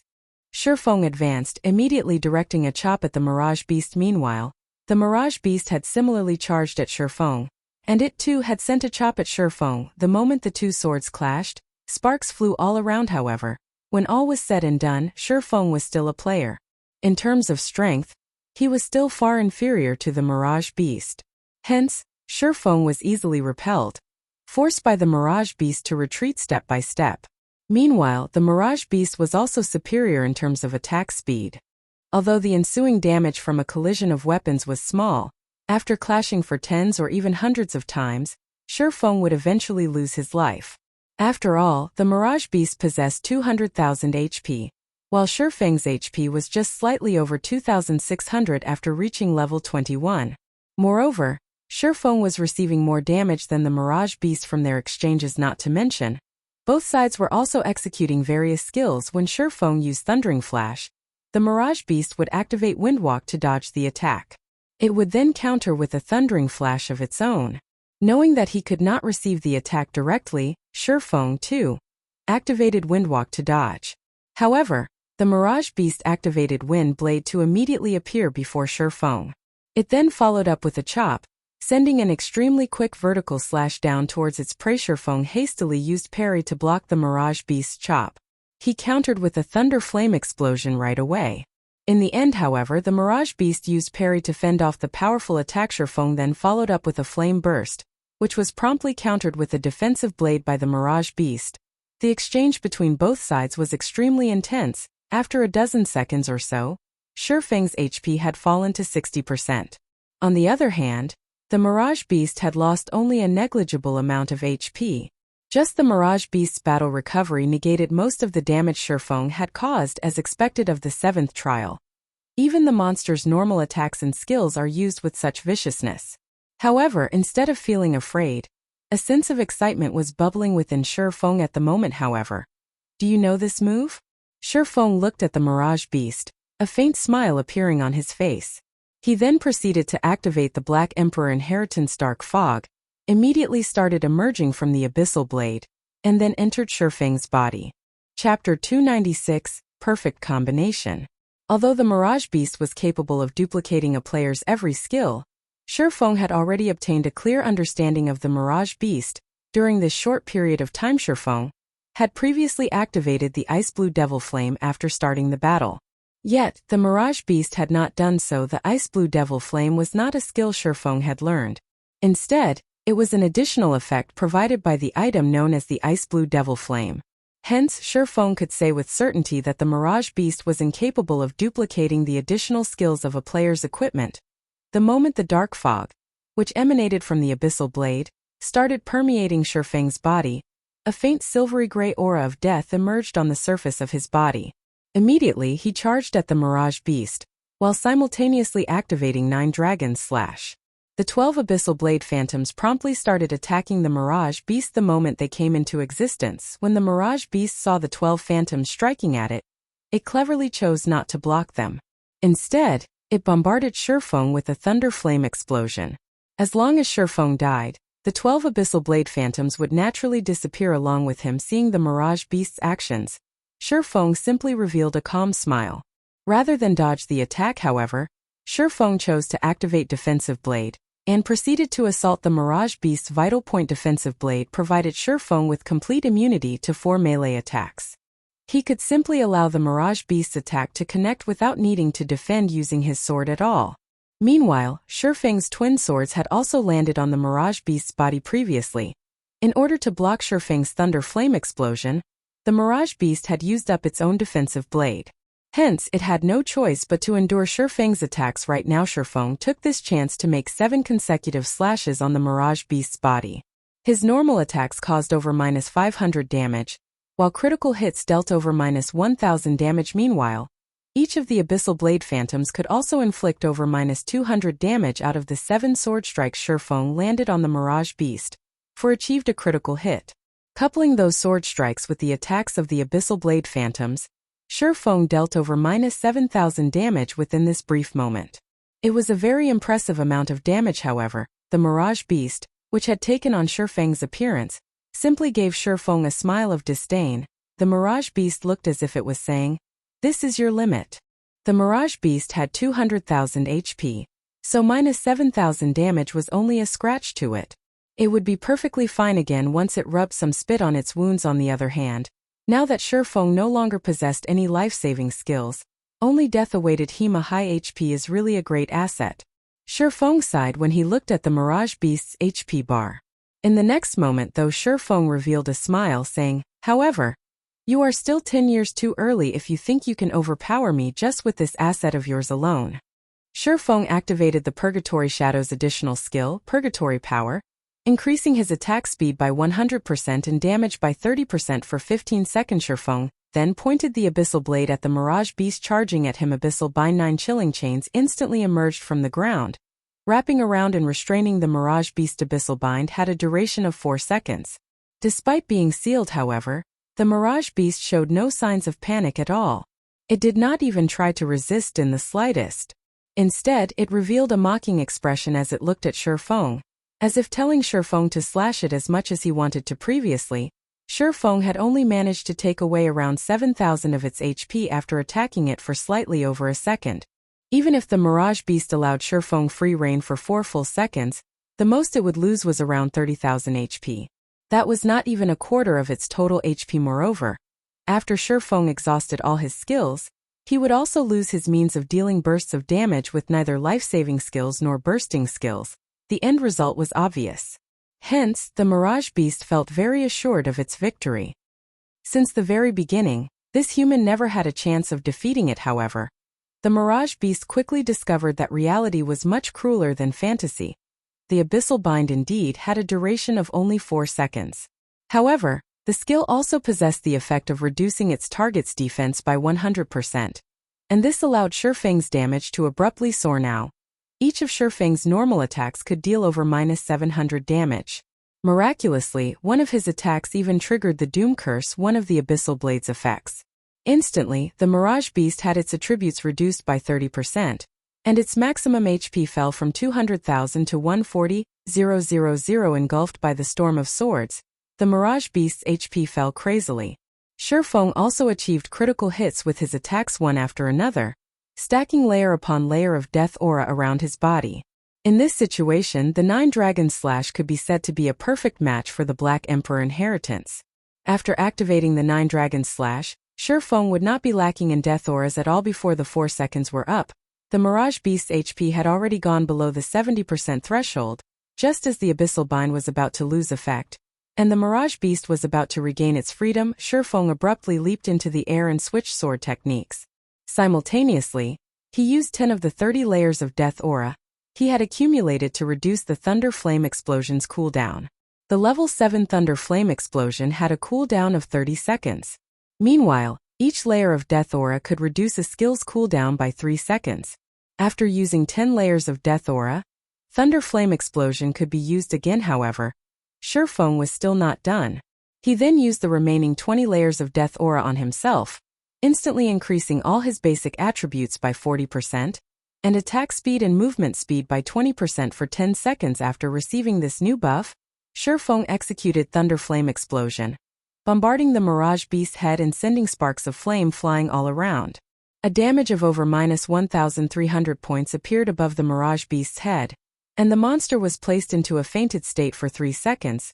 Unless a monster was completely immune to control skills, powerful experts could usually restrain said monster continuously until death. Meanwhile, it was obvious that the monsters were not completely immune to control skills. They simply had a certain degree of resistance that would degrade the effects of control skills. Otherwise, it would truly be impossible for players to clear the 12 trials. Nevertheless, Feng was very clear about his own situation. Currently, as his level was still low and the number of skills he had learned was few, he only possessed explosive power but no staying power. After his short burst, if his enemy wasn't dead, the only options left for him were either to die or to flee. At present, Feng still had many gaps to fill in terms of the skills he had learned. However, the Black Emperor inheritance just happened to be able to fill these gaps, allowing him to create a perfect cycle with his skills. Without the Black Emperor inheritance, Feng would not have dared to challenge the 7th trial at all. The only pity was that the effects of the Black Emperor inheritance could only be used on the skills Feng had personally learned. It could not be used on the additional skills that came with equipment or weapons. If it were actually possible to do so, it would simply be too overpowered. Throughout the fainted debuff's 3-second duration, Feng had not only dealt a ton of damage himself, he had also managed to collect over 20 layers of death aura. Thanks to the 9 Dragon Slash, when the Mirage beast was about to regain consciousness, Feng spent another 10 layers of death aura to reset the cooldown of Thunder Flame Explosion, before promptly using it on the Mirage beast again. This time, however, the fainted debuff of Thunder Flame Explosion was less effective on the Mirage beast. The debuff's duration was less than 3 seconds now. However, Feng did not care about this matter, because at this time, he was drowning in the pleasure he felt from brandishing his 2 swords. He felt that this was the true combat method a swordsman should have. And it was a combat method he had always been pursuing. Excessive strength easily gave rise to gaps. Instead of mindlessly trying to deal as much damage as possible, the true way to battle was to combine and coordinate one's skills to attack steadily like flowing water. In this way, Feng continually used Thunder Flame Explosion to incapacitate the Mirage Beast. Although the fainted debuff's effect grew weaker and weaker each time, the Mirage Beast's remaining 140,000 HP was still forcefully wiped out by Feng's perfect control. Ultimately, the Mirage Beast remained helpless until the very end. The various big shots present in the Eternal Throne also could not help but be shocked by this result. They had never imagined that Feng had such strength within him. System. Mirage Beast defeated. 7th trial completed. Rewarding 15 million EXP, 30 free mastery points, and 10 gold coins. Proficiency of all skills increased by 800 points. System. 7th trial cleared. Do you wish to start the next trial? The moment Feng received 15 million EXP, he instantly leveled up twice to level 23. Currently, only Blackie had reached level 23 throughout the entire White River City. However, Blackie had spent several days in order to go from level 21 to level 23. On the other hand, Feng had taken less than 10 seconds to do so. Feng then looked at the system notification. Although his heart was filled with anticipation towards the 8th trial, he still shook his head, thinking to himself, one needs to know when to stop. With the points I've earned, I can already exchange for an epic ranked item. If I were to choose to continue, I would no longer be an expert but a gambler. The 12 trials was the toughest trial of the War God's Temple. The difficulty of the trials would definitely multiply several-fold the further he went. In Feng's estimation, the monster of the 8th trial would not be just a special elite monster. Instead, it was highly possible for it to be a chieftain-ranked monster. A chieftain was much more powerful than a mere special elite. Aside from having even more HP, it would also possess a much greater resistance to control skills. Chieftain-ranked monsters also possess team-wipe skills, and a single mistake would mean the end for Feng. Moreover, Feng did not possess the slightest idea what kind of monster he would be facing in the 8th trial. If it was a chieftain-ranked monster that he was completely unfamiliar with, then he practically had no chance of successfully killing it. The ability to make calm analyses was also a prerequisite to becoming an expert in God's domain. As a first-rate expert, Feng naturally knew when to decisively give up, following which, Feng selected no in reply to the system's prompt. He was then teleported out of the 12 trials. Chapter 297 Stigmata. Interesting. Truly interesting. Sitting on a silver throne, Eucharis voiced his praise as he looked at Feng. Your performance has completely surpassed our expectations. It is also for this reason that we have decided to reward you with an additional 2,000 merit points. It was also a fact that the last time someone managed to clear the 7th trial was over a millennium ago. System. Rewarding 2,000 War God's Temple merit points, that's generous of them. An expression of joy appeared on Feng's face. With 1,500 merit points, Feng could afford to exchange for a dark gold ranked item. Meanwhile, 4,000 merit points would be equivalent to an epic ranked item. Hence, the additional 2,000 merit points he received right now was truly a big harvest. Since you've already passed our test, walk to the center of the chamber. We will give you the strength necessary to locate the 7 treasures. Eucharis said. Feng then strode to the center of the Eternal Throne. There were countless divine runes inscribed on the floor there, joined together to form a huge magic array. Meanwhile, the 50 silver thrones were hovering around this magic array. The thrones themselves apparently connected somehow with this magic array. Let us begin, then, Eucharis said as he looked at his companions. The lords of the silver thrones nodded their heads and promptly stood up. Immediately after, the mana inside the Eternal Throne started churning. The mana density here was no less than at the god's grave. Meanwhile, this thick mana clustered around the magic array, forming 50 dense-looking fluid balls. Each one of these fluid balls was the size of a basin. These balls of liquid mana were definitely the densest mana Feng had ever seen in all his years of playing God's domain. At this time, Eucharis had also turned his head to look at one of the lords of the Golden Thrones. My lord, the preparations are completed, Eucharis said respectfully. It is still not enough. The phantom sitting in a golden throne said in a low tone. Eucharis was confused by these words. The liquid mana they had formed was several hundred times more precious than even 7 Luminaries crystals, and each and every drop had taken the 50 of them great efforts to form. not to mention 50 basin-sized. Liquid mana. Such an amount of liquid mana was more than enough to cast a silver Stigmata. It is rare to find good talent. Let us lend a hand as well. The phantom sitting in a golden throne said to his 8 other companions. Very well then. A person capable of passing the 7th trial is indeed worthy of the 9 of us taking action. The other 8 lords of the golden thrones nodded their heads in reply to their companion's suggestion. They then stood from their seats, floating in midair as they started to condense mana as well. In the blink of an eye, 9 house-sized balls of liquid mana appeared in the air above the thrones in the eternal throne Eucharist, and the others were shocked by this sight. Never would they have imagined that these 9 lords would actually take action and work together to cast a Stigmata for a minor existence like Feng. This was the first time since the appearance of that absolute genius thousands of years ago. As for Feng at this moment, he could no longer keep his mouth closed in regard to liquid mana. Feng had seen this item before in the past. Mages considered it a priceless treasure. Even when offered epic-ranked items in trade, mage players would not be willing to part with the liquid mana they possessed. Just the basin-sized balls of liquid mana that each of the lords of the silver thrones had formed had already given Feng a great shock now. The 9 peerless existences floating in front of the golden thrones had actually managed to each form a house-sized ball of liquid mana. Judging based on sizes, the total liquid mana summoned by the 50 people from before did not amount to even 1/10 of a single house. In the next moment, all of the liquid mana summoned was injected into the magic array. The divine runes engraved into the chamber started lighting up one after another, and within moments, every single divine rune inside the grand chamber was giving off a golden glow. In the center of the eternal throne, a golden divine pattern took form. This divine pattern then melded with Feng's body. Feng immediately felt his body being filled up with an infinite amount of power, his mind clear as day, as if he knew everything there was to know in the world. However, this feeling only lasted for a few short seconds before it completely dissipated.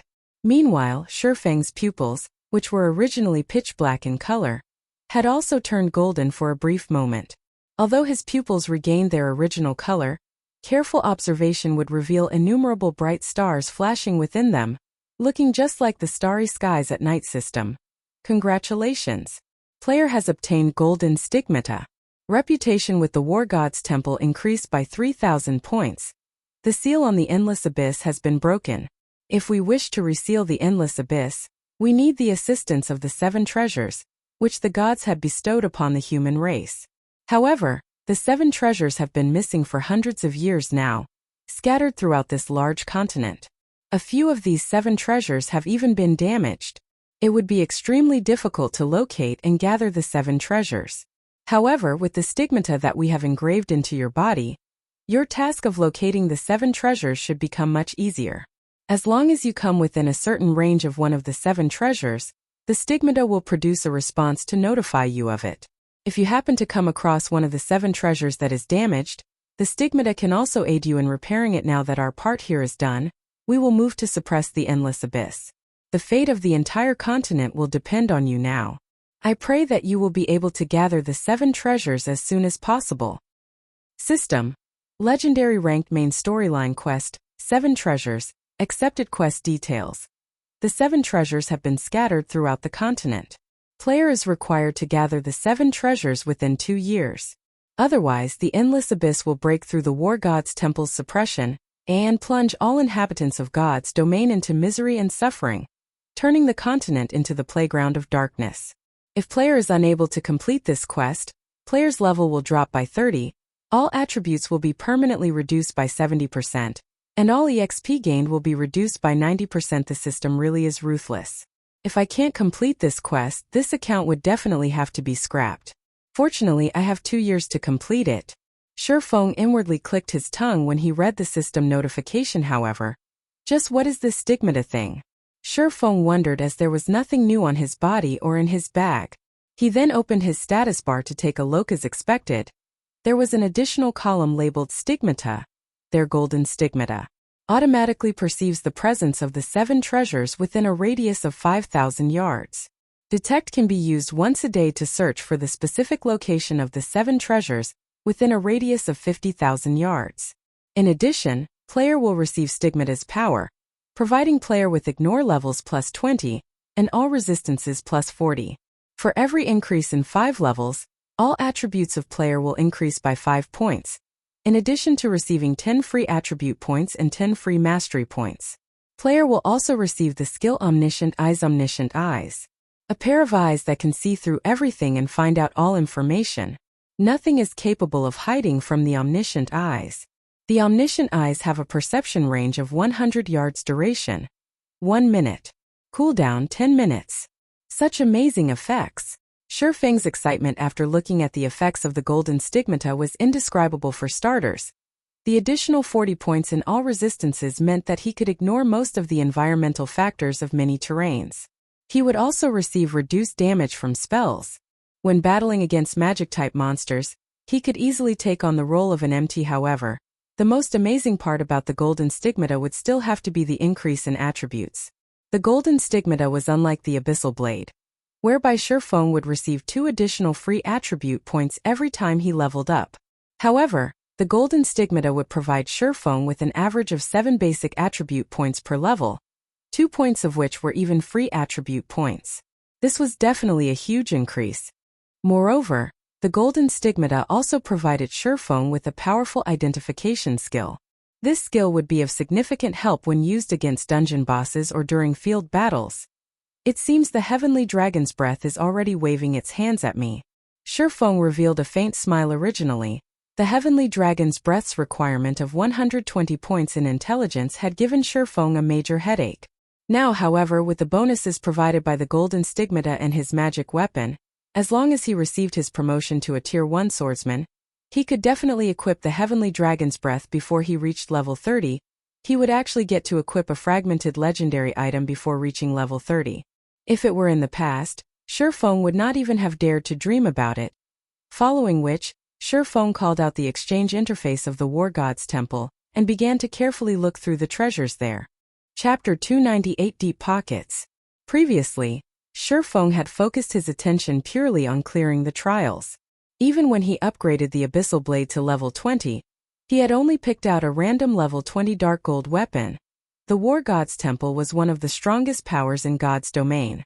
This was a fact that remained true from ancient times up to the present. Feng had been able to fully experience this truth simply by seeing the various big shots in the Eternal Throne take action. Hence, one could just imagine how wealthy the War God's Temple's treasury would be. As for this War God's Temple exchange system, players would automatically activate it after obtaining the first clear on a 100-man team dungeon. However, one would already require large amounts of War God's Temple reputation even to exchange for a fine gold item. In God's domain, reputation with the War God's Temple was infamous for being extremely hard to obtain, not to mention meeting the required reputation for exchanging an epic item. If not for his quest, Feng would not have the chance to exchange for an epic ranked item. He would not even have the chance to lay eyes on them. He would not get the chance to see the never-before-seen divine artifacts. Either. I wonder what sort of divine artifacts are in the treasury of the War God's Temple? Feng's heart was filled with anticipation as he filtered the exchange window to display only divine artifacts. A total of 2 divine artifacts was shown: Luminous Starlight. Divine rank, 2-handed staff.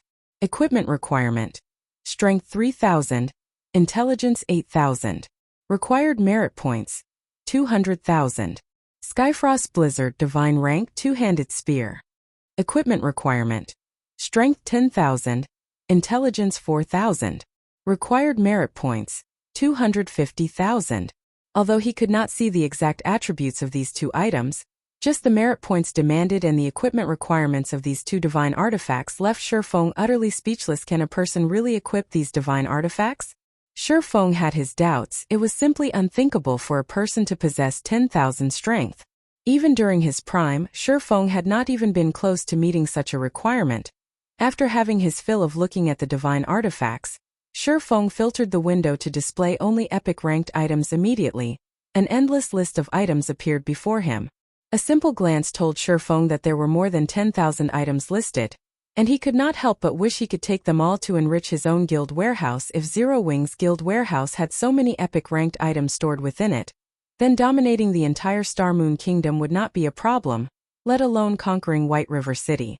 However, this was only a passing thought. Feng currently had 6,800 merit points, and he could exchange for only a single epic ranked item at most. However, It was also not a simple task to choose a suitable item for himself out of these tens of thousands of items. For starters, let's forget about weapons. Armor should be a good place to start from, Feng thought. Presently he already possessed a magic weapon, the Abyssal Blade. The dark gold-ranked Purgatory's shadow he now wielded was also sufficient for his current self.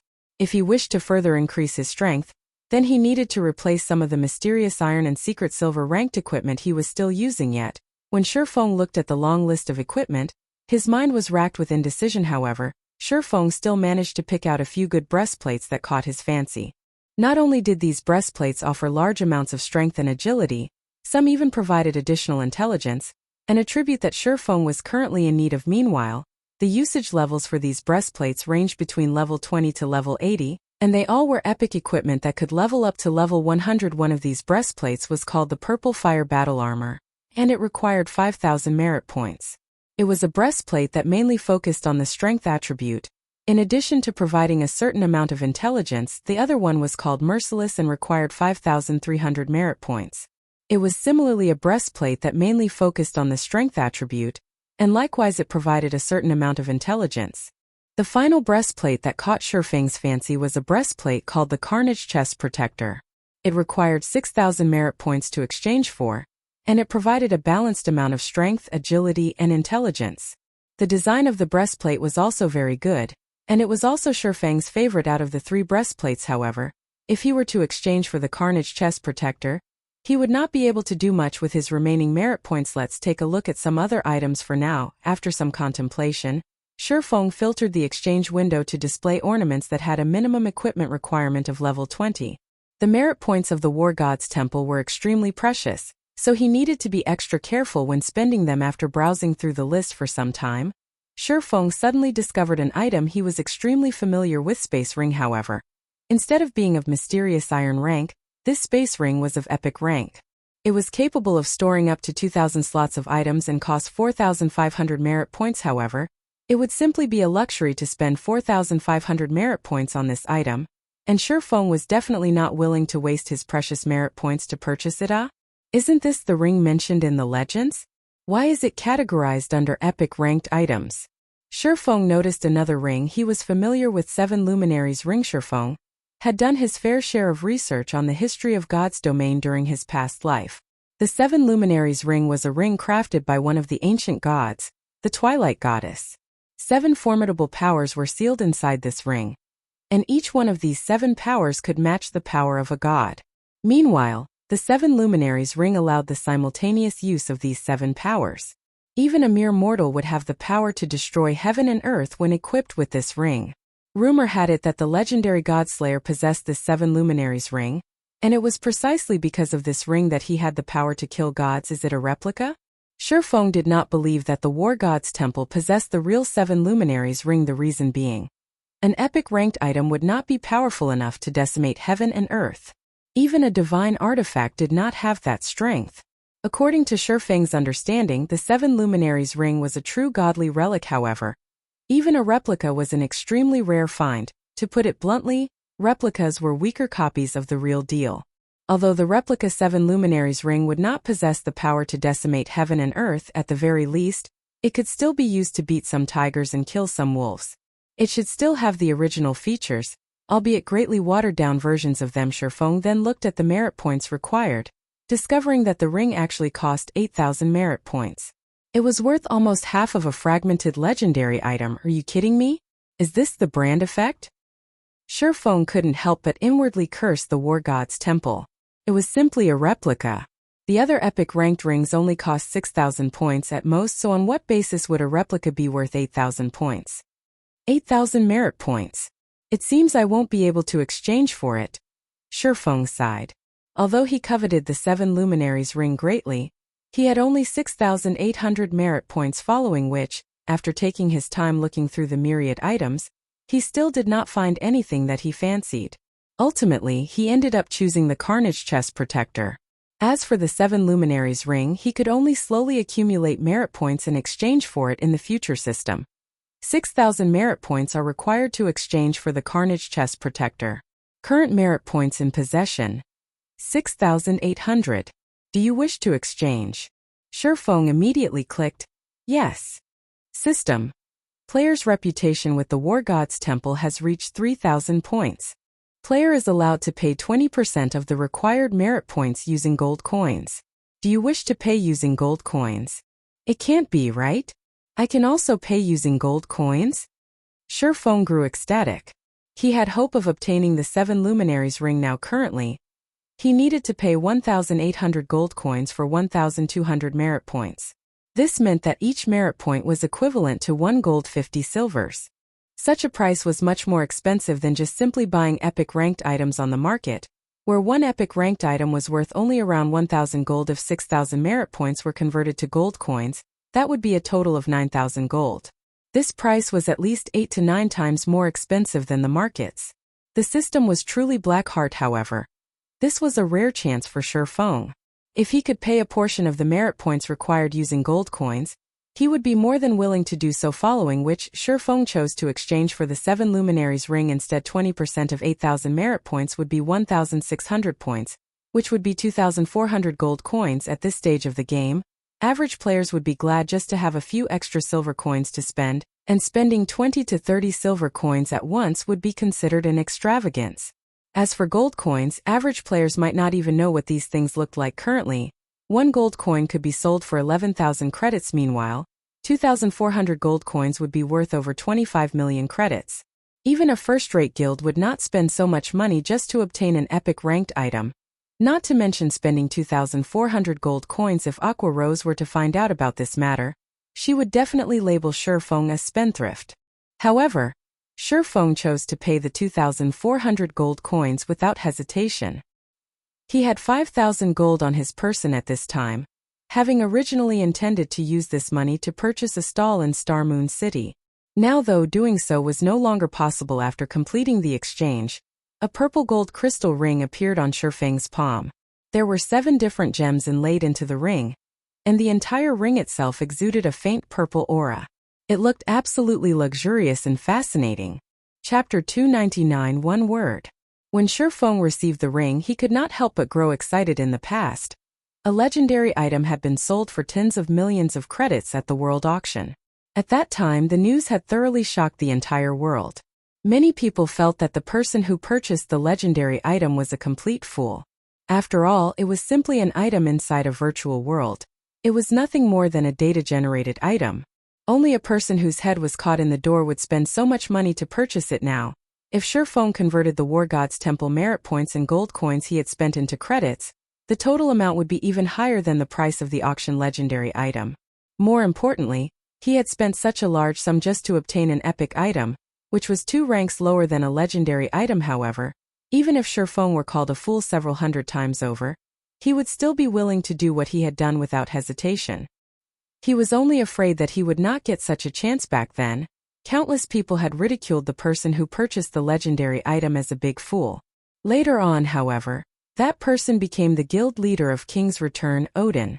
King's Return was a super guild, and the territories it occupied surpassed even an empire. Meanwhile, as the guild leader of such an amazing guild, Odin was an existence that made everyone feel fear and respect. The wealth and status he possessed was simply unimaginable. Did anyone laugh at him after that? The answer was no. Instead, the target of people's ridicule shifted to the fool who had sold the legendary item in the first place. At that time, not to mention several tens of million, even if traded using a city with a population of several millions, it would still have been a losing transaction. Meanwhile, the 7 Luminaries ring was a godly relic mentioned in legends. Although the one Feng had was only a replica, replicas could still be divided into different categories. If one took a replica of a fine gold item and a replica of an epic item and placed them side by side, without even making an in-depth comparison, one could already tell which one was the better item. After all, there was already a huge gap between the calibers of the two items. Moreover, the higher the quality of the target of replication, the greater the difficulty in replicating it. One could not produce a replica simply by wishing for it. The difficulty of producing an epic item that was the replica of a godly relic was much higher than simply producing a normal epic item. The difficulty of doing so might even rival the difficulty of producing a legendary item. The person who produced this ring must be a truly amazing forging sage. If the materials and energy used were of higher quality, The final product might even have become a legendary item. Feng was a forger himself, so he naturally could tell just how amazing the forger that managed to produce this 7 Luminaries ring was. The replica of a godly relic would definitely not have been easy to produce. Even a Grandmaster forger would not be able to produce one. It would only be possible for a forging sage 7 Luminaries ring. Replica. Ring, epic rank. Level 20, level 80. Current level 23. Equipment requirement. Strength 200. Attributes will be adjusted according to user's level. Strength plus 45. Agility plus 35. Intelligence plus 35. Endurance plus 30. Vitality plus 30. Damage plus 10%. Maximum HP plus 15%. Ignore levels plus 10. All skills plus 2 levels. All items level requirement reduced by 5 levels. Additional skill dash. 7 Luminaries aura. There are 7 different auras. Earth, water, wind, fire, time, illusion, and space. Only one aura can be used each time. And there will be a cooldown of 1 minute when changing between auras. Aura of Earth. Level 1. Requires 1 million EXP to upgrade to level 2. Defense increased by 30%. Damage taken reduced by 20%. Activatable skill dash. Absolute defense. Provides immunity to 7 attacks. Cooldown 1 minute 30 seconds. Aura of Water. Level 1. Requires 1 million EXP to upgrade to level 2. Received healing increased by 30%. Cast consumption reduced by 20%. Activatable skill dash. Life Bloom. Heals selected target for 10% HP every second for 30 seconds. Cooldown 1 minute 30 seconds. Aura of Wind. Level 1. Requires 1 million EXP to upgrade to level 2. Movement speed increased by 20%. Attack speed increased by 20%. Agility increased by 15%. Activatable skill dash. Wind Rider.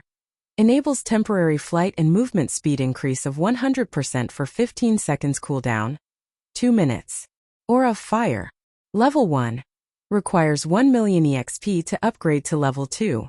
Damage increased by 30%. Target's defense reduced by 20%. Activatable skill dash. Firestorm.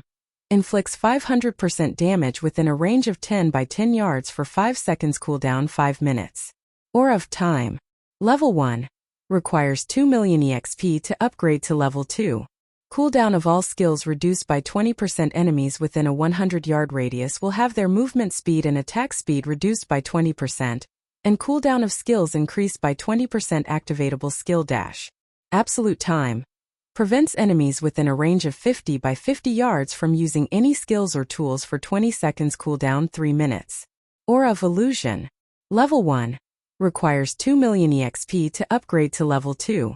All attributes increased by 20%. Enemies within a 100-yard radius will have all their attributes reduced by 20%. Activatable skill dash.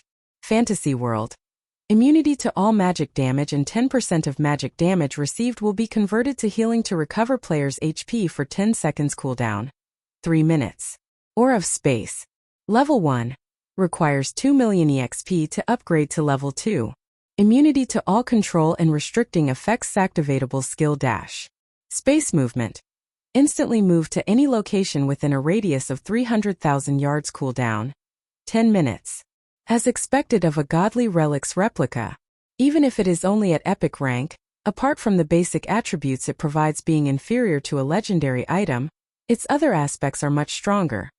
Feng's surprise reached its limits after he read the attributes of the 7 Luminaries ring. This was the first time Feng was seeing the exact abilities of the 7 Luminaries ring at this moment. Feng finally understood why the legends had said that even an ordinary mortal would have the ability to decimate heaven and earth when in possession of the genuine 7 Luminaries ring. One could even kill gods with this ring. Meanwhile, the 7 Luminaries ring in Feng's hand was only a replica. It was also only at epic rank, and it was tens of thousands of miles away from being comparable to the genuine article. However, even if it was only an epic-ranked replica, in Feng's eyes it was already a miniature godly relic. It could easily outshine any other epic item. It would be great if I could upgrade this epic-ranked 7 Luminaries ring to legendary rank. Feng could not help but start fantasizing. If he could raise the 7 Luminaries ring's rank to legendary, then its value would become immeasurable. At that time, only divine artifacts would be able to suppress it. After Feng equipped the 7 Luminaries ring, his attributes greatly increased. His intelligence reached 91 points, only a small distance short of 120 points. I can use the Aura of Earth when acting as an MT, Aura of Water when acting as a healer, Aura of Wind when hunting or escaping, Aura of Fire when battling, Aura of Time and Aura of Illusion when fighting in a team battle, and Aura of Space when I'm in a hurry. This ring covers almost every possible situation. It truly is the most powerful epic item. Feng had mostly grasped the uses of the 7 auras in the 7 Luminaries ring. It really made one wonder just how powerful the genuine godly relic was. Just as Feng was fantasizing about the genuine godly relic, he suddenly thought of another matter. If he used the Aura of Space, he could still make it if he hurried to the Silverleaf Forest right now. After all, a distance of 300,000 yards could generally cover 2 regions. Feng could first teleport to Streamfort from White River City. Afterwards, he only needed to pass through 4 regions in order to arrive at the Silverleaf Forest. Under normal circumstances, even if Feng ran with all his might, he would still need around 5 hours to travel across these 4 regions. However, now that Feng could instantly travel across 2 regions, he might even arrive at the Silverleaf Forest before Gentle Snow's reinforcements did. Thinking so, Feng immediately departed from the War God's Temple and headed towards the teleportation hall of Starmoon City. Chapter 300 Midway Interception. The Silverleaf Forest, also called the Silver Forest by players, was a place filled with monsters ranging from level 18 to level 25. It was a rich land. As to why it was called rich, it was because the monsters here were a great source for high-quality leather. These leathers were important materials used in the production of bags and leather armor. Moreover, the monsters here also dropped high-quality meat. Most importantly, however, there were a total of 14 field bosses present in this Silverleaf Forest.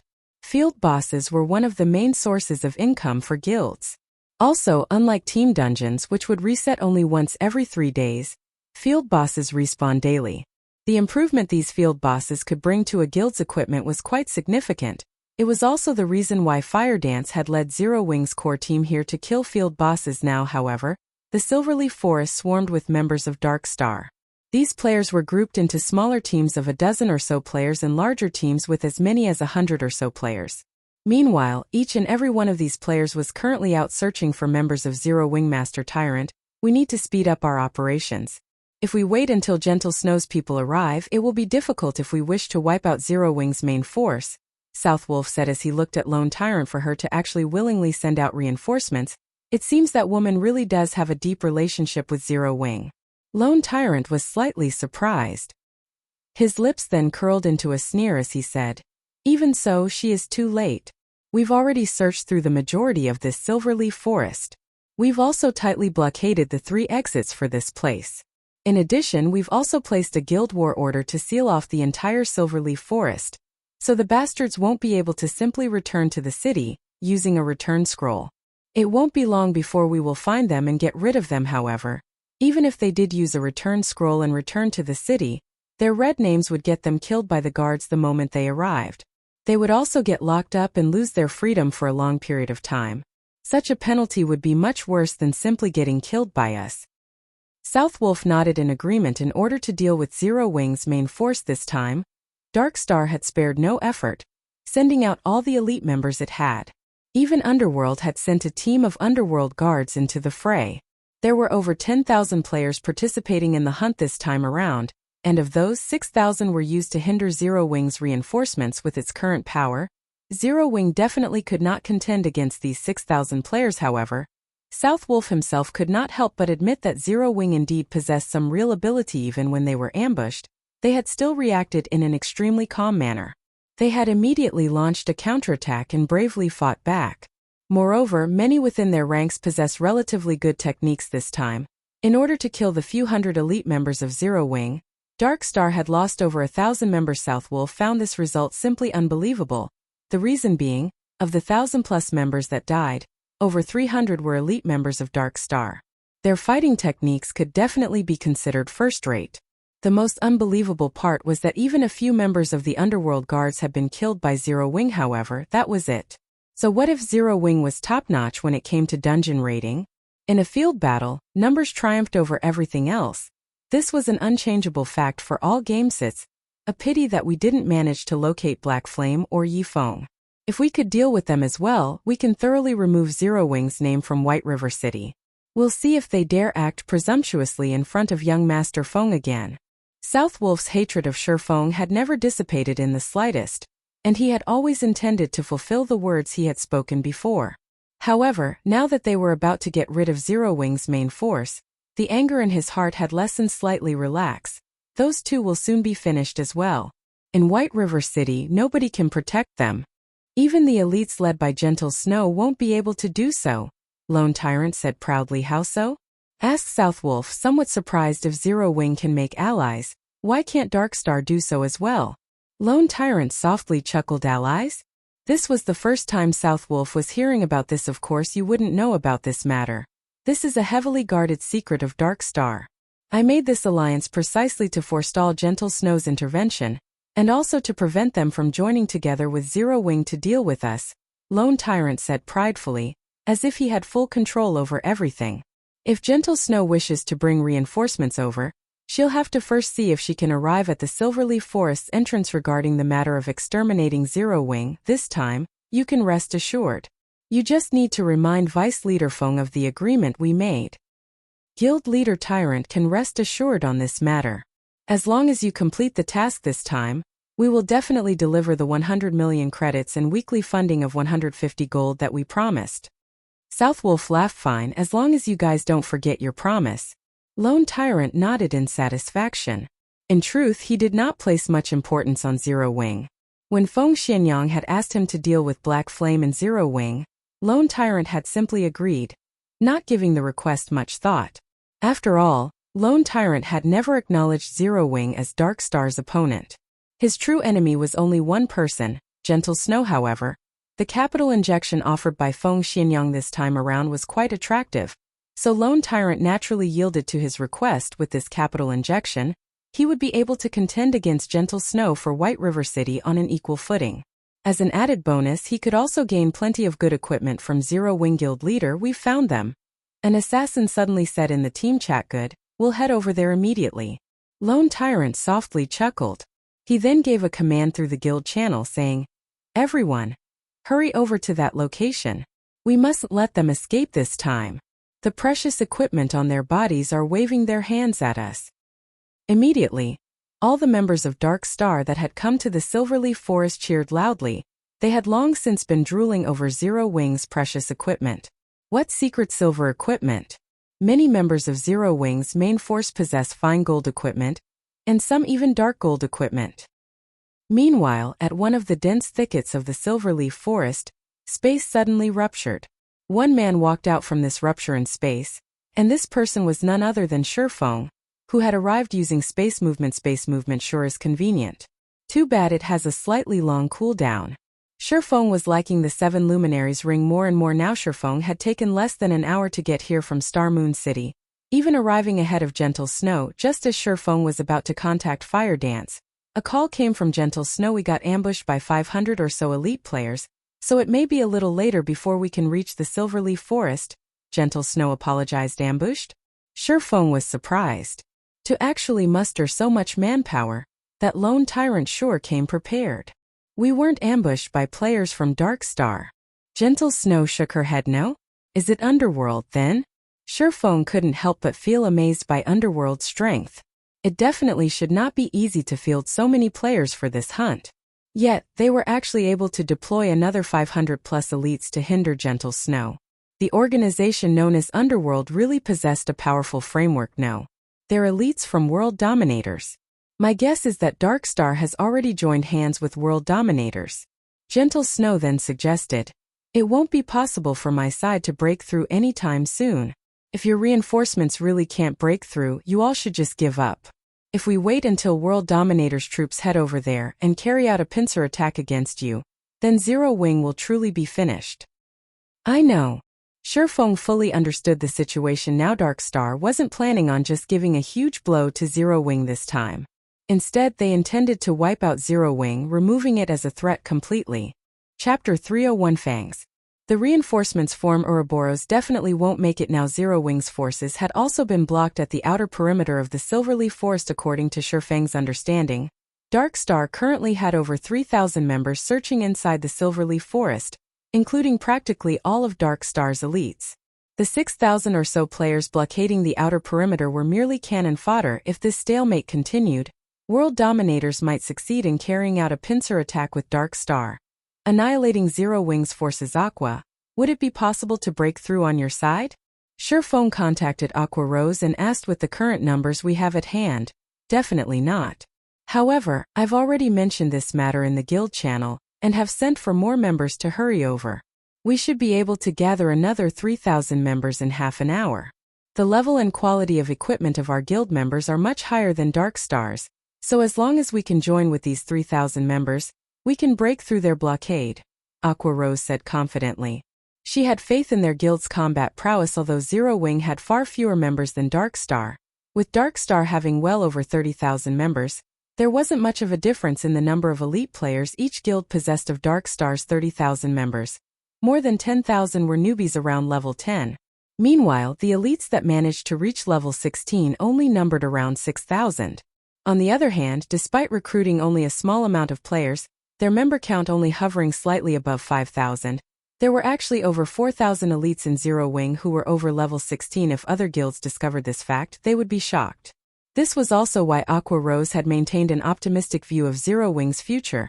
As long as Zero Wing could assemble these remaining 3,000 members, they could easily deal with Darkstar's 6,000 extras. However, it would be impossible for them to engage in an all-out war against Darkstar. After all, there was still a big gap in the total number of elites each guild possessed. On top of that, Darkstar still had over 10,000 extras. Even if their combat prowess was weak, they could still overwhelm and kill Zero Wing's elites using the advantage of numbers. I understand. World Dominators is currently hindering Gentle Snow's group. You should stop trying to break through into the Silverleaf Forest from your side. Instead, turn around and begin a pincer attack on World Dominators. Let's take this chance to kick them out of White River City. Feng issued his commands after some thought. However, Feng's words had shocked Aqua Rose into a daze. Guild leader, we're here to save people. Wouldn't it be a bad idea to start a war with World Dominators right now? Aqua Rose asked worriedly. World Dominators was a first-rate guild. Although the main force of World Dominators was not based in White River City, they still should not be taken lightly. Just like Ouroboros, even though their main force was based outside of White River City, they were still the top guild in White River City. Moreover, wasn't World Dominators similarly one of the top 6 guilds in White River City? If Zero Wing headed over and attacked the members of World Dominators right now, it would be a declaration of war. Dealing with Darkstar was already a huge headache. If they had to face another one of the top 6 guilds in White River City, how could Zero Wing continue mingling in White River City? It'll be alright, just go. Remember, the moment you arrive, immediately use a guild war order to seal the location. Don't allow anyone from World Dominators to use a return scroll to leave that area, and make sure you kill every single one of those bastards. Teach them that there is a price to pay if they wish to take advantage of Zero Wing. Feng growled murderously. Although Feng advocated a low-profile and secretive development, that did not mean that he would receive enemies with a smile, even when said enemy banged on their front door. Whether it was Darkstar or World Dominators, if they really thought Zero Wing was a sickly animal that they could easily bully, they should get ready to pay a heavy price. But what do we do about Fire Dance? And the others? There are still more than 50 players with them, and they are all the cream of the crop of our guild. Now that they are all red names, if they die, our guild will suffer tremendous losses. Although Aqua Rose could discern Feng's rage and killing intent from the tone of his voice, she still tried to dissuade him. I'll save Fire Dance and the others. Feng answered with absolute confidence. Aqua Rose sighed at Feng's answer. However, she no longer chose to pursue the matter, and instead she said, fine, but as the guild leader of Zero Wing, don't you think you should say a few words to your fellow guild members as well? You haven't expressed your intentions since Darkstar declared war against us. Although nobody in the guild has said anything about it, considering the weight of this incident and the declaration of war against World Dominators, how can you stay silent? After the war with Darkstar began, both murderous intentions and excitement swept through everyone in Zero Wing. Many in the guild had expressed their eagerness for vengeance, speaking in the guild channel about how they were going to teach the bastards from Darkstar a lesson and show Darkstar know how amazing Zero Wing was. However, as the intensity of the battle between both guilds grew, and the number of deaths increased. The atmosphere in Zero Wing became heavy. Even though they had fought for so long, they still hadn't managed to break past Dark Star's blockade around the Silverleaf Forest. The number of dead Zero Wing elites inside the Silverleaf Forest also grew as time passed. Hence, it was inevitable that Zero Wing's momentum would falter at this point. Most of the Zero Wing members had already lost their motivation to continue fighting. Not to mention carrying out a pincer attack on world dominator Feng, of course, was aware of Aqua Rose's concerns. However, compared to just speaking through the guild channel, Feng had taken more decisive action and directly uploaded a post to the official forums. Dark Star. Today you've dared to send tens of thousands of players to hunt the hundreds of players of Zero Wing. My Zero Wing guild will return this slight 100-fold. Even if we're down to our very last breath, we will massacre your 30,000 members as payback. The name of Black Flame, the chief forger of Starmoon Kingdom, had long since spread throughout the Starmoon Kingdom.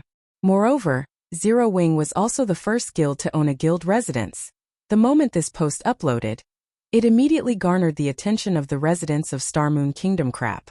Are they starting an all-out war? I show my support for Zero Wing. Zero Wing is as amazing as expected. Even though there are only several hundred, Darkstar actually had to send tens of thousands of players to hunt them. Does anybody know the final result? I heard that Zero Wing had lost over 300 members to Darkstar already, and there are still a few dozen being hunted down. On the other hand, Darkstar has already lost over 1,000 members. Right now, every player in White River City is discussing this matter. Amazing! With just several hundred players on their side, even when faced with more than 10,000 players, they can still kill over 1,000 players. Dozens are still alive too. I also want to join Zero Wing and become an expert. I despise Darkstar. If they can, they should duel Zero Wing fairly. What's so great about using numbers to bully someone? I am one of the members of Zero Wing that have been surrounded and killed. You guys should have seen how amazing our guild Sister Dance and Brother Black fought. Sister Dance weaved across thousands of players, killing over 100 Dark Star members in a row. Brother Black's spells instantly vaporized hundreds of Dark Star members the moment it landed. I have a video recording of the battle, so come to Zero Wing's forum section if you want to have a look at it. After Feng uploaded his post, the entire forum exploded in a storm of comments. The players that had only recently started playing God's Domain also started paying attention to Zero Wing as a result of this commotion, especially after seeing the battlefield containing thousands of players in comparison. The battle scenes they usually saw in movies were boring. The scene where countless stars crashed onto the battlefield, destroying the land and instantly turning hundreds of players into ash, especially stunned them. They couldn't help their boiling blood after watching this scene. After watching this video, many players started considering joining Zero Wing. Chapter 302 Strong Capital. Feng had used the name of Black Flame when he uploaded his post. Hence, just a few minutes after the post went live, it had already received a massive amount of visitors. The number of replies easily passed 10,000. Shortly after, the post had been automatically pinned at the top of the forums by the game officials, and there was also an additional bright red war tag on the post. This single word was eye-catching. Meanwhile, due to Feng's post, the originally crestfallen guild members' fighting spirits immediately reignited, and they hungered for Dark Star's death. Moreover, the video of Dark Star's ambush of Zero Wing had also shocked its viewers. The video allowed everyone to understand that even players could become so powerful. When the stars of light descended, the scene seemed as if the world was coming to an end, and within an instant hundreds of players had been vaporized. Even players outside of the spell's damage range were not spared, as the wind generated by the spell's impact sent them flying. Seeing the power of this skill, everyone finally understood why Blackie had such a high level. While everyone else struggled to kill a single monster, Blackie could simply lure several hundred monsters and kill all of them with a single move. How could anybody hope to compare to such a leveling speed? After watching this video, countless players started dreaming of the day that they too could possess such power. Such a skill was far more useful than any piece of quality equipment. Dark Star. Just you wait. I will kill everyone who tries to block our way.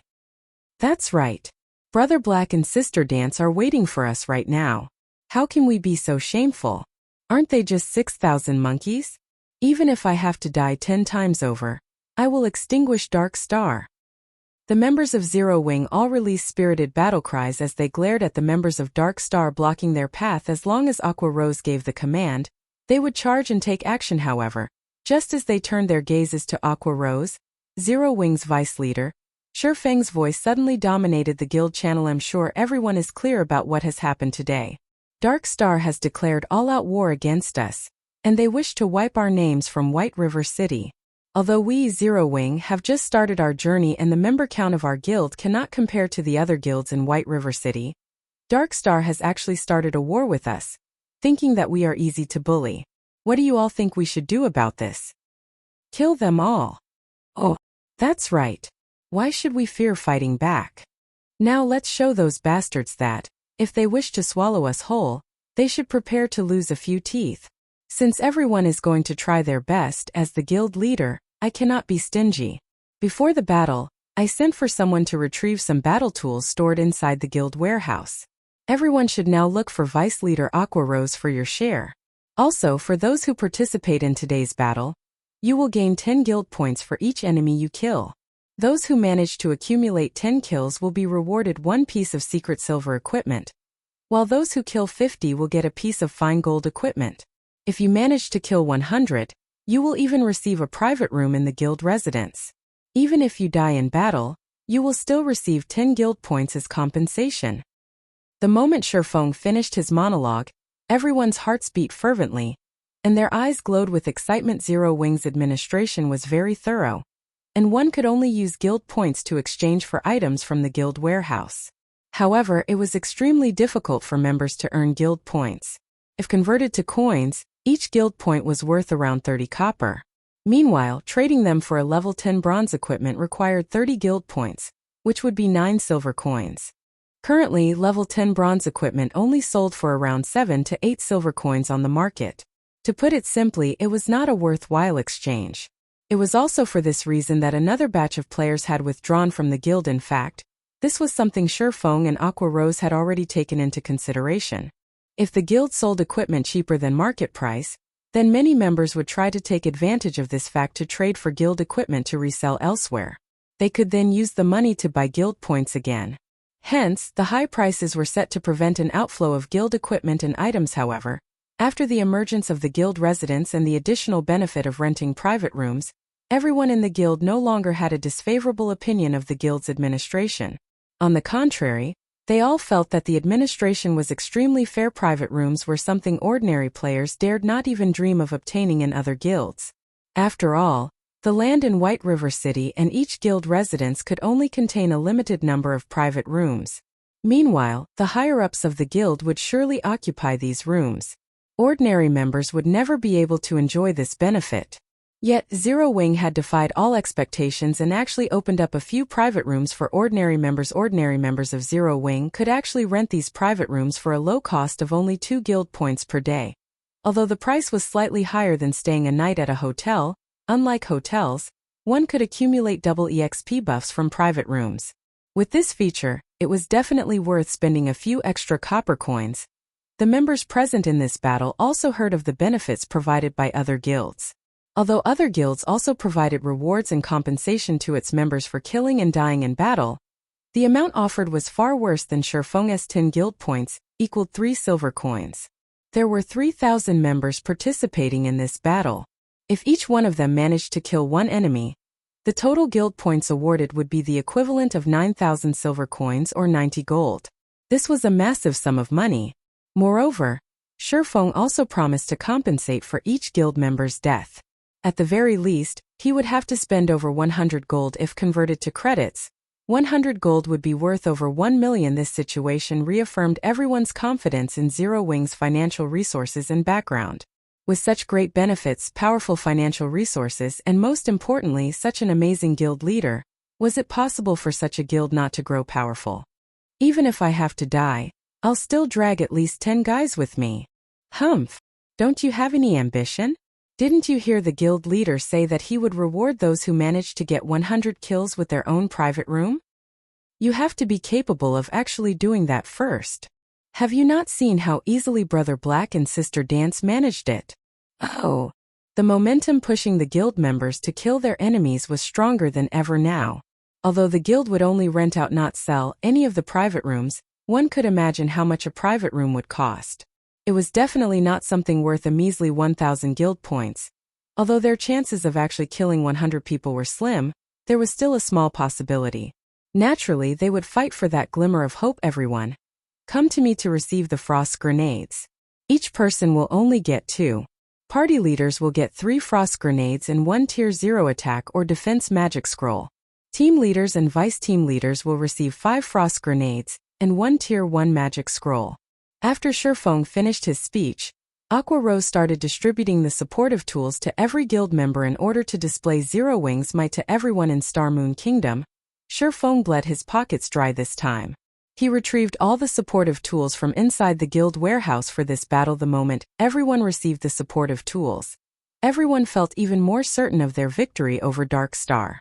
Just by arming all of them with a single frost grenade, they could easily force Dark Star's 6,000 members to eat a huge loss. Adding in the control effect of the frost grenades, their chances of defeating these 6,000 players increased by at least 30%. Vice Leader Aqua, how should we fight? We'll all listen to your commands. That's right. With these tools of war, I can easily kill over 10 people and earn a ton.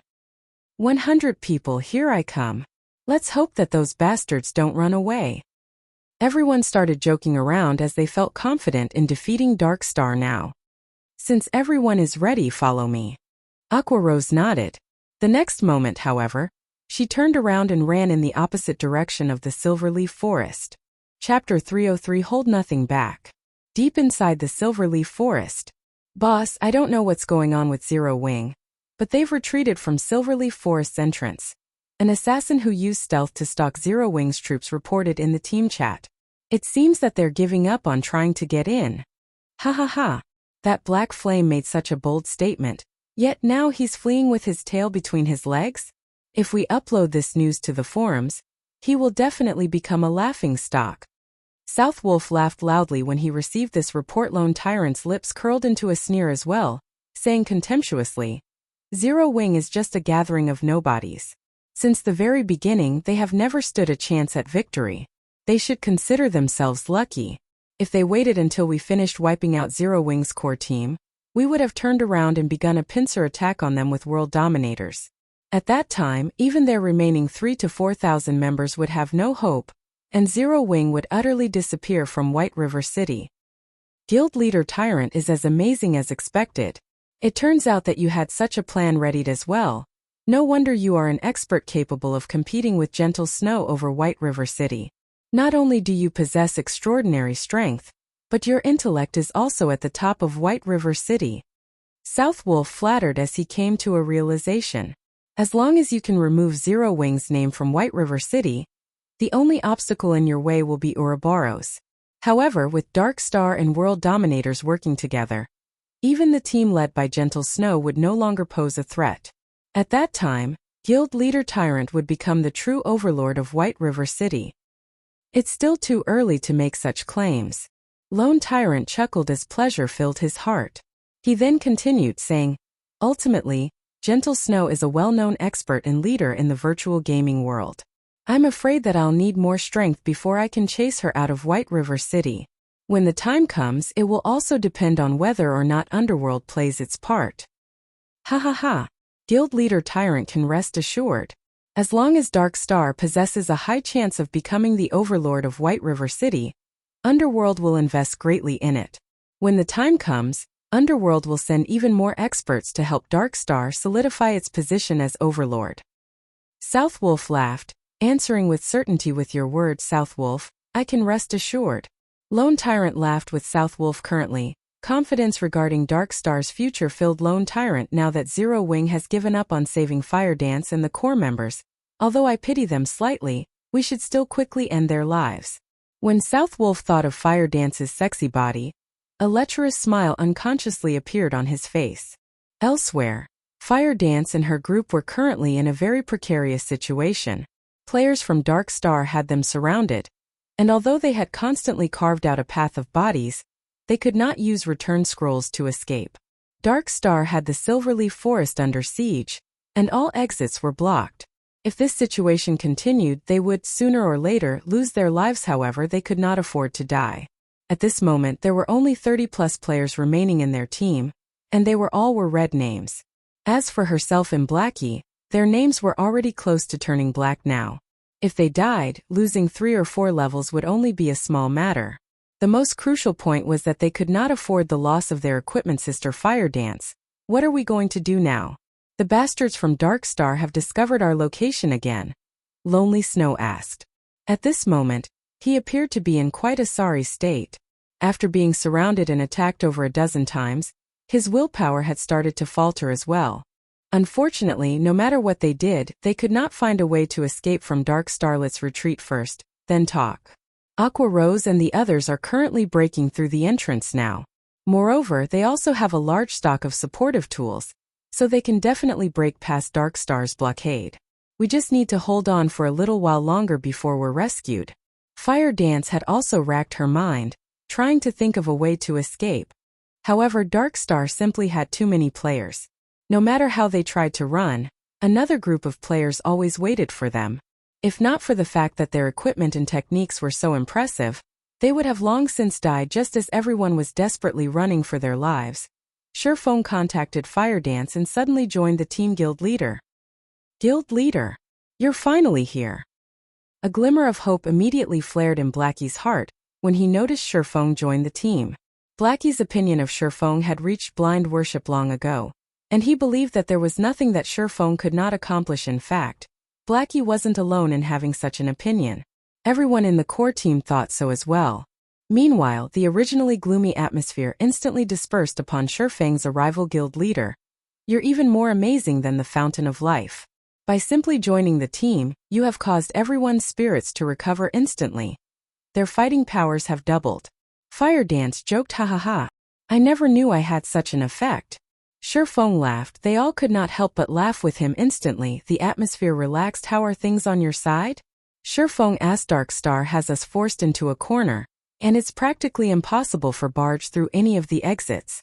At most, I think we have another half an hour before we'll have to make a final stand against them. Fire Dance gave Feng a brief explanation of their current position. Meanwhile, as a veteran of the battlefield, Feng quickly grasped the general situation. If Fire Dance and her group faced Dark Star's 3,000 players in direct combat, the conclusion would be obvious. Even if they had Feng with them, the result would be the same. After a long moment of silence, I understand. Head to these coordinates. I'll meet you guys there. Feng said. Now that Fire Dance's group had been forced to such a corner, even Feng could not turn the tides. Dark Star had 3,000 players fighting for them, not just 1 or 200. At this stage of the game, most players should have already learned quite a few skills, and of them there would definitely be a few life-saving skills. Furthermore, their fighting techniques would have improved greatly. It was no longer possible for Feng to slaughter them by the hundreds as he had with Martial Union. Fortunately, Feng was very familiar with the Silverleaf Forest. After giving it some thought, he concluded that there was only one location Fire Dance and the others could head to survive. The chances for survival was less than 30%. However, a 30% chance of survival was far better than none at all. After all, if they faced Dark Star's 3,000-strong army, they would die 10 out of 10 times. Hopefully, Aqua Rose can take action quickly. Otherwise, we really will suffer a total defeat. Following which, Feng disconnected his call with Fire Dance. He then activated the 7 Luminaries ring space movement once more, teleporting to the meeting location that he gave Fire Dance's group. Although Guild War orders could seal off the usage of teleportation scrolls, they were completely useless against the power of the 7 Luminaries ring.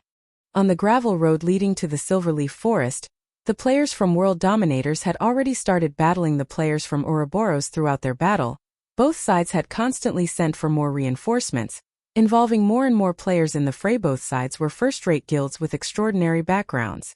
To hinder Gentle Snow's advance, World Dominators had sent over 10,000 players to this fight. Meanwhile, Gentle Snow had even more players on her side. Currently, her army had increased to over 14,000 players. The intensity of the battle between these two guilds far outstripped the battle between Dark Star and Zero Wing. This massive encounter had shocked many players in White River City. Just what was happening in White River City? Why were 4 of the top 6 guilds in White River City battling it out against each other? Moreover, it wasn't just a minor skirmish between guilds.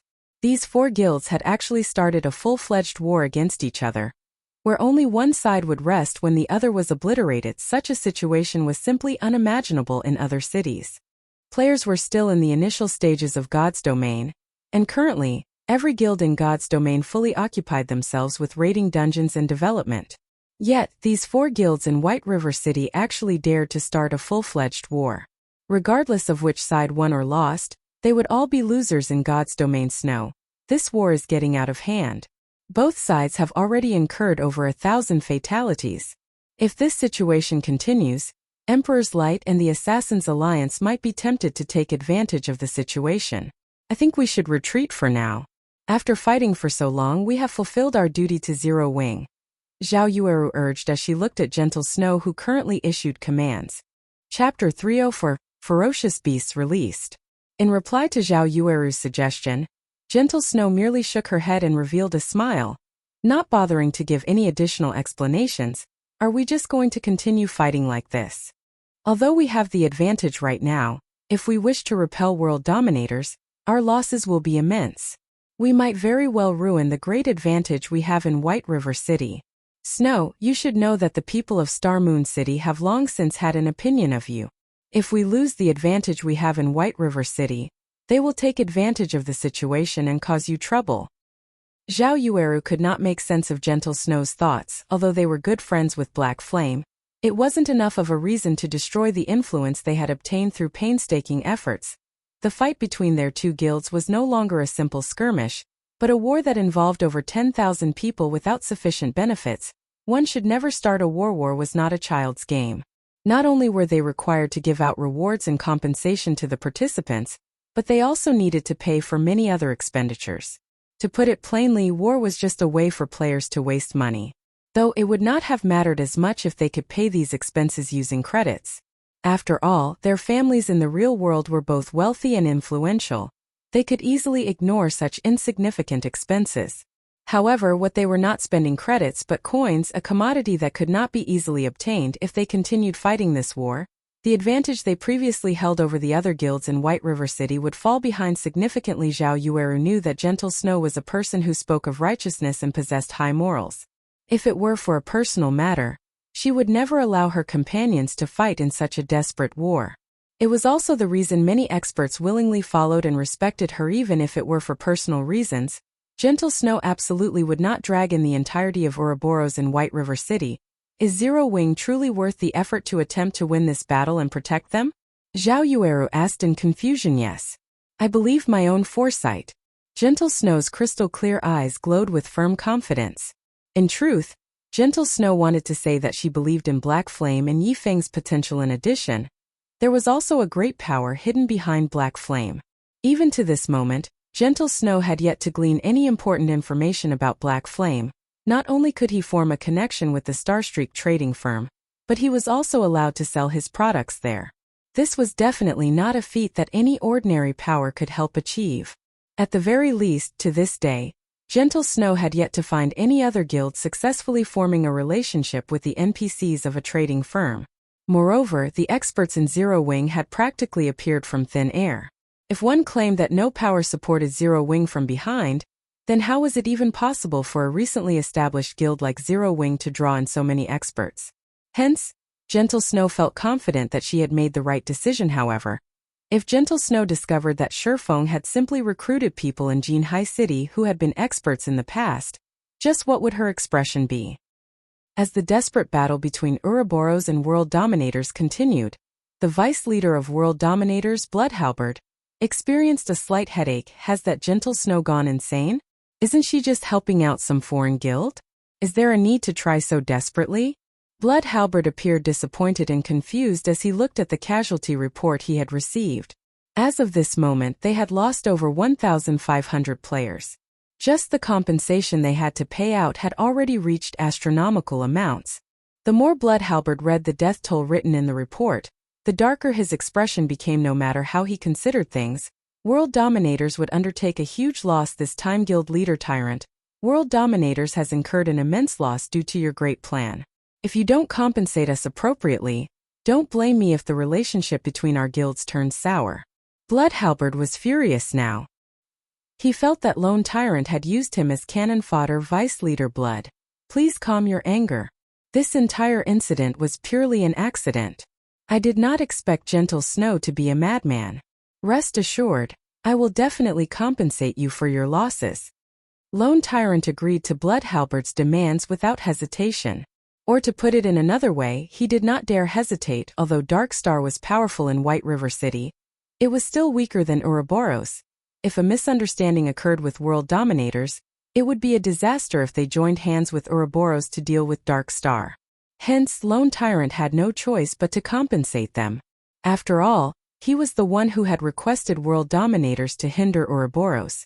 However, Lone Tyrant's heart ached when he thought about how he needed to compensate for over 1,500 deaths fine.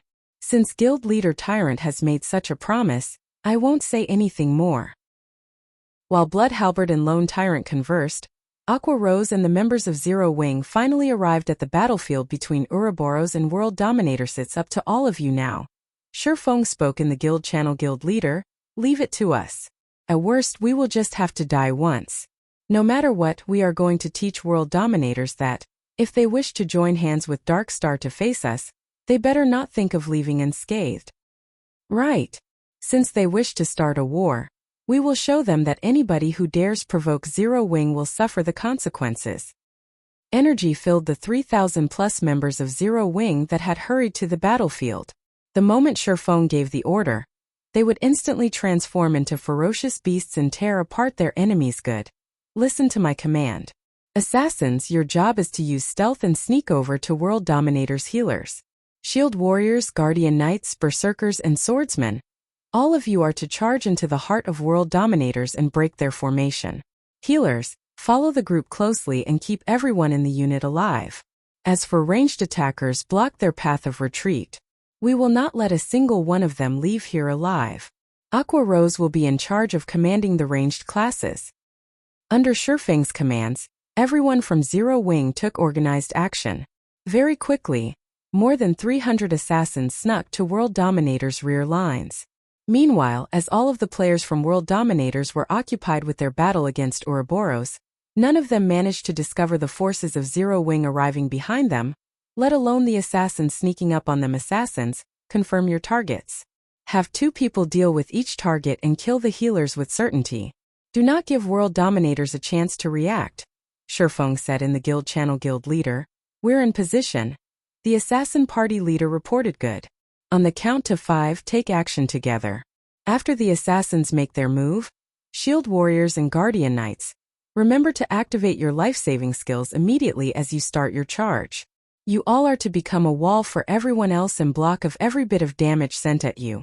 As you move closer to World Dominators, everyone is to attack using the frost grenades that you receive to break their first line of defense. Afterward, shatter their formation. Does everyone understand? Feng said, following which, as Feng started his countdown, everyone began to grow nervous. It was especially true for the assassins tasked with launching the first attacks. Meanwhile, the healers of World Dominators stood comfortably in their positions as they carried out their duties. None of them had any sense of danger instilled in them at all. However, they could not be blamed for this. After all, they had an army of over 10,000 strong between the perceived enemy and themselves. No enemy should be able to touch them unless they broke through the defensive lines. Also, even if 1 or 2 players managed to sneak past the front lines, what could they possibly do to several hundred healers? The moment they revealed themselves, they would die instantly. Good. On my command. 5, 4, 3, 2, 1 kill. Let not a single one of them go. After Feng's shout, all 300+ assassins took action simultaneously, with every 2 assassins launching attacks on a single healer. When ambushed by an assassin, any ordinary healer would lose more than half of their HP, let alone an ambush by 2 elite assassins momentarily. Many of World Dominators' healers felt a sting at the back of their heads. After they were forced into a fainted state, 2 piercing cold daggers slashed across their necks, followed by 2 frightening damages appearing above their heads.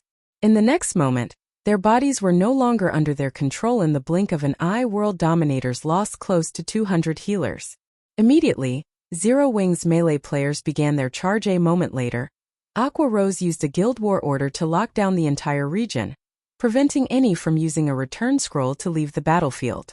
Chapter 305 Zero Wing's Might. The sudden loss of almost 200 healers stunned everyone from World Dominator sits in ambush. Run!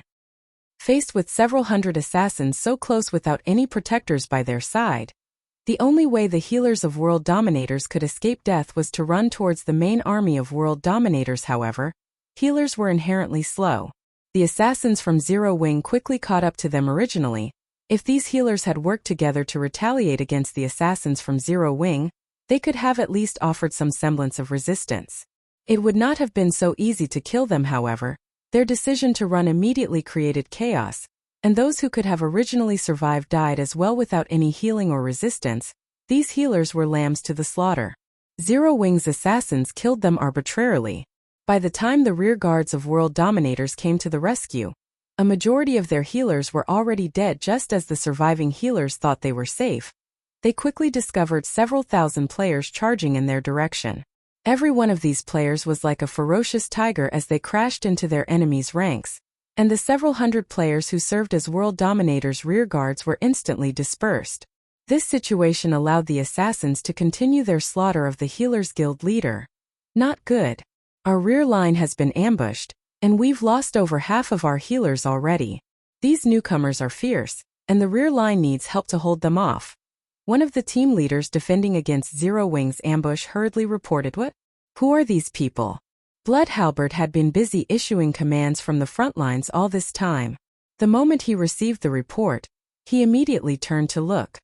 He discovered that there were actually several thousand players charging and killing into their ranks, and anyone from World Dominators who tried to block their charge instantly died. These newcomers were like a sharp blade, instantly splitting World Dominators' forces in half with their precision charge. World Dominators currently fought a desperate battle against Ouroboros, and the damage they received from such an ambush was self-evident. Without the healers' support, the shield warriors and guardian knights who stood on the front lines rapidly fell, one after another. The front line was also continuously forced into a retreat, and within moments over 100 players from World Dominators had died. Damn. Just who are they? To actually dare start a war against World Dominators? Do they not want to live anymore? Blood Halberd's eyes had already become blood red from anger. He wished he could immediately chop their ambushers into a million pieces. Guild leader. They're wearing a six-winged emblem on their chests. They should be players from Zero Wing. A ranger reported. Zero Wing? Weren't they fighting Dark Star? Why have they suddenly appeared here? Questions filled Blood Halberd's mind. However, he halted his thoughts as he spoke through the guild's war channel. These losers have actually dared ambush us. They're simply overestimating themselves. Everyone turn around and focus all your attacks on Zero Wing. Wipe these fools from Zero Wing out first. Blood Halberd was one of the upper echelons of World Dominators, and he had experienced many battles that involved tens of thousands of players in the past. Thus, he was very clear on what actions he needed to take right now. World Dominators was no longer a match for Ouroboros in this battle. Now that Zero Wing had ambushed them from behind, launching a pincer attack with Ouroboros, World Dominators was in a fatal situation. If they continued this battle, they would suffer total annihilation.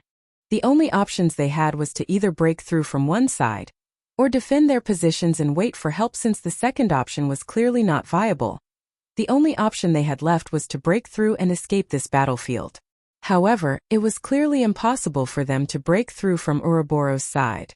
That left them with annihilating Zero Wing. Regarding numbers and total combat power, World Dominators was above Zero Wing by leaps and bounds. Meanwhile, on Ouroboros' side, Gentle Snow very quickly noticed that someone had ambushed World Dominators. Moreover, the ambush came from directly behind World Dominators. Although Gentle Snow did not know who launched the attack, this was a great chance that she could not miss. They might even be able to give World Dominators a huge blow in this situation. Everyone, charge forward. Don't let World Dominators reorganize their formation. Gentle Snow commanded her forces, wearing a faint smile on her face to readjust their formation. World Dominators turned around to attack Zero Wing. Unfortunately, that decision came at a high price. Unwittingly, World Dominators lost thousands of their members. Blood Halberd's heart bled at this sight. Although they had fought Ouroboros for a long time, They had only lost around 1,000 or so players. Now, in just a few short minutes, they lost several times that amount. Kill. Annihilate Zero Wing. Blood Halberd bellowed through the guild channel as he pointed his sword at Zero Wing's 3,000 members. Currently, World Dominator still had close to 10,000 players alive. It would be an easy task for them to deal with just 3,000 players. Both sides immediately entered a desperate struggle, flames and arrows filling the skies.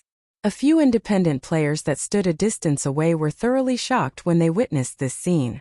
This battle was far more realistic and shocking than any movie they had watched before. Sounds of smashing and swords clashing filled the surroundings. There was also the constant stream of spells bombarding the land, sending debris and dust flying into the air. This was truly a bloody battlefield. In this battlefield, personal strength was insignificant. When struck by hundreds of fireballs and frost arrows, even the most powerful MTs would die instantly. Very good. It should be about time to use them now. Feng closely observed the battle through the live stream from Aqua Rose. After watching both sides clash for some time and seeing how closely packed the players on the enemy's side were, Feng commanded in the guild channel, "Use all your frost grenades and magic scrolls now. Hold nothing back and use all of them at once." The members of Zero Wing, who had long since hungered for this moment, immediately tossed the frost grenades in their hands. This time around, the members of Zero Wing only used basic frost grenades. Moreover, frost grenades were only half as effective when used against players, so each basic frost grenade only dealt 100 damage to players. However, with several thousand players using them simultaneously, the accumulated damage could easily exceed 10,000 points. Currently, a majority of the players in God's domain were around level 15, and even top-tier experts would be level 20 at best. Meanwhile, a level 20 shield warrior or guardian knight would only have around 3,000 HP. In the face of so many basic frost grenades, these players were cannon fodder. They could die at any given moment. Shortly after the basic frost grenades were thrown, a large swath of players from World Dominators died. As for those lucky enough to survive, they transformed into pure white ice sculptures. Immediately, the reinforcements from World Dominators who were just about to charge over were stunned stiff on the spot, intense fear permeating their hearts. As for Gentle Snow, who stood at a far distance, she had only noticed the center of the battlefield suddenly transforming into a snowy field in this lush, green land surrounded by blistering hot temperatures. This white contrast made for relatively beautiful scenery. However, Blood Halberd was not in the mood to appreciate this pleasing sight. Zero Wing's combined frost grenade attack had instantly killed over 1,000 players. Adding in the follow-up control effect of the frost grenades and Ouroboros' continuous assault from behind, the death toll in this brief moment was at least 3,000. Moreover, even without this wave of frost grenades, Blood Halberd had discovered something very important. Although Zero Wing only had around 3,000 members, a large majority of them were elite players. Not only did they possess high levels, but their equipment was also of good quality. With these two advantages, these players could easily take on 2 to 3 average players. If the 10,000 or so players of World Dominators faced off against 3,000 average players, it would not take them very long to annihilate the latter and break out of this pincer attack. However, it was a completely different story if they faced 3,000 elite players. There was absolutely no way to break through this hurdle in a short time. Not to mention, they also had to pay a huge price to do so. It was the same situation when World Dominators had initially hindered Ouroboros' advance towards the Silverleaf Forest. At that time, they had only used several hundred elite players to block Ouroboros' army of 2,000 players. Now that World Dominators faced 3,000 elite players, in addition to the previous frost grenade attack, Blood Halberd began to consider suicide. If he had known about this earlier, he would have chosen to break through the pincer attack through Ouroboros' side. It would have been much easier that way. How did Zero Wing come into possession so many elite players? Blood Halberd could neither understand why nor did he try to understand it, as there was only one thing he could do right now. Everyone, listen to my command. All of you use return scrolls and leave this place immediately. Blood Halberd shouted reluctantly in the guild channel. This could not be helped. If they received several more waves of frost grenade attacks from Zero Wing, in addition to Ouroboros' assault, World Dominators would be annihilated. There was only one thing they could do now: escape. Although it would be both costly and time-consuming to use return scrolls, and even more people would die, it was a much better alternative than suffering total annihilation. Guild leader, this is not good. This area has been sealed. We can't use return scrolls. Chapter 306. The price of being a passerby. His subordinates report stunned Bloodhalbert. Do they really intend to fight to the bitter end? Bloodhalbert's eyes turned crimson, his current mood similar to an imminent volcanic eruption with the entire area sealed off, preventing the use of return scrolls. World dominators had no way to escape the steep slopes on both sides of this area, left only one line of movement available. One could only advance forward or retreat backward. There was no third option available. Right now, however, Ouroboros blocked the road back to the city, while Zero Wing blocked the road to the Silverleaf Forest originally. Bloodhalbert felt only contempt for Zero Wing's attempt to launch a pincer attack on world dominators. Now that he had personally witnessed Zero Wing's strength, however, Bloodhalbert no longer dared underestimate Zero Wing, whether it was Ouroboros or Zero Wing. Neither of them was easy to deal with. Bloodhalbert's current situation could be perfectly described as being stuck between a rock and a hard place. However, inaction would similarly result in world dominators' complete annihilation. Originally, world dominators had come to this place simply to aid Darkstar in delaying Ouroboros' advance. Now, however, they had become the center of the war. Everyone defensive formation. Bloodhalbert commanded after a bit of thought. Not daring to delay any longer, the members of World Dominators immediately formed a circle to repel attacks from both sides and reduce their losses. Meanwhile, Bloodhalbert sent out a communication request to Lone Tyrant. Originally, Lone Tyrant was still joyous over locating Fire Dance's group. However, he suddenly received an urgent call from Bloodhalbert Vice Leader Blood. I will definitely send over the compensation after this entire matter is dealt with. Please stop rushing me, Lone Tyrant said, slightly annoyed. Compensation? Bloodhalbert's anger boiled over when he heard this word. Originally, Darkstar was the one responsible for dealing with Zero Wing. However, world dominators now had to handle both Zero Wing and Ouroboros, placing Bloodhalbert's guild in such a dangerous situation. Was this something mere compensation could make up for? Guild Leader Tyrant, I promise to help you delay Ouroboros, not to start an all-out war with them. Now, not only have you let Zero Wing's forces run away, you're even making world dominators face two guilds at once. Meanwhile, you, Guild Leader Tyrant, only know how to utter the word compensation? Guild Leader Tyrant, you're good. You're very good. The more Bloodhalbert spoke, the angrier he got.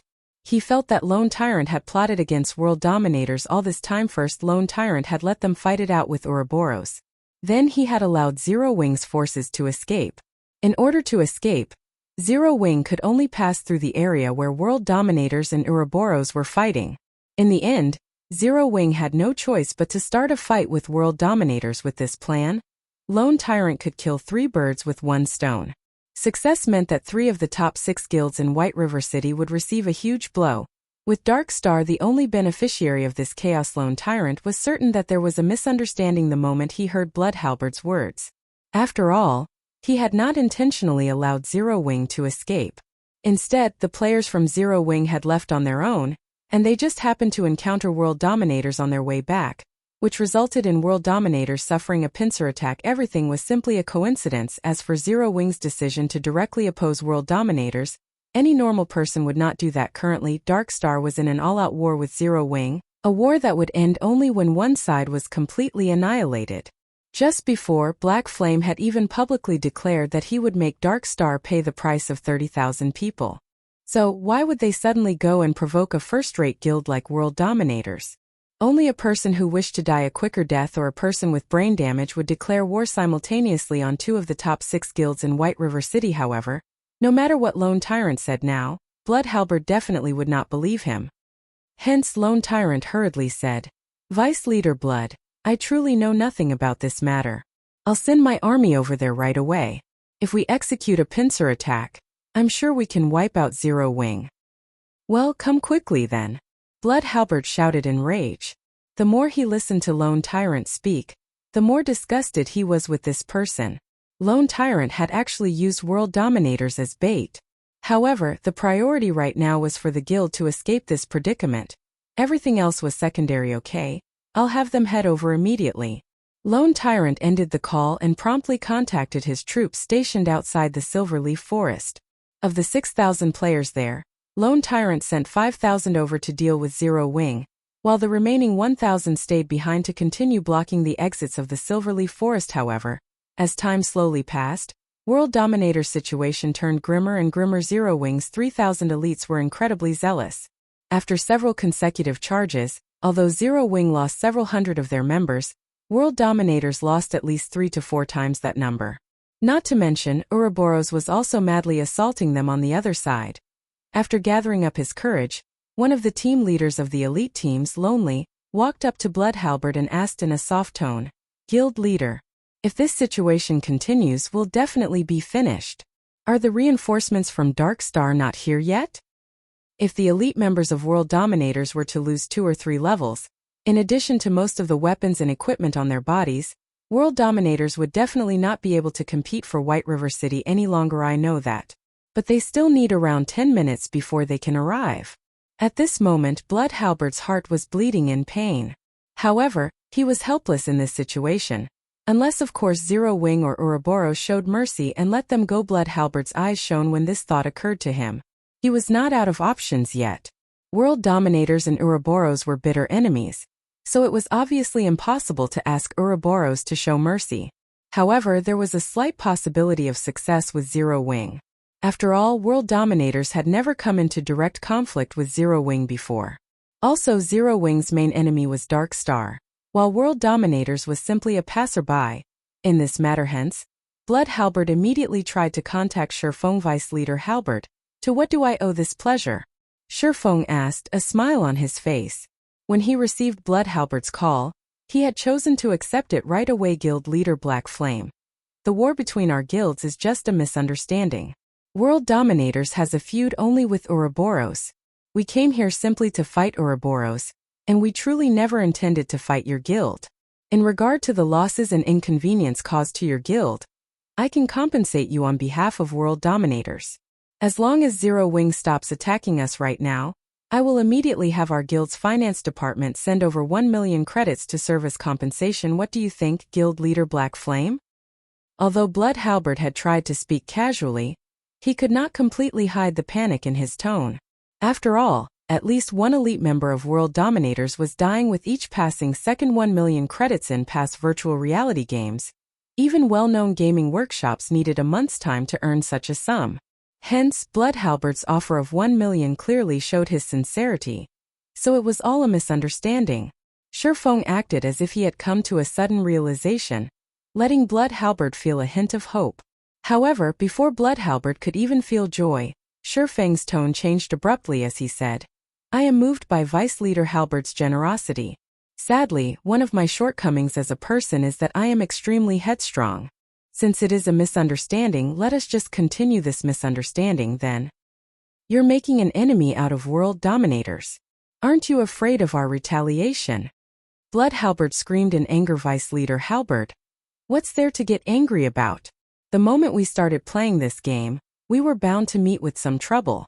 If you aren't even prepared to suffer such a small setback, I think it is better for you to retire sooner rather than later." Although World Dominators is only playing the role of a passerby in Dark Star's plan this time, by provoking Zero Wing, you also have to pay a terrible price. Feng chuckled. "However, don't you worry. Dark Star will soon be joining you all." After Feng disconnected the call, he then contacted Aqua Rose saying, "No need to be polite. Leave none of them alive. Show everyone the consequences for those who dare to be a passerby and have thoughts about Zero Wing." Chapter 307 Famous in a Single War. Damn! This Black Flame is practically a mad dog that bites anyone it sees. Bloodhalberd cursed. "I'll definitely remember this matter. If there is a chance in the future, I'll definitely not let him off." Vice Leader, we've lost too many healers. This long battle is also taking a heavy toll on the remaining healers' mana. They can't leave their combat status to use the magic spring, so they can only rely on mana recovery potions to replenish their mana. However, most of them have already consumed all the potions they have. If the reinforcements from Dark Star still don't arrive, we will definitely be finished, Lonely reported hurriedly. Naturally, Bloodhalberd was aware of this matter. Before Zero Wing's intervention, World Dominators had been able to split its healers into 2 teams, with one team healing the players at the front and the other falling back to replenish their mana, and rotate them accordingly. However, Zero Wing's ambush had taken out over half of World Dominators' healers. If world dominators were to insist on maintaining the rotation system, its death toll would at least double. Damn that lone tyrant. If he had not goaded me into hindering Ouroboros, we would not have fallen into this situation. Blood Halberd also hated Lone Tyrant greatly at this moment, regretting his decision to listen to him. If he had known that Zero Wing was so powerful, and also how insane Black Flame was, he definitely would have chosen to watch this entire affair play out from a safe distance. In the end, he now suffered from his own decision. Originally, there had already been a gap between World Dominators and Zero Wing in overall combat power. Now that World Dominators had lost the support of its healers, that gap had widened further following the crippling of World Dominators' healers. Its players were like wheat being reaped, their lives effortlessly harvested by the members of Zero Wing. In contrast, Zero Wing's healers carried out their task with great zeal. The frontline players of Zero Wing found it hard to die even if they wanted to within moments. The mortality ratio of the two guilds soared to frightening heights. When Zero Wing initiated their ambush, the mortality ratio had only been 1 to 3. With World Dominators having the higher number of deaths. Now, however, that ratio had risen to 1 to 8 and would soon approach 1 to 9. In other words, for every player Zero Wing lost, World Dominators would lose 8 or 9 players on the other front. The players from Ouroboros were fighting valiantly as well, and they had succeeded in pushing the original mortality ratio of 1 to 1. 2 up to the current ratio of 1 to 3. No, we can't wait any longer. At this rate, we'll be completely annihilated by the time the reinforcements from Dark Star arrive. Both anger and grief filled Blood Halberd at this moment. World Dominators had started this war with over 10,000 members. Yet now only 5,000 or so members remained alive. Immediately, Blood Halberd shouted in the guild channel, "All of you charge together with me. We're leaving with as many lives as we can." At Blood Halberd's command, everyone from World Dominators commenced a desperate charge while ignoring even the magical bombardments from enemy mages naturally. Such an exodus only made it much easier for Zero Wing and Ouroboros to kill them. The price these two guilds had to pay also lessened greatly. However, with 5,000 plus players desperately trying to escape en masse, it was also impossible for the two guilds to kill every single one of them in the end. Less than 500 of the 10,000 plus members World Dominators had started this war with made it out alive. Everyone else died after suffering such a massive loss. World Dominators no longer had any chance of competing for dominance in White River City. Zero Wing really is amazing. Although they only number around 3,000 or so, a large majority of them are actually elite players. After obtaining victory in this battle, Zhao Yueru had a renewed opinion of the guild called Zero Wing. With only around 5,000 members in Zero Wing, its total member count was not even comparable to a third-rate guild's. However, after Zhao Yueru witnessed the combat power its 3,000 plus members displayed in this battle, she no longer found it strange for Zero Wing to be considered one of the top 6 guilds in White River City. Zero Wing was indeed worthy of its fame. Second-rate and third-rate guilds would be no match for Zero Wing at all. Moreover, the destructive force displayed by the frost grenades that Zero Wing had used was simply too shocking. If not for those tools of mass destruction, this war might still be ongoing right now, while the price Ouroboros had to pay would also be greater. Snow, your foresight is as diabolical as always. Zero Wing is indeed not a simple existence. Zhao Yueru giggled. Although World Dominators managed to escape with a few hundred of its members, its heavy losses this time means it no longer has any chance of fighting over White River City. Without this old nemesis of ours, Ouroboros has a greater chance of becoming the overlord of White River City. Gentle Snow rolled her eyes at the giggling Zhao Yueru. The girl actually dared describe her in such a way. However, Zero Wing's performance had truly surpassed her expectations. Although Zero Wing had a mere 3,000 or so members on their side, in the face of World Dominators' overwhelming numbers, Zero Wing had lost only a paltry 1,000 or so members. This was definitely a brilliant battle record. If the beginning of this battle had not been so intense, the peak of mortality occurring during this period of time, Zero Wing would have lost at most 500 or 600 members in this entire battle. Meanwhile, World Dominators had lost over 10,000 players. One could just see how powerful Zero Wing was. After the end of the battle, both sides started distributing the spoils of war, even leaving aside the equipment that was originally dropped by both sides. The number of weapons and equipment dropped by the 10,000 plus players from World Dominators remained quite considerable. Very quickly, Aqua Rose and Gentle Snow agreed to split the loot in a 2 to 8 ratio based on the total value of all the equipment dropped. Zero Wing would receive 20% of the total loot, while Ouroboros would receive 80%. However, Zero Wing would mainly receive equipment of bronze rank or higher. Aqua Rose settled for such an unbalanced ratio due to Feng's arrangements. As to why Feng would propose such a division, firstly, it was his form of gratitude for Ouroboros' aid. Secondly, they had no use for that many pieces of equipment, the reason being, most of the equipment left behind by world dominators were not even bronze rank. As for mysterious iron equipment, there were only a pitiful amount of them dropped in this battle. Arming the guild's normal members with such poor quality equipment might be fine, but for the elite members, Feng had yet to fall to such a low standard. Hence, he was satisfied as long as he could obtain some bronze-ranked weapons and equipment to arm the newcomers of the guild. Meanwhile, after the battle involving tens of thousands of players ended, the independent players who had been observing it uploaded recordings of the entire battle to the forums. The battle instantly became a sensation in White River City. Nobody could have ever imagined that Zero Wing was actually so fierce. Its battle record was also brilliantly amazing. However, Zero Wing's decision to fight world dominators confused many. Instead of killing the members of Dark Star, they had chosen to annihilate world dominators, which had played the role of a passerby. Many people posted about Zero Wing's ruthlessness for such a decision. In regard to this, Feng did not offer any explanation. Even when Aqua Rose raised this matter to Feng, he only laughed it off without saying anything. In truth, Feng really did have his own motives for making such a decision. On one side, there was Dark Star, a guild supported by a gigantic existence like Underworld. On the other, there was World Dominators, a first-rate guild with an extraordinary background. If these two guilds cooperated to suppress Zero Wing, such an alliance would be detrimental to Zero Wing's development in White River City.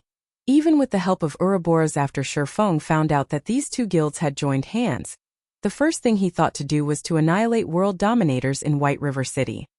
Although World Dominators was a first-rate guild, their main force was not based in Star Moon Kingdom. There were countless cities in God's domain. After World Dominators spread its forces widely, it had only a few experts in each city. The guild would only make a small investment in a small city like White River City. However, everything would change if World Dominators truly had a good chance of becoming the overlord of White River City. At such a time, the guild would definitely increase its investments greatly, and then World Dominator's power in White River City would grow several-fold, making it even harder to deal with. In the past, Bloodhalbert had achieved amazing feats in White River City. He also had the help of a first-rate expert like Lonely, so he had managed to develop the guild to the point where it had the possibility of becoming the overlord of White River City. As a result, World Dominators had boosted the number of experts and funding it sent over, in order to solidify its influence over White River City. Thus, the guild's power in White River City greatly increased, and it became even more powerful than the current Ouroboros. Now that World Dominators had decided to oppose Zero Wing, Feng definitely could not allow it to develop in White River City.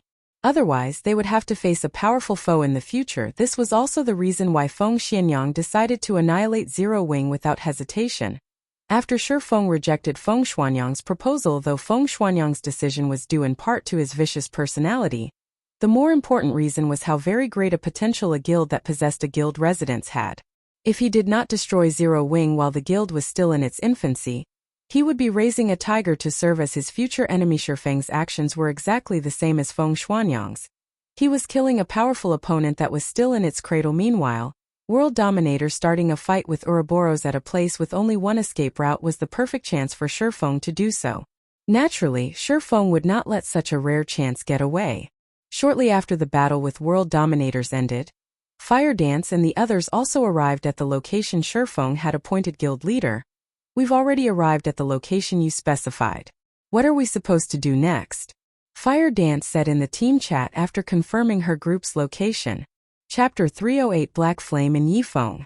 Good, I'll head over there now, Feng said. Standing atop a tree, he inspected his surroundings before jumping off the tree and proceeding towards the meeting point. Now that Fire Dance and the others had accomplished the difficult first step, what remained depended solely on luck. If his plan worked, then Fire Dance's group would succeed in escaping. As for directly confronting Dark Star, choosing to face over 3,000 elites from Dark Star was simply suicidal.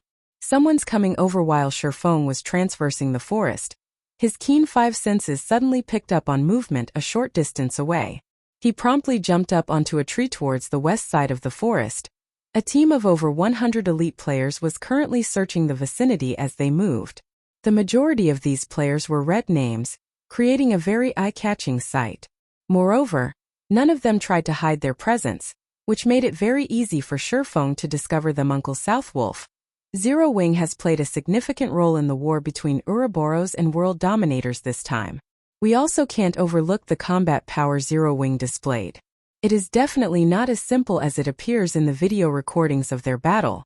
If Zero Wing had not suddenly ambushed world dominators from behind, world dominators would not have lost so overwhelmingly now. World dominators in White River City is only an empty shell of its past self. Blood Halberd is also continuously lambasting Lone Tyrant with a barrage of curses. However, since Lone Tyrant does not dare to become hostile with Blood Halberd, he has no choice but to suffer in silence. Black Flame is truly decisive with his actions. Not only did he eliminate world dominators from White River City, he has also severed a large portion of Darkstar's support. In addition, the post he made before declaring war on Darkstar has led to the war between Zero Wing and world dominators receiving widespread attention. Using only 3,000 players to defeat a first-rate guild like world dominators, with such a brilliant battle record, Zero Wing has instantly risen to fame from this single battle, killing 3 birds with 1 stone. Even I am starting to admire this person named Black Flame. The commentary of the female summoner walking beside Southwolf on Zero Wing's battle was eloquent. She spoke as if she knew every little detail of Feng's plan. This girl was around 20 years old. She had a pair of beautiful eyes that was both bright and dazzling, making it difficult to discern the girl's thoughts. Her cherry lips were currently tilted up slightly, while her eyelids were curved into small crescents. The girl exuded a calm and mysterious aura. During the few occasions when she giggled, she would also reveal a noble and elegant temperament that drew the attention of others despite themselves. Yulan, you are Underworld's female Zhuge. How can you uplift others' prestige while downplaying your own worth? That Black Flame simply got lucky. He definitely isn't as smart as you make him out to be. Southwolf felt that Yulan overestimated Black Flame, who Southwolf believed was simply an arrogant and despotic person. Meanwhile, Zero Wing's victory in the war this time, and the subsequent trouble that visited Darkstar were simply coincidences. There was nothing worthy of their concern. Maybe I am overthinking things, Yulan laughed, having no intention of refuting Southwolf's words. Although Zero Wing has risen to fame with this single battle, and they have also managed to cause us some trouble, their core team is still trapped in this Silverleaf forest. We have them completely surrounded now. Even if Ouroboros and the rest of Zero Wing rush over here right away, they will still be too late to change anything. As long as Zero Wing's core team is annihilated, the guild itself will receive a fatal blow. At that time we'll see how Black Flame can continue acting rampantly. Southwolf scoffed proudly. Zero Wing had only managed to garner the reputation it had today, due to their continuous monopoly of the top 10 positions on the ranking list of White River City. The 8 experts of Zero Wing were known by all, and they still occupied the top 8 positions on the ranking list until this day. Nobody had managed to threaten their positions all this time. If these 8 players died today, they would definitely fall out of the top 10. Subsequently, Zero Wing would also lose the fame and prestige it possessed. I guess this could be considered a flaw of guild leader Black Flame. Players have always worshipped the strong. Although occupying the top position on the ranking list would bring him great benefits, if he fails to maintain this position, it would instead become a sword that will stab him in the heart. Yulan nodded in the middle of Southwolf and Yulan's conversation. An assassin suddenly spoke in the team chat. Brother Southwolf, I've found them. Assassins were not only proficient in the art of assassination, they were also proficient in the art of tracking. Hence, assassins were definitely the best choice when hunting for players good. Even the heavens are aiding me. I will bring an end to Zero Wing. Blade, immediately inform guild leader Tyrant of this and have them come quickly. We'll go ahead and delay Fire Dance's group. The moment everyone arrives will be their time of death. Southwolf laughed. It is a pity Feng isn't with them. Otherwise, I will definitely make him regret making a mockery out of Underworld.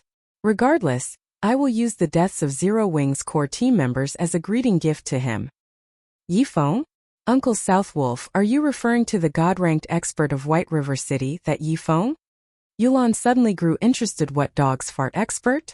If he had not hidden himself, I would have already made him kneel and beg for forgiveness by now, Southwolf said in disdain. Yolan entered a deep contemplation after hearing Southwolf's words. Suddenly, a smile appeared on her face and a hint of joy glimmered in her eyes. It was as if she had found a new toy to play with. Laughing lightly, she said, "First, there is Black Flame, and now there is Yi Feng, a god-ranked expert. Zero Wing is truly an interesting existence." Just as Southwolf's group was closing in on Fire Dance and the others, Feng hid himself within the dense treetops, waiting for Southwolf's group to approach him. Guild leader, we're ready, Fire Dance said through the team chat. Good. Fire Dance, you and the other assassins sneak over to their healers and prepare an ambush. Make sure to maintain a certain distance from their group and be careful of detection. Although it is unlikely that any of them have learned a stealth erasing skill, we cannot rule out even the slightest possibility. Wait until they have entered Blackie's attack range, then make your move. No matter what, do not let them discover our tracks, Feng said quietly after Feng had discovered Southwolf's group. He had immediately contacted Fire Dance and ordered them to ready themselves to get rid of these players. Feng had chosen to do so mainly because it was of utmost importance that Dark Star not find out where they were going. Southwolf's elite team consisted of over 100 players. All of them possessed relatively good quality equipment. Although there were a few bronze equipment mixed in, most of them were using mysterious iron equipment. This team was definitely one of Dark Star's core teams. Conversely, although Feng had only around 30 players on his side, every one of them was an expert.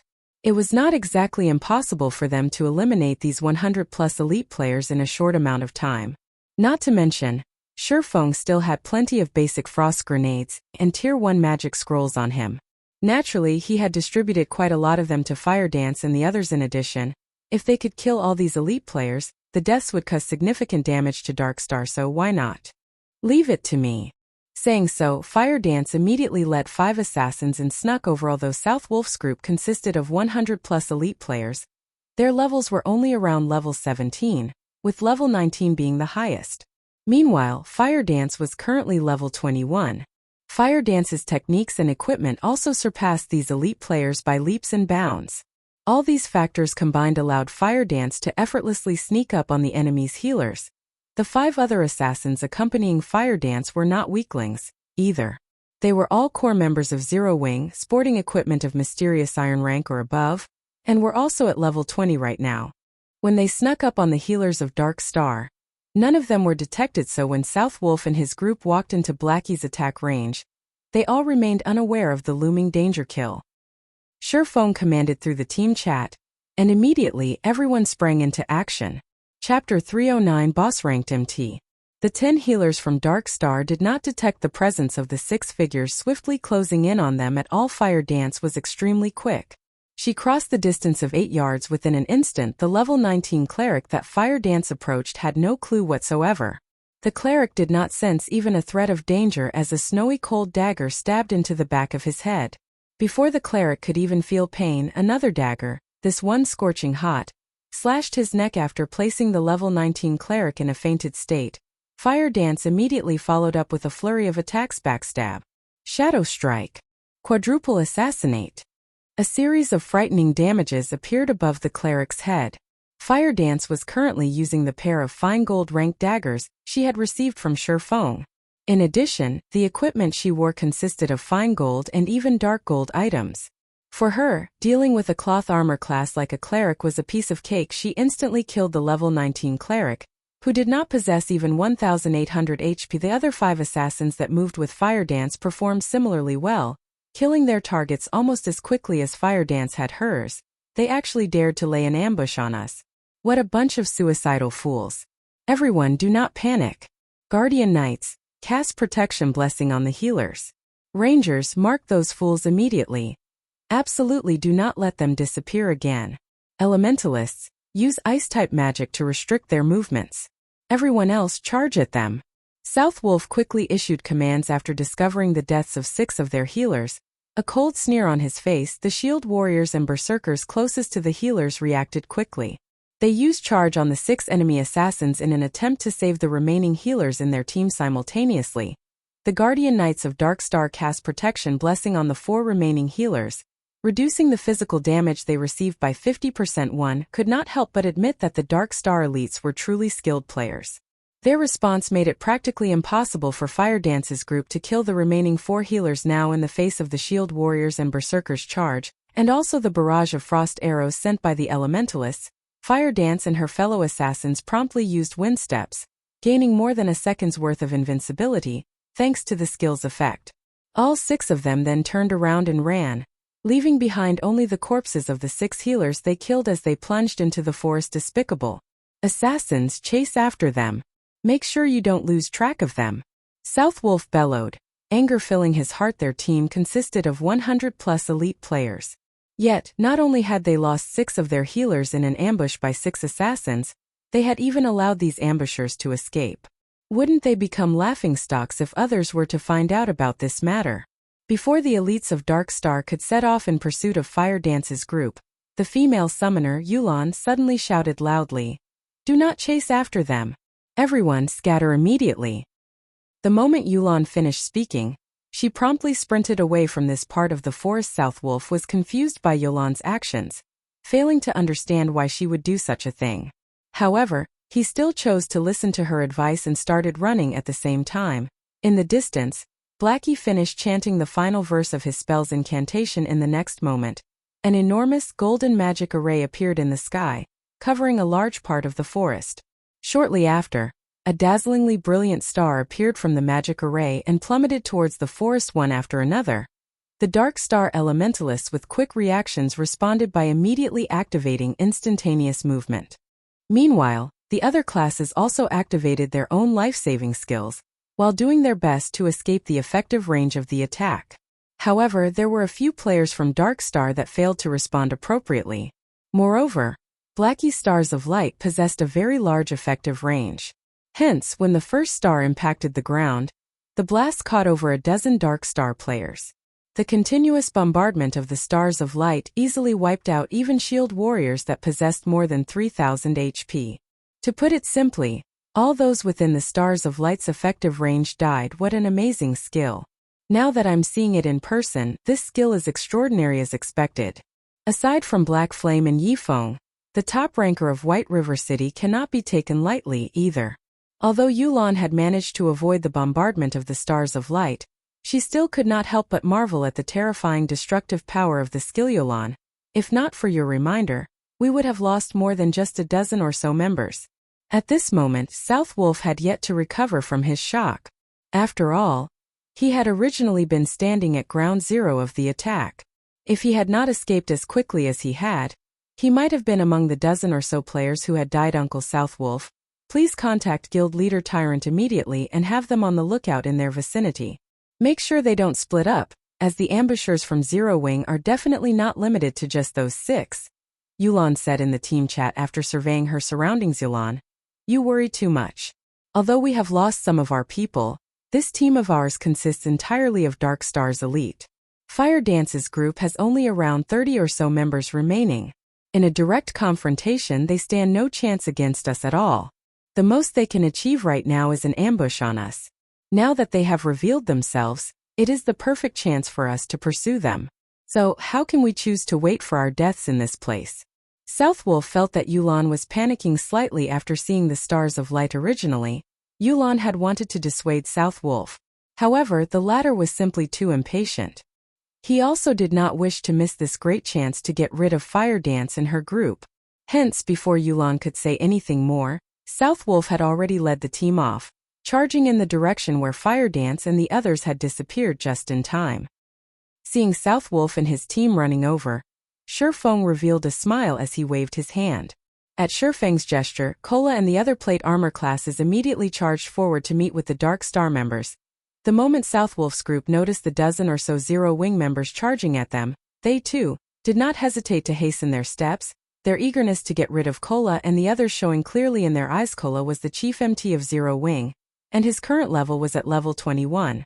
In addition, Kola was mostly geared with fine gold equipment, secret silver being the poorest quality for the items he had on him. The Arclight Guard in his hand was also a dark gold ranked shield. With such good items, Kola's HP exceeded the 3,900 threshold, and his defense was likewise frightening. When a flame explosion sent by one of Darkstar's elementalists landed on him, the spell barely managed to deal slightly over -300 damage. The caster of the spell goggled from shock when he saw such a low damage, his eyes nearly popping out of their sockets. Meanwhile, an arrow shot by a ranger from Darkstar dealt only around -100 damage. The attack could barely be considered a scratch on Cola. To make matters worse, Cola also excelled at dodging. In the face of a sky filled with spells and arrows, Cola actually managed to dodge over half of these attacks. Meanwhile, standing at the rear, Violet Cloud merely had to gesture with her delicate hand, casting a basic recover on Cola instantly. The spell fully restored the 400+ HP Cola lost, returning the Guardian Knight to full health. Moreover, recover was a skill that restored the target's HP once every 3 seconds for a duration of 15 seconds. Seeing this scene, everyone from Darkstar was immediately dumbfounded. Kind of healer is she? I am a cleric as well.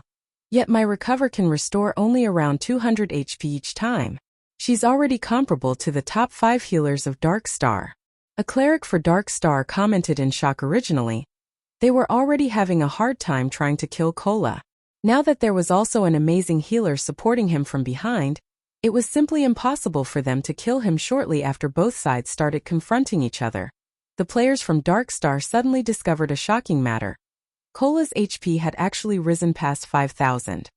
Moreover, the heals he was receiving had also increased from the original 400+ to 500+, making him even more impossible to kill. Unknown to the members of Darkstar, Cola's sudden upgrade was all due to the Arclight Guard's passive skill, Sound of Life. Every time Cola received an attack, he would receive a stack of Power of Life. Each stack of Power of Life increased Cola's maximum HP by 3%, and the healing he received by 2% for 1 minute, and Cola could accumulate a maximum of 10 stacks of Power of Life. Hence, Cola suddenly became much more powerful. Kill him. All ranged classes focused fire on him. Southwolf knew that if Cola did not die, it would be a huge blow to the team's morale. Therefore, killing Cola had priority immediately. Half a dozen berserkers surrounded Cola, while the ranged damage dealers sent a continuous stream of attacks at him. They no longer treated Cola like a player but a boss monster. In response to their actions, Cola simply smiled in disdain. He then activated Protection Blessing, reducing the damage he received by 50%. Now, the highest damage the players from Darkstar managed to inflict on Cola did not exceed -200 points. A majority of the attacks were even below -100 damage. In the face of Cola's 5,000+ HP, such damages were simply insignificant. However, due to the large number of attacks, Cola's HP quickly fell below the 50% threshold. Right then, Violet Cloud took action again. She casually cast Guardian Shield and Recover on Cola. At Violet Cloud's current level, her Guardian Shield would provide her target with a buff that could absorb over -700 damage. She followed up with Healing Light in the next moment. A healing value of +1,600 appeared above Cola's head, in addition to the 500+ HP regenerated with Recover. Cola's HP instantly went back up to full again. Chapter 310 Reversal. Originally, the Guardian Knight Cola was already a huge headache due to his high HP and defense, and Darkstar's players exerted quite a lot of effort in order to reduce his HP by over half. Yet, in the next moment, he was now back to full health. Southwolf nearly popped a vein when he witnessed this scene. Although Cola was an MT, the damage he dealt was not one bit low. A casual slash from his sword could deal around -300 to -400 damage to Darkstar's shield warriors. If Cola used a skill, he could even deal -500 to -600 damage, which was even higher than that of the berserkers of Darkstar. Moreover, Cola could tank 4 berserkers simultaneously, all by himself, and he even managed to send them flying back. Meanwhile, such a boss-ranked MT was now immortal due to a single cleric from Zero Wing. However, this still was not the end of Southwolf's headache. The MTs in his team were relatively high-ranking MTs in White River City, but the 2 berserkers named Lonely Snow and Water Buffalo still sliced them up in no time. For example, one of the Guardian Knights of Darkstar had come under the combined assault of the 2 berserkers. At first, the Guardian Knight had received 2 normal attacks from the berserkers. Unfortunately, both attacks had achieved a critical hit, with Lonely Snow dealing over -1,400 damage, and Water Buffalo dealing over -1,300 damage. Without leaving any gaps, the 2 then followed up with Beheaded, both of their skills dealing over -1000 damage each. As a result, even though the Guardian Knight had 2 healers focusing on him, his 3000 HP was still reaped away within an instant. Meanwhile, Fire Dance was even more amazing than the 2 berserkers. After dishing out a flurry of attacks, she followed up with a 7-star Eviscerate that achieved a critical hit, dealing over -2300 damage. Within moments, one more Guardian Knight of Dark Star died. Southwolf had even begun to suspect that the members of Zero Wing were no longer playing the same game Dark Star's players were. After all, whether it was Zero Wing's MT, healer or DPS, all of them were so powerful. On the other hand, the players of Dark Star were like paper, dying from just a touch. With merely a brief exchange, Southwolf's team had already lost 9 members. It should be known that all these players were core members of Dark Star. They were not random noobs that could be found anywhere on the streets of White River City. Each and every one of them was a skilled player, and they all had a good sense for battle. Although they were not comparable to experts, neither were they far from one. Yet even so, these elite players still died with barely any resistance as the battle continued. The players from Dark Star grew more and more frightened. They had yet to kill a single player of Zero Wing, even until now. This was definitely a huge psychological blow to the elites of Dark Star. Don't panic. We outnumber them thrice over. Assassins and Rangers, take out their healers first. As long as the healers are dead, the others will soon follow, even if their combat power is superior. Southwolf was no idiot, and he immediately sought to utilize Dark Star's advantage Zerg tactics. It was the easiest tactic for obtaining victory in any virtual reality game. As Southwolf had the numerical advantage, he could afford to divide his troops into 2 groups. One to pin down the enemy forces, and another to circle around and strike at the enemy's weak point very quickly. Over 20 assassins and rangers from Dark Star flanked Zero Wing's forces and immediately charged towards Violet Cloud's group of 5 healers. Contrary to expectations, however, even when Violet Cloud's group noticed Dark Star's players charging towards them, none of them chose to run away. Instead, they continued healing their allies at the front, paying no attention to their attackers at all. In regard to the healers' lack of reaction, Dark Star's players did not give it too much thought. They simply continued charging forward, having concluded that Zero Wing's healers had already given up on escaping. When there was only a short distance of 8 yards between the assassins and Violet Cloud's group, an intermediate frost grenade suddenly landed, exploding in the midst of the assassins. Dark Star's rangers, who stood 30 yards away, also received an intermediate frost grenade of their own in the blink of an eye. Both groups were frozen solid. A damage of -400 also appeared above each of their heads. Although the 8 assassins immediately used Vanish to escape the freezing effect, they were still unable to advance as an ice wall appeared, blocking the path between them and Violet Cloud's group. Meanwhile, the person responsible for casting this ice wall was one of the 5 demon generals that Feng had recruited. Ice Queen Su Chinliu. Ice Wall was the perfect skill for this scenario without magic immunity. If the assassins were to charge into the ice wall, their movement speeds would slow to a crawl. At that time, their fates would be as good as sealed. Although Ice Wall had a short duration of only 2 to 3 seconds, it still provided the healers with a brief, but important, moment of respite. As for the Rangers of Dark Star, none of them had any skills that could be used to dispel the effects of control skills, and neither did any of them possess any life-saving skills. Hence, they could do nothing but stand there and watch. At this moment, Feng used silent steps and suddenly appeared behind these frozen rangers. To Feng, a group of immobile players was entirely negligible. Feng was currently at level 23. He was also equipped with the newly acquired 7 Luminaries ring, and had recently received the golden Stigmata. His overall attributes surpassed these elite players many-fold. Moreover, Feng currently had the Aura of Fire activated, the aura effect increasing his damage by 30% while also reducing his target's defense by 30% immediately. Feng sent a level 8 thundering flash at the group of rangers. Green arcs of lightning crackled as they instantly pierced the bodies of these rangers. Damages of -1102, -1528, and -2140 appeared above each of the 12 rangers' heads.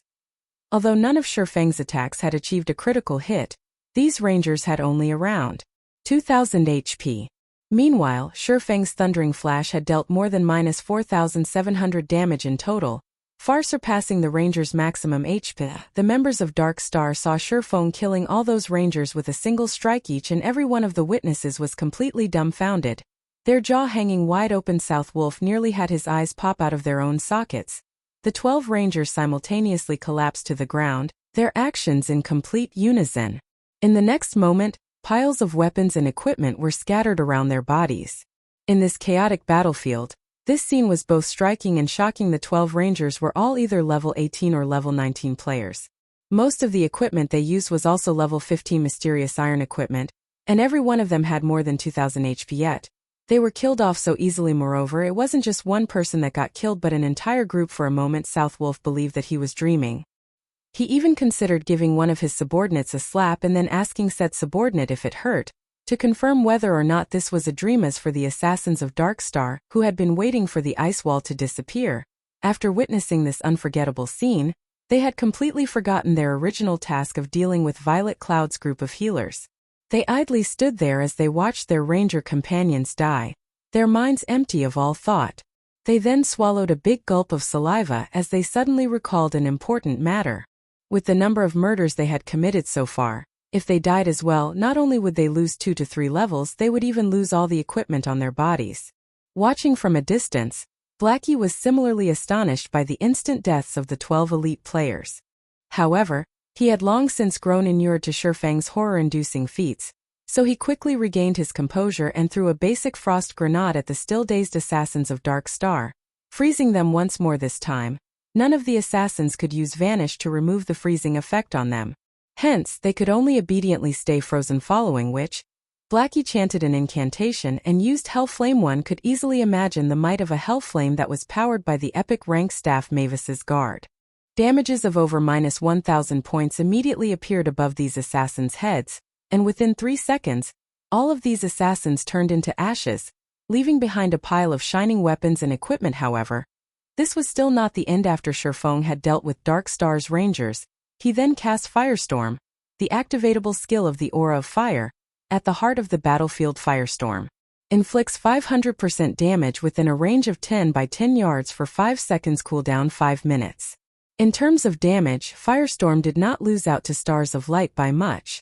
However, it had a much smaller effective range. Currently, Cola was surrounded by plenty of Dark Star's elite players. Before anyone could react, a storm of flames suddenly emerged above them, and the HP of all of Dark Star's players within 10 yards of Cola fell at a crazy rate. Although Shield Warriors and Guardian Knights were classes with high HP and defense, Feng's equipment was simply too amazing, which resulted in his current attack power being well over 800 points.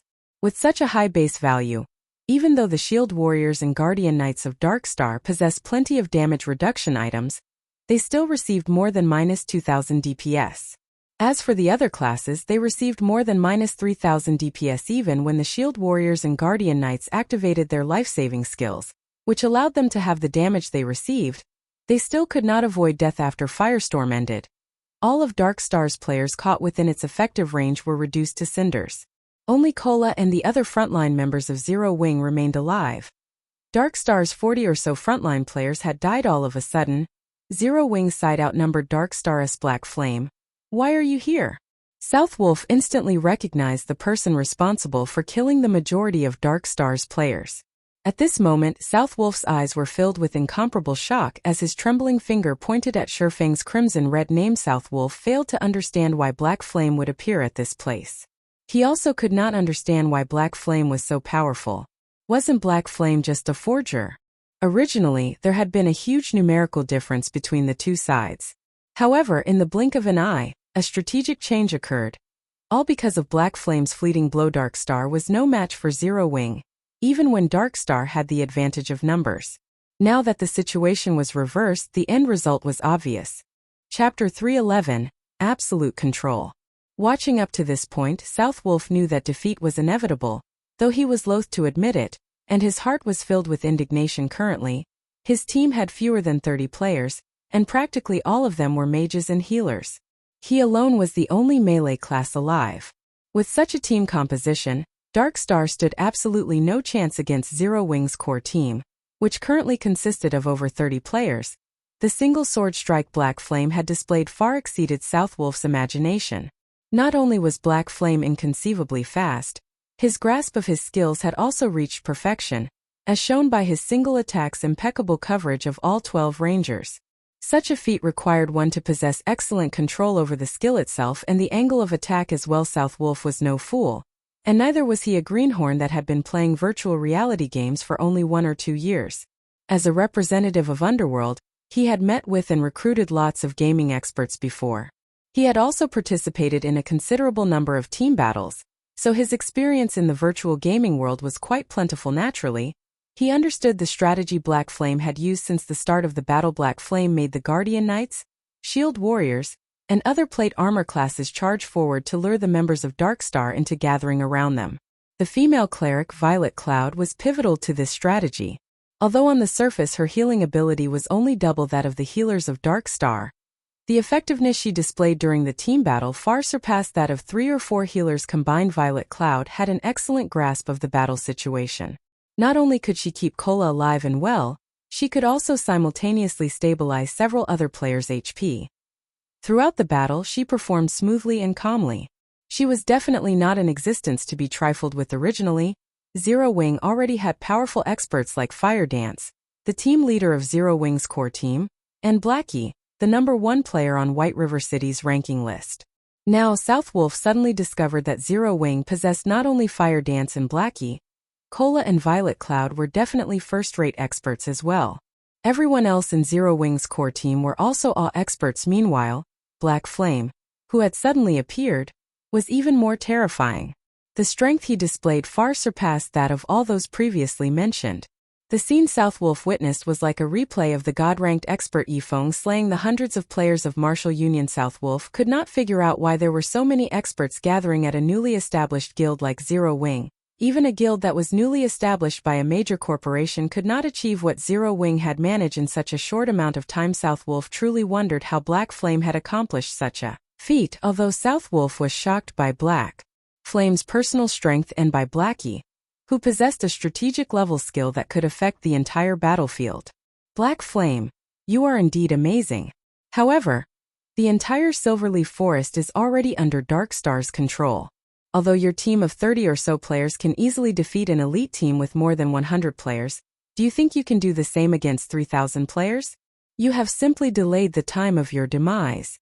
Southwolf laughed coldly as he looked at Feng, his current appearance making it seem as if he no longer cared about the many elite players that had died. Let's go. It will be their time of death when guild leader Tyrant arrives.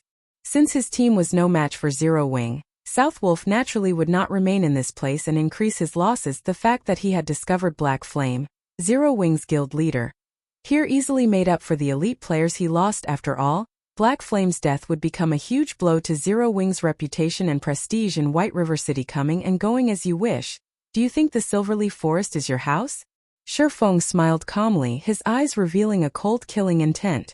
Since you've already pursued us to this place, I insist that you stay. Do you think you can keep me here? Southwolf laughed in disdain. He was an assassin, the class that boasted the greatest survivability in the wild. If he hid himself in the dense forest, nobody would be able to find him. You can try. If any single one of you manages to escape today, then I will let you go. Feng waved, and all 30-plus members of Zero Wing immediately charged forward, starting their hunt of Southwolf and the surviving players of Dark Star. The reason why Southwolf had never participated in the battle before was to leave a path of retreat for himself. This was a habit of his. After all, once he entered combat status, he could no longer use stealth. At that time, he would only be left with Vanish to enter stealth mode. However, Vanish was a life-saving skill, so it should only be used at the most crucial of moments. Looking at the enemy players charging at him, Southwolf revealed a disdainful expression, just as he was about to use stealth and hide himself in the dense forest. What's going on? Southwolf suddenly discovered that he could not use the skill. Like a prisoner deprived of his freedom, Southwolf frantically called out his skill bar to look for the cause of this situation. Boss Southwolf, we can't use our skills. What are we supposed to do now? The elementalists of Dark Star asked, frightened. Originally, they had intended to cast Ice Wall to delay Zero Wing's charge. Now, however, none of them could use any of their skills, and an elementalist that could not use skills was like a lamb to the slaughter. Aside from sacrificing their lives to earn a few extra seconds for their allies, they were helpless. Run first, talk later. Southwolf was confused about this situation as well, and he suspected that something must have gone wrong with the system. Since none of them could use skills, they could only rely on their 2 feet to escape. As an assassin, Southwolf had great confidence in his own speed. However, just as he was turning to escape, he suddenly discovered that his movement speed had been greatly reduced. Everyone else from Darkstar faced a similar situation as well. Just what is going on? Southwolf started panicking as the players of Zero Wing raced closer and closer to them. However, he was simply helpless in the situation. In the next moment, Southwolf noticed a black figure dashing past Cola and the others. Like a mad gale, the figure instantly caught up with the escaping players of Darkstar. This person was none other than Feng himself. At present, Feng's agility exceeded 240 points, and there were also the bonuses provided by the equipment he wore. In terms of movement speed, Feng was definitely ranked at the apex of Star Moon Kingdom. Feng used silent steps and appeared behind Southwolf like a ghost. He then said softly, "I've already said that you can't escape." Previously, while Feng was conversing with Southwolf, he had secretly switched the Aura of Fire on the 7 Luminaries ring to the Aura of Time. Meanwhile, the Aura of Time reduced the movement speed and attack speed of enemies within a 100-yard radius by 20%, and increased the cooldown of their skills by 20%. When its activatable skill Absolute Time was used, it would even prevent enemies within a range of 50 by 50 yards from using any skills or tools for 20 seconds. After Feng used Absolute Time to envelope this entire area, everybody from Darkstar could not use any skills or tools for 20 seconds. Darkstar's current surviving members mostly consisted of mages and healers, so this restriction had truly rendered them completely helpless. One could say that the moment Southwolf's team stepped into this region of the Silverleaf Forest, their lives passed into Feng's hands. Just what did he do? Southwolf's heart was filled with shock when he noticed Feng appearing behind him before Southwolf could even ponder on the subject. Feng's abyssal blade had already left its scabbard. Countless silver lights pierced the numerous vital points on Southwolf's body. Southwolf had only leather armor, so every one of Feng's attacks managed to cause over -500 damage, while critical hits dealt over -1000 damage. On the other hand, the mysterious iron-ranked chest piece Southwolf wore was like a piece of tofu. Not only was it easily pierced by Feng's abyssal blade, each attack it received greatly diminished the armor's durability. Just 3 strikes had nearly reduced it to scrap. Already Feng's attacks were lightning fast, and he had brandished his sword 8 times in a single series. By the time Southwolf had recovered from shock, his 2000 plus HP was completely gone. Suddenly, Southwolf's field of vision turned gray, while his body fell to the ground involuntarily. Even as he died, shock and confusion still filled his face, as Southwolf had not participated in any of the battles so far. His name remained white all this time. After he died, only 1 piece of equipment dropped by his body. He also lost only a single level. However, were Feng's attacks as simple as they looked? The reason why Feng had chosen not to use any skills, and had instead carried out only normal attacks, was to destroy the equipment on Southwolf's body. When Southwolf died, nearly half of the equipment on his body had already turned to scrap. Now that he had dropped yet another piece of equipment, he had definitely suffered heavy losses. Chapter 312 Diving into Danger Alone. After Southwolf died, the members of Darkstar were like headless flies. Frightened and scared, they fled in all directions. Zero Wing's berserker Lonely Snow swiftly closed the gap between him and an elementalist of Darkstar to 20 yards before using charge to instantly catch up to and incapacitate the elementalist. After that, Lonely Snow used Thunderclap, Violent Strike, Suppression, and Whirlwind Slash in rapid succession, making quick work of the elementalist. Following closely, everyone else from Zero Wing took action as well against a group of mages and healers that could use neither skills nor tools. In addition to the fact that these classes were innately slow runners, the members of Zero Wing required no time at all to finish off the surviving Darkstar members. As these players died, they left behind piles of weapons and equipment. Ha ha ha. What a fun battle. Those bastards from Darkstar think that they are so amazing, but now all of them are dead. Cola laughed loudly as he looked at the weapons and equipment scattered all over the ground. The frustration he had accumulated from continuously running away was completely swept away now. Fire Dance nodded her head in agreement, a faint smile appearing on her face. She then said with a light chuckle, "This battle was indeed a good stress reliever. None of us died this time while Dark Star lost over 100 players. After this battle, Dark Star will have to reorganize their plans to pursue us. If they could deal with a team of over 100 elite players in such a short time, it also signified that Dark Star would be simply sending its members to their deaths if a team had fewer than 200 or 300 players. In order to reduce its losses, Dark Star would definitely consolidate its teams and at least double or triple the member count of each team at this moment. Blackie and the others were laughing without restraint as well. After all, they were able to kill over 100 elite members of Dark Star. This would, without a doubt, be a huge blow to Dark Star. Collect the loot. Dark Star will be arriving here soon, Feng commanded. The loot they obtained from killing the 100+ elite members of Dark Star was extremely bountiful. They had collected close to 1,000 weapons and equipment, and a majority of them were even mysterious iron rank. The harvest they got from this single battle far exceeded even the harvest Aqua Rose obtained from the battle that involved tens of thousands of players. Even Feng was somewhat moved by this harvest kill and plunder just from this battle. They had obtained the resources required to arm an elite team of 100 players. This was precisely the reason why, in the past, many large guilds preferred to kill and plunder the core teams of smaller guilds. Not only could they increase their guild's fame and prestige by doing so, they could also make a huge profit. They could upgrade their weapons and equipment much faster this way. Compared to raiding dungeons and killing bosses, however, the harvest from this battle was still insufficient to offset the losses Zero Wing had suffered. After all, the weapons and equipment of Dark Star's elites were inferior to those of Zero Wing's elite members, not to mention those of Zero Wing's core members.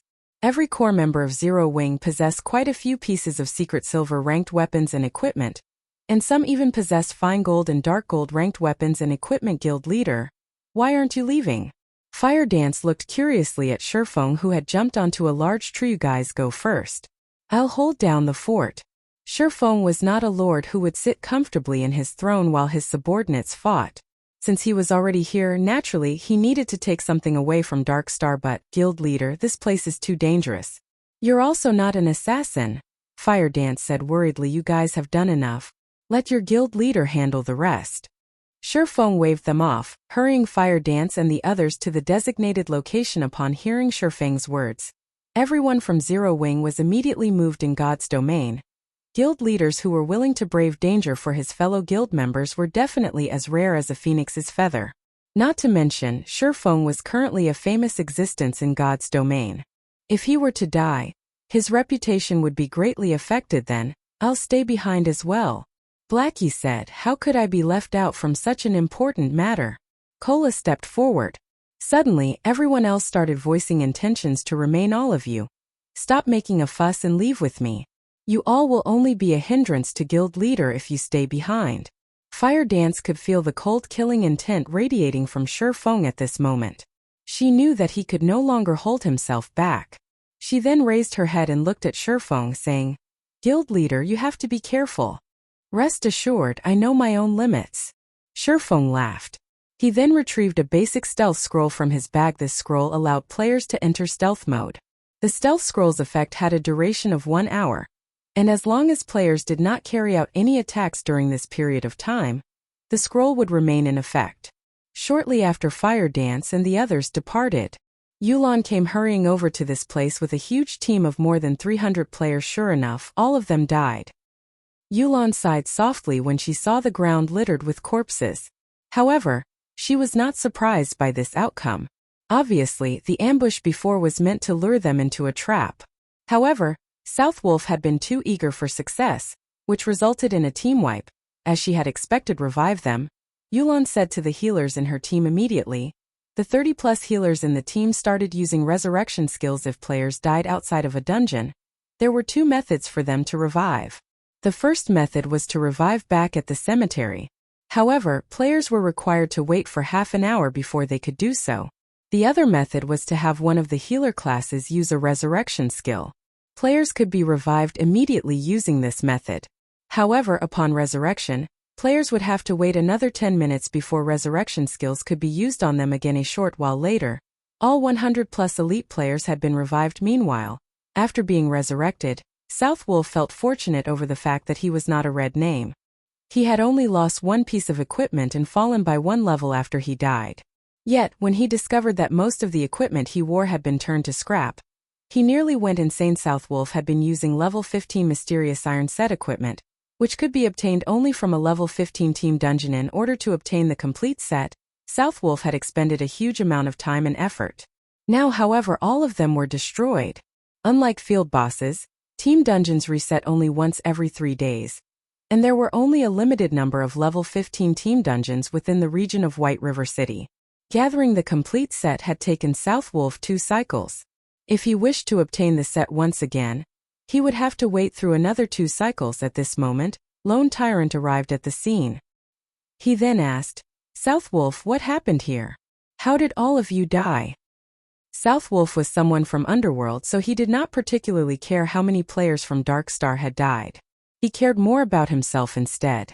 However, the same could not be said for Lone Tyrant. The strength of Darkstar determined his future,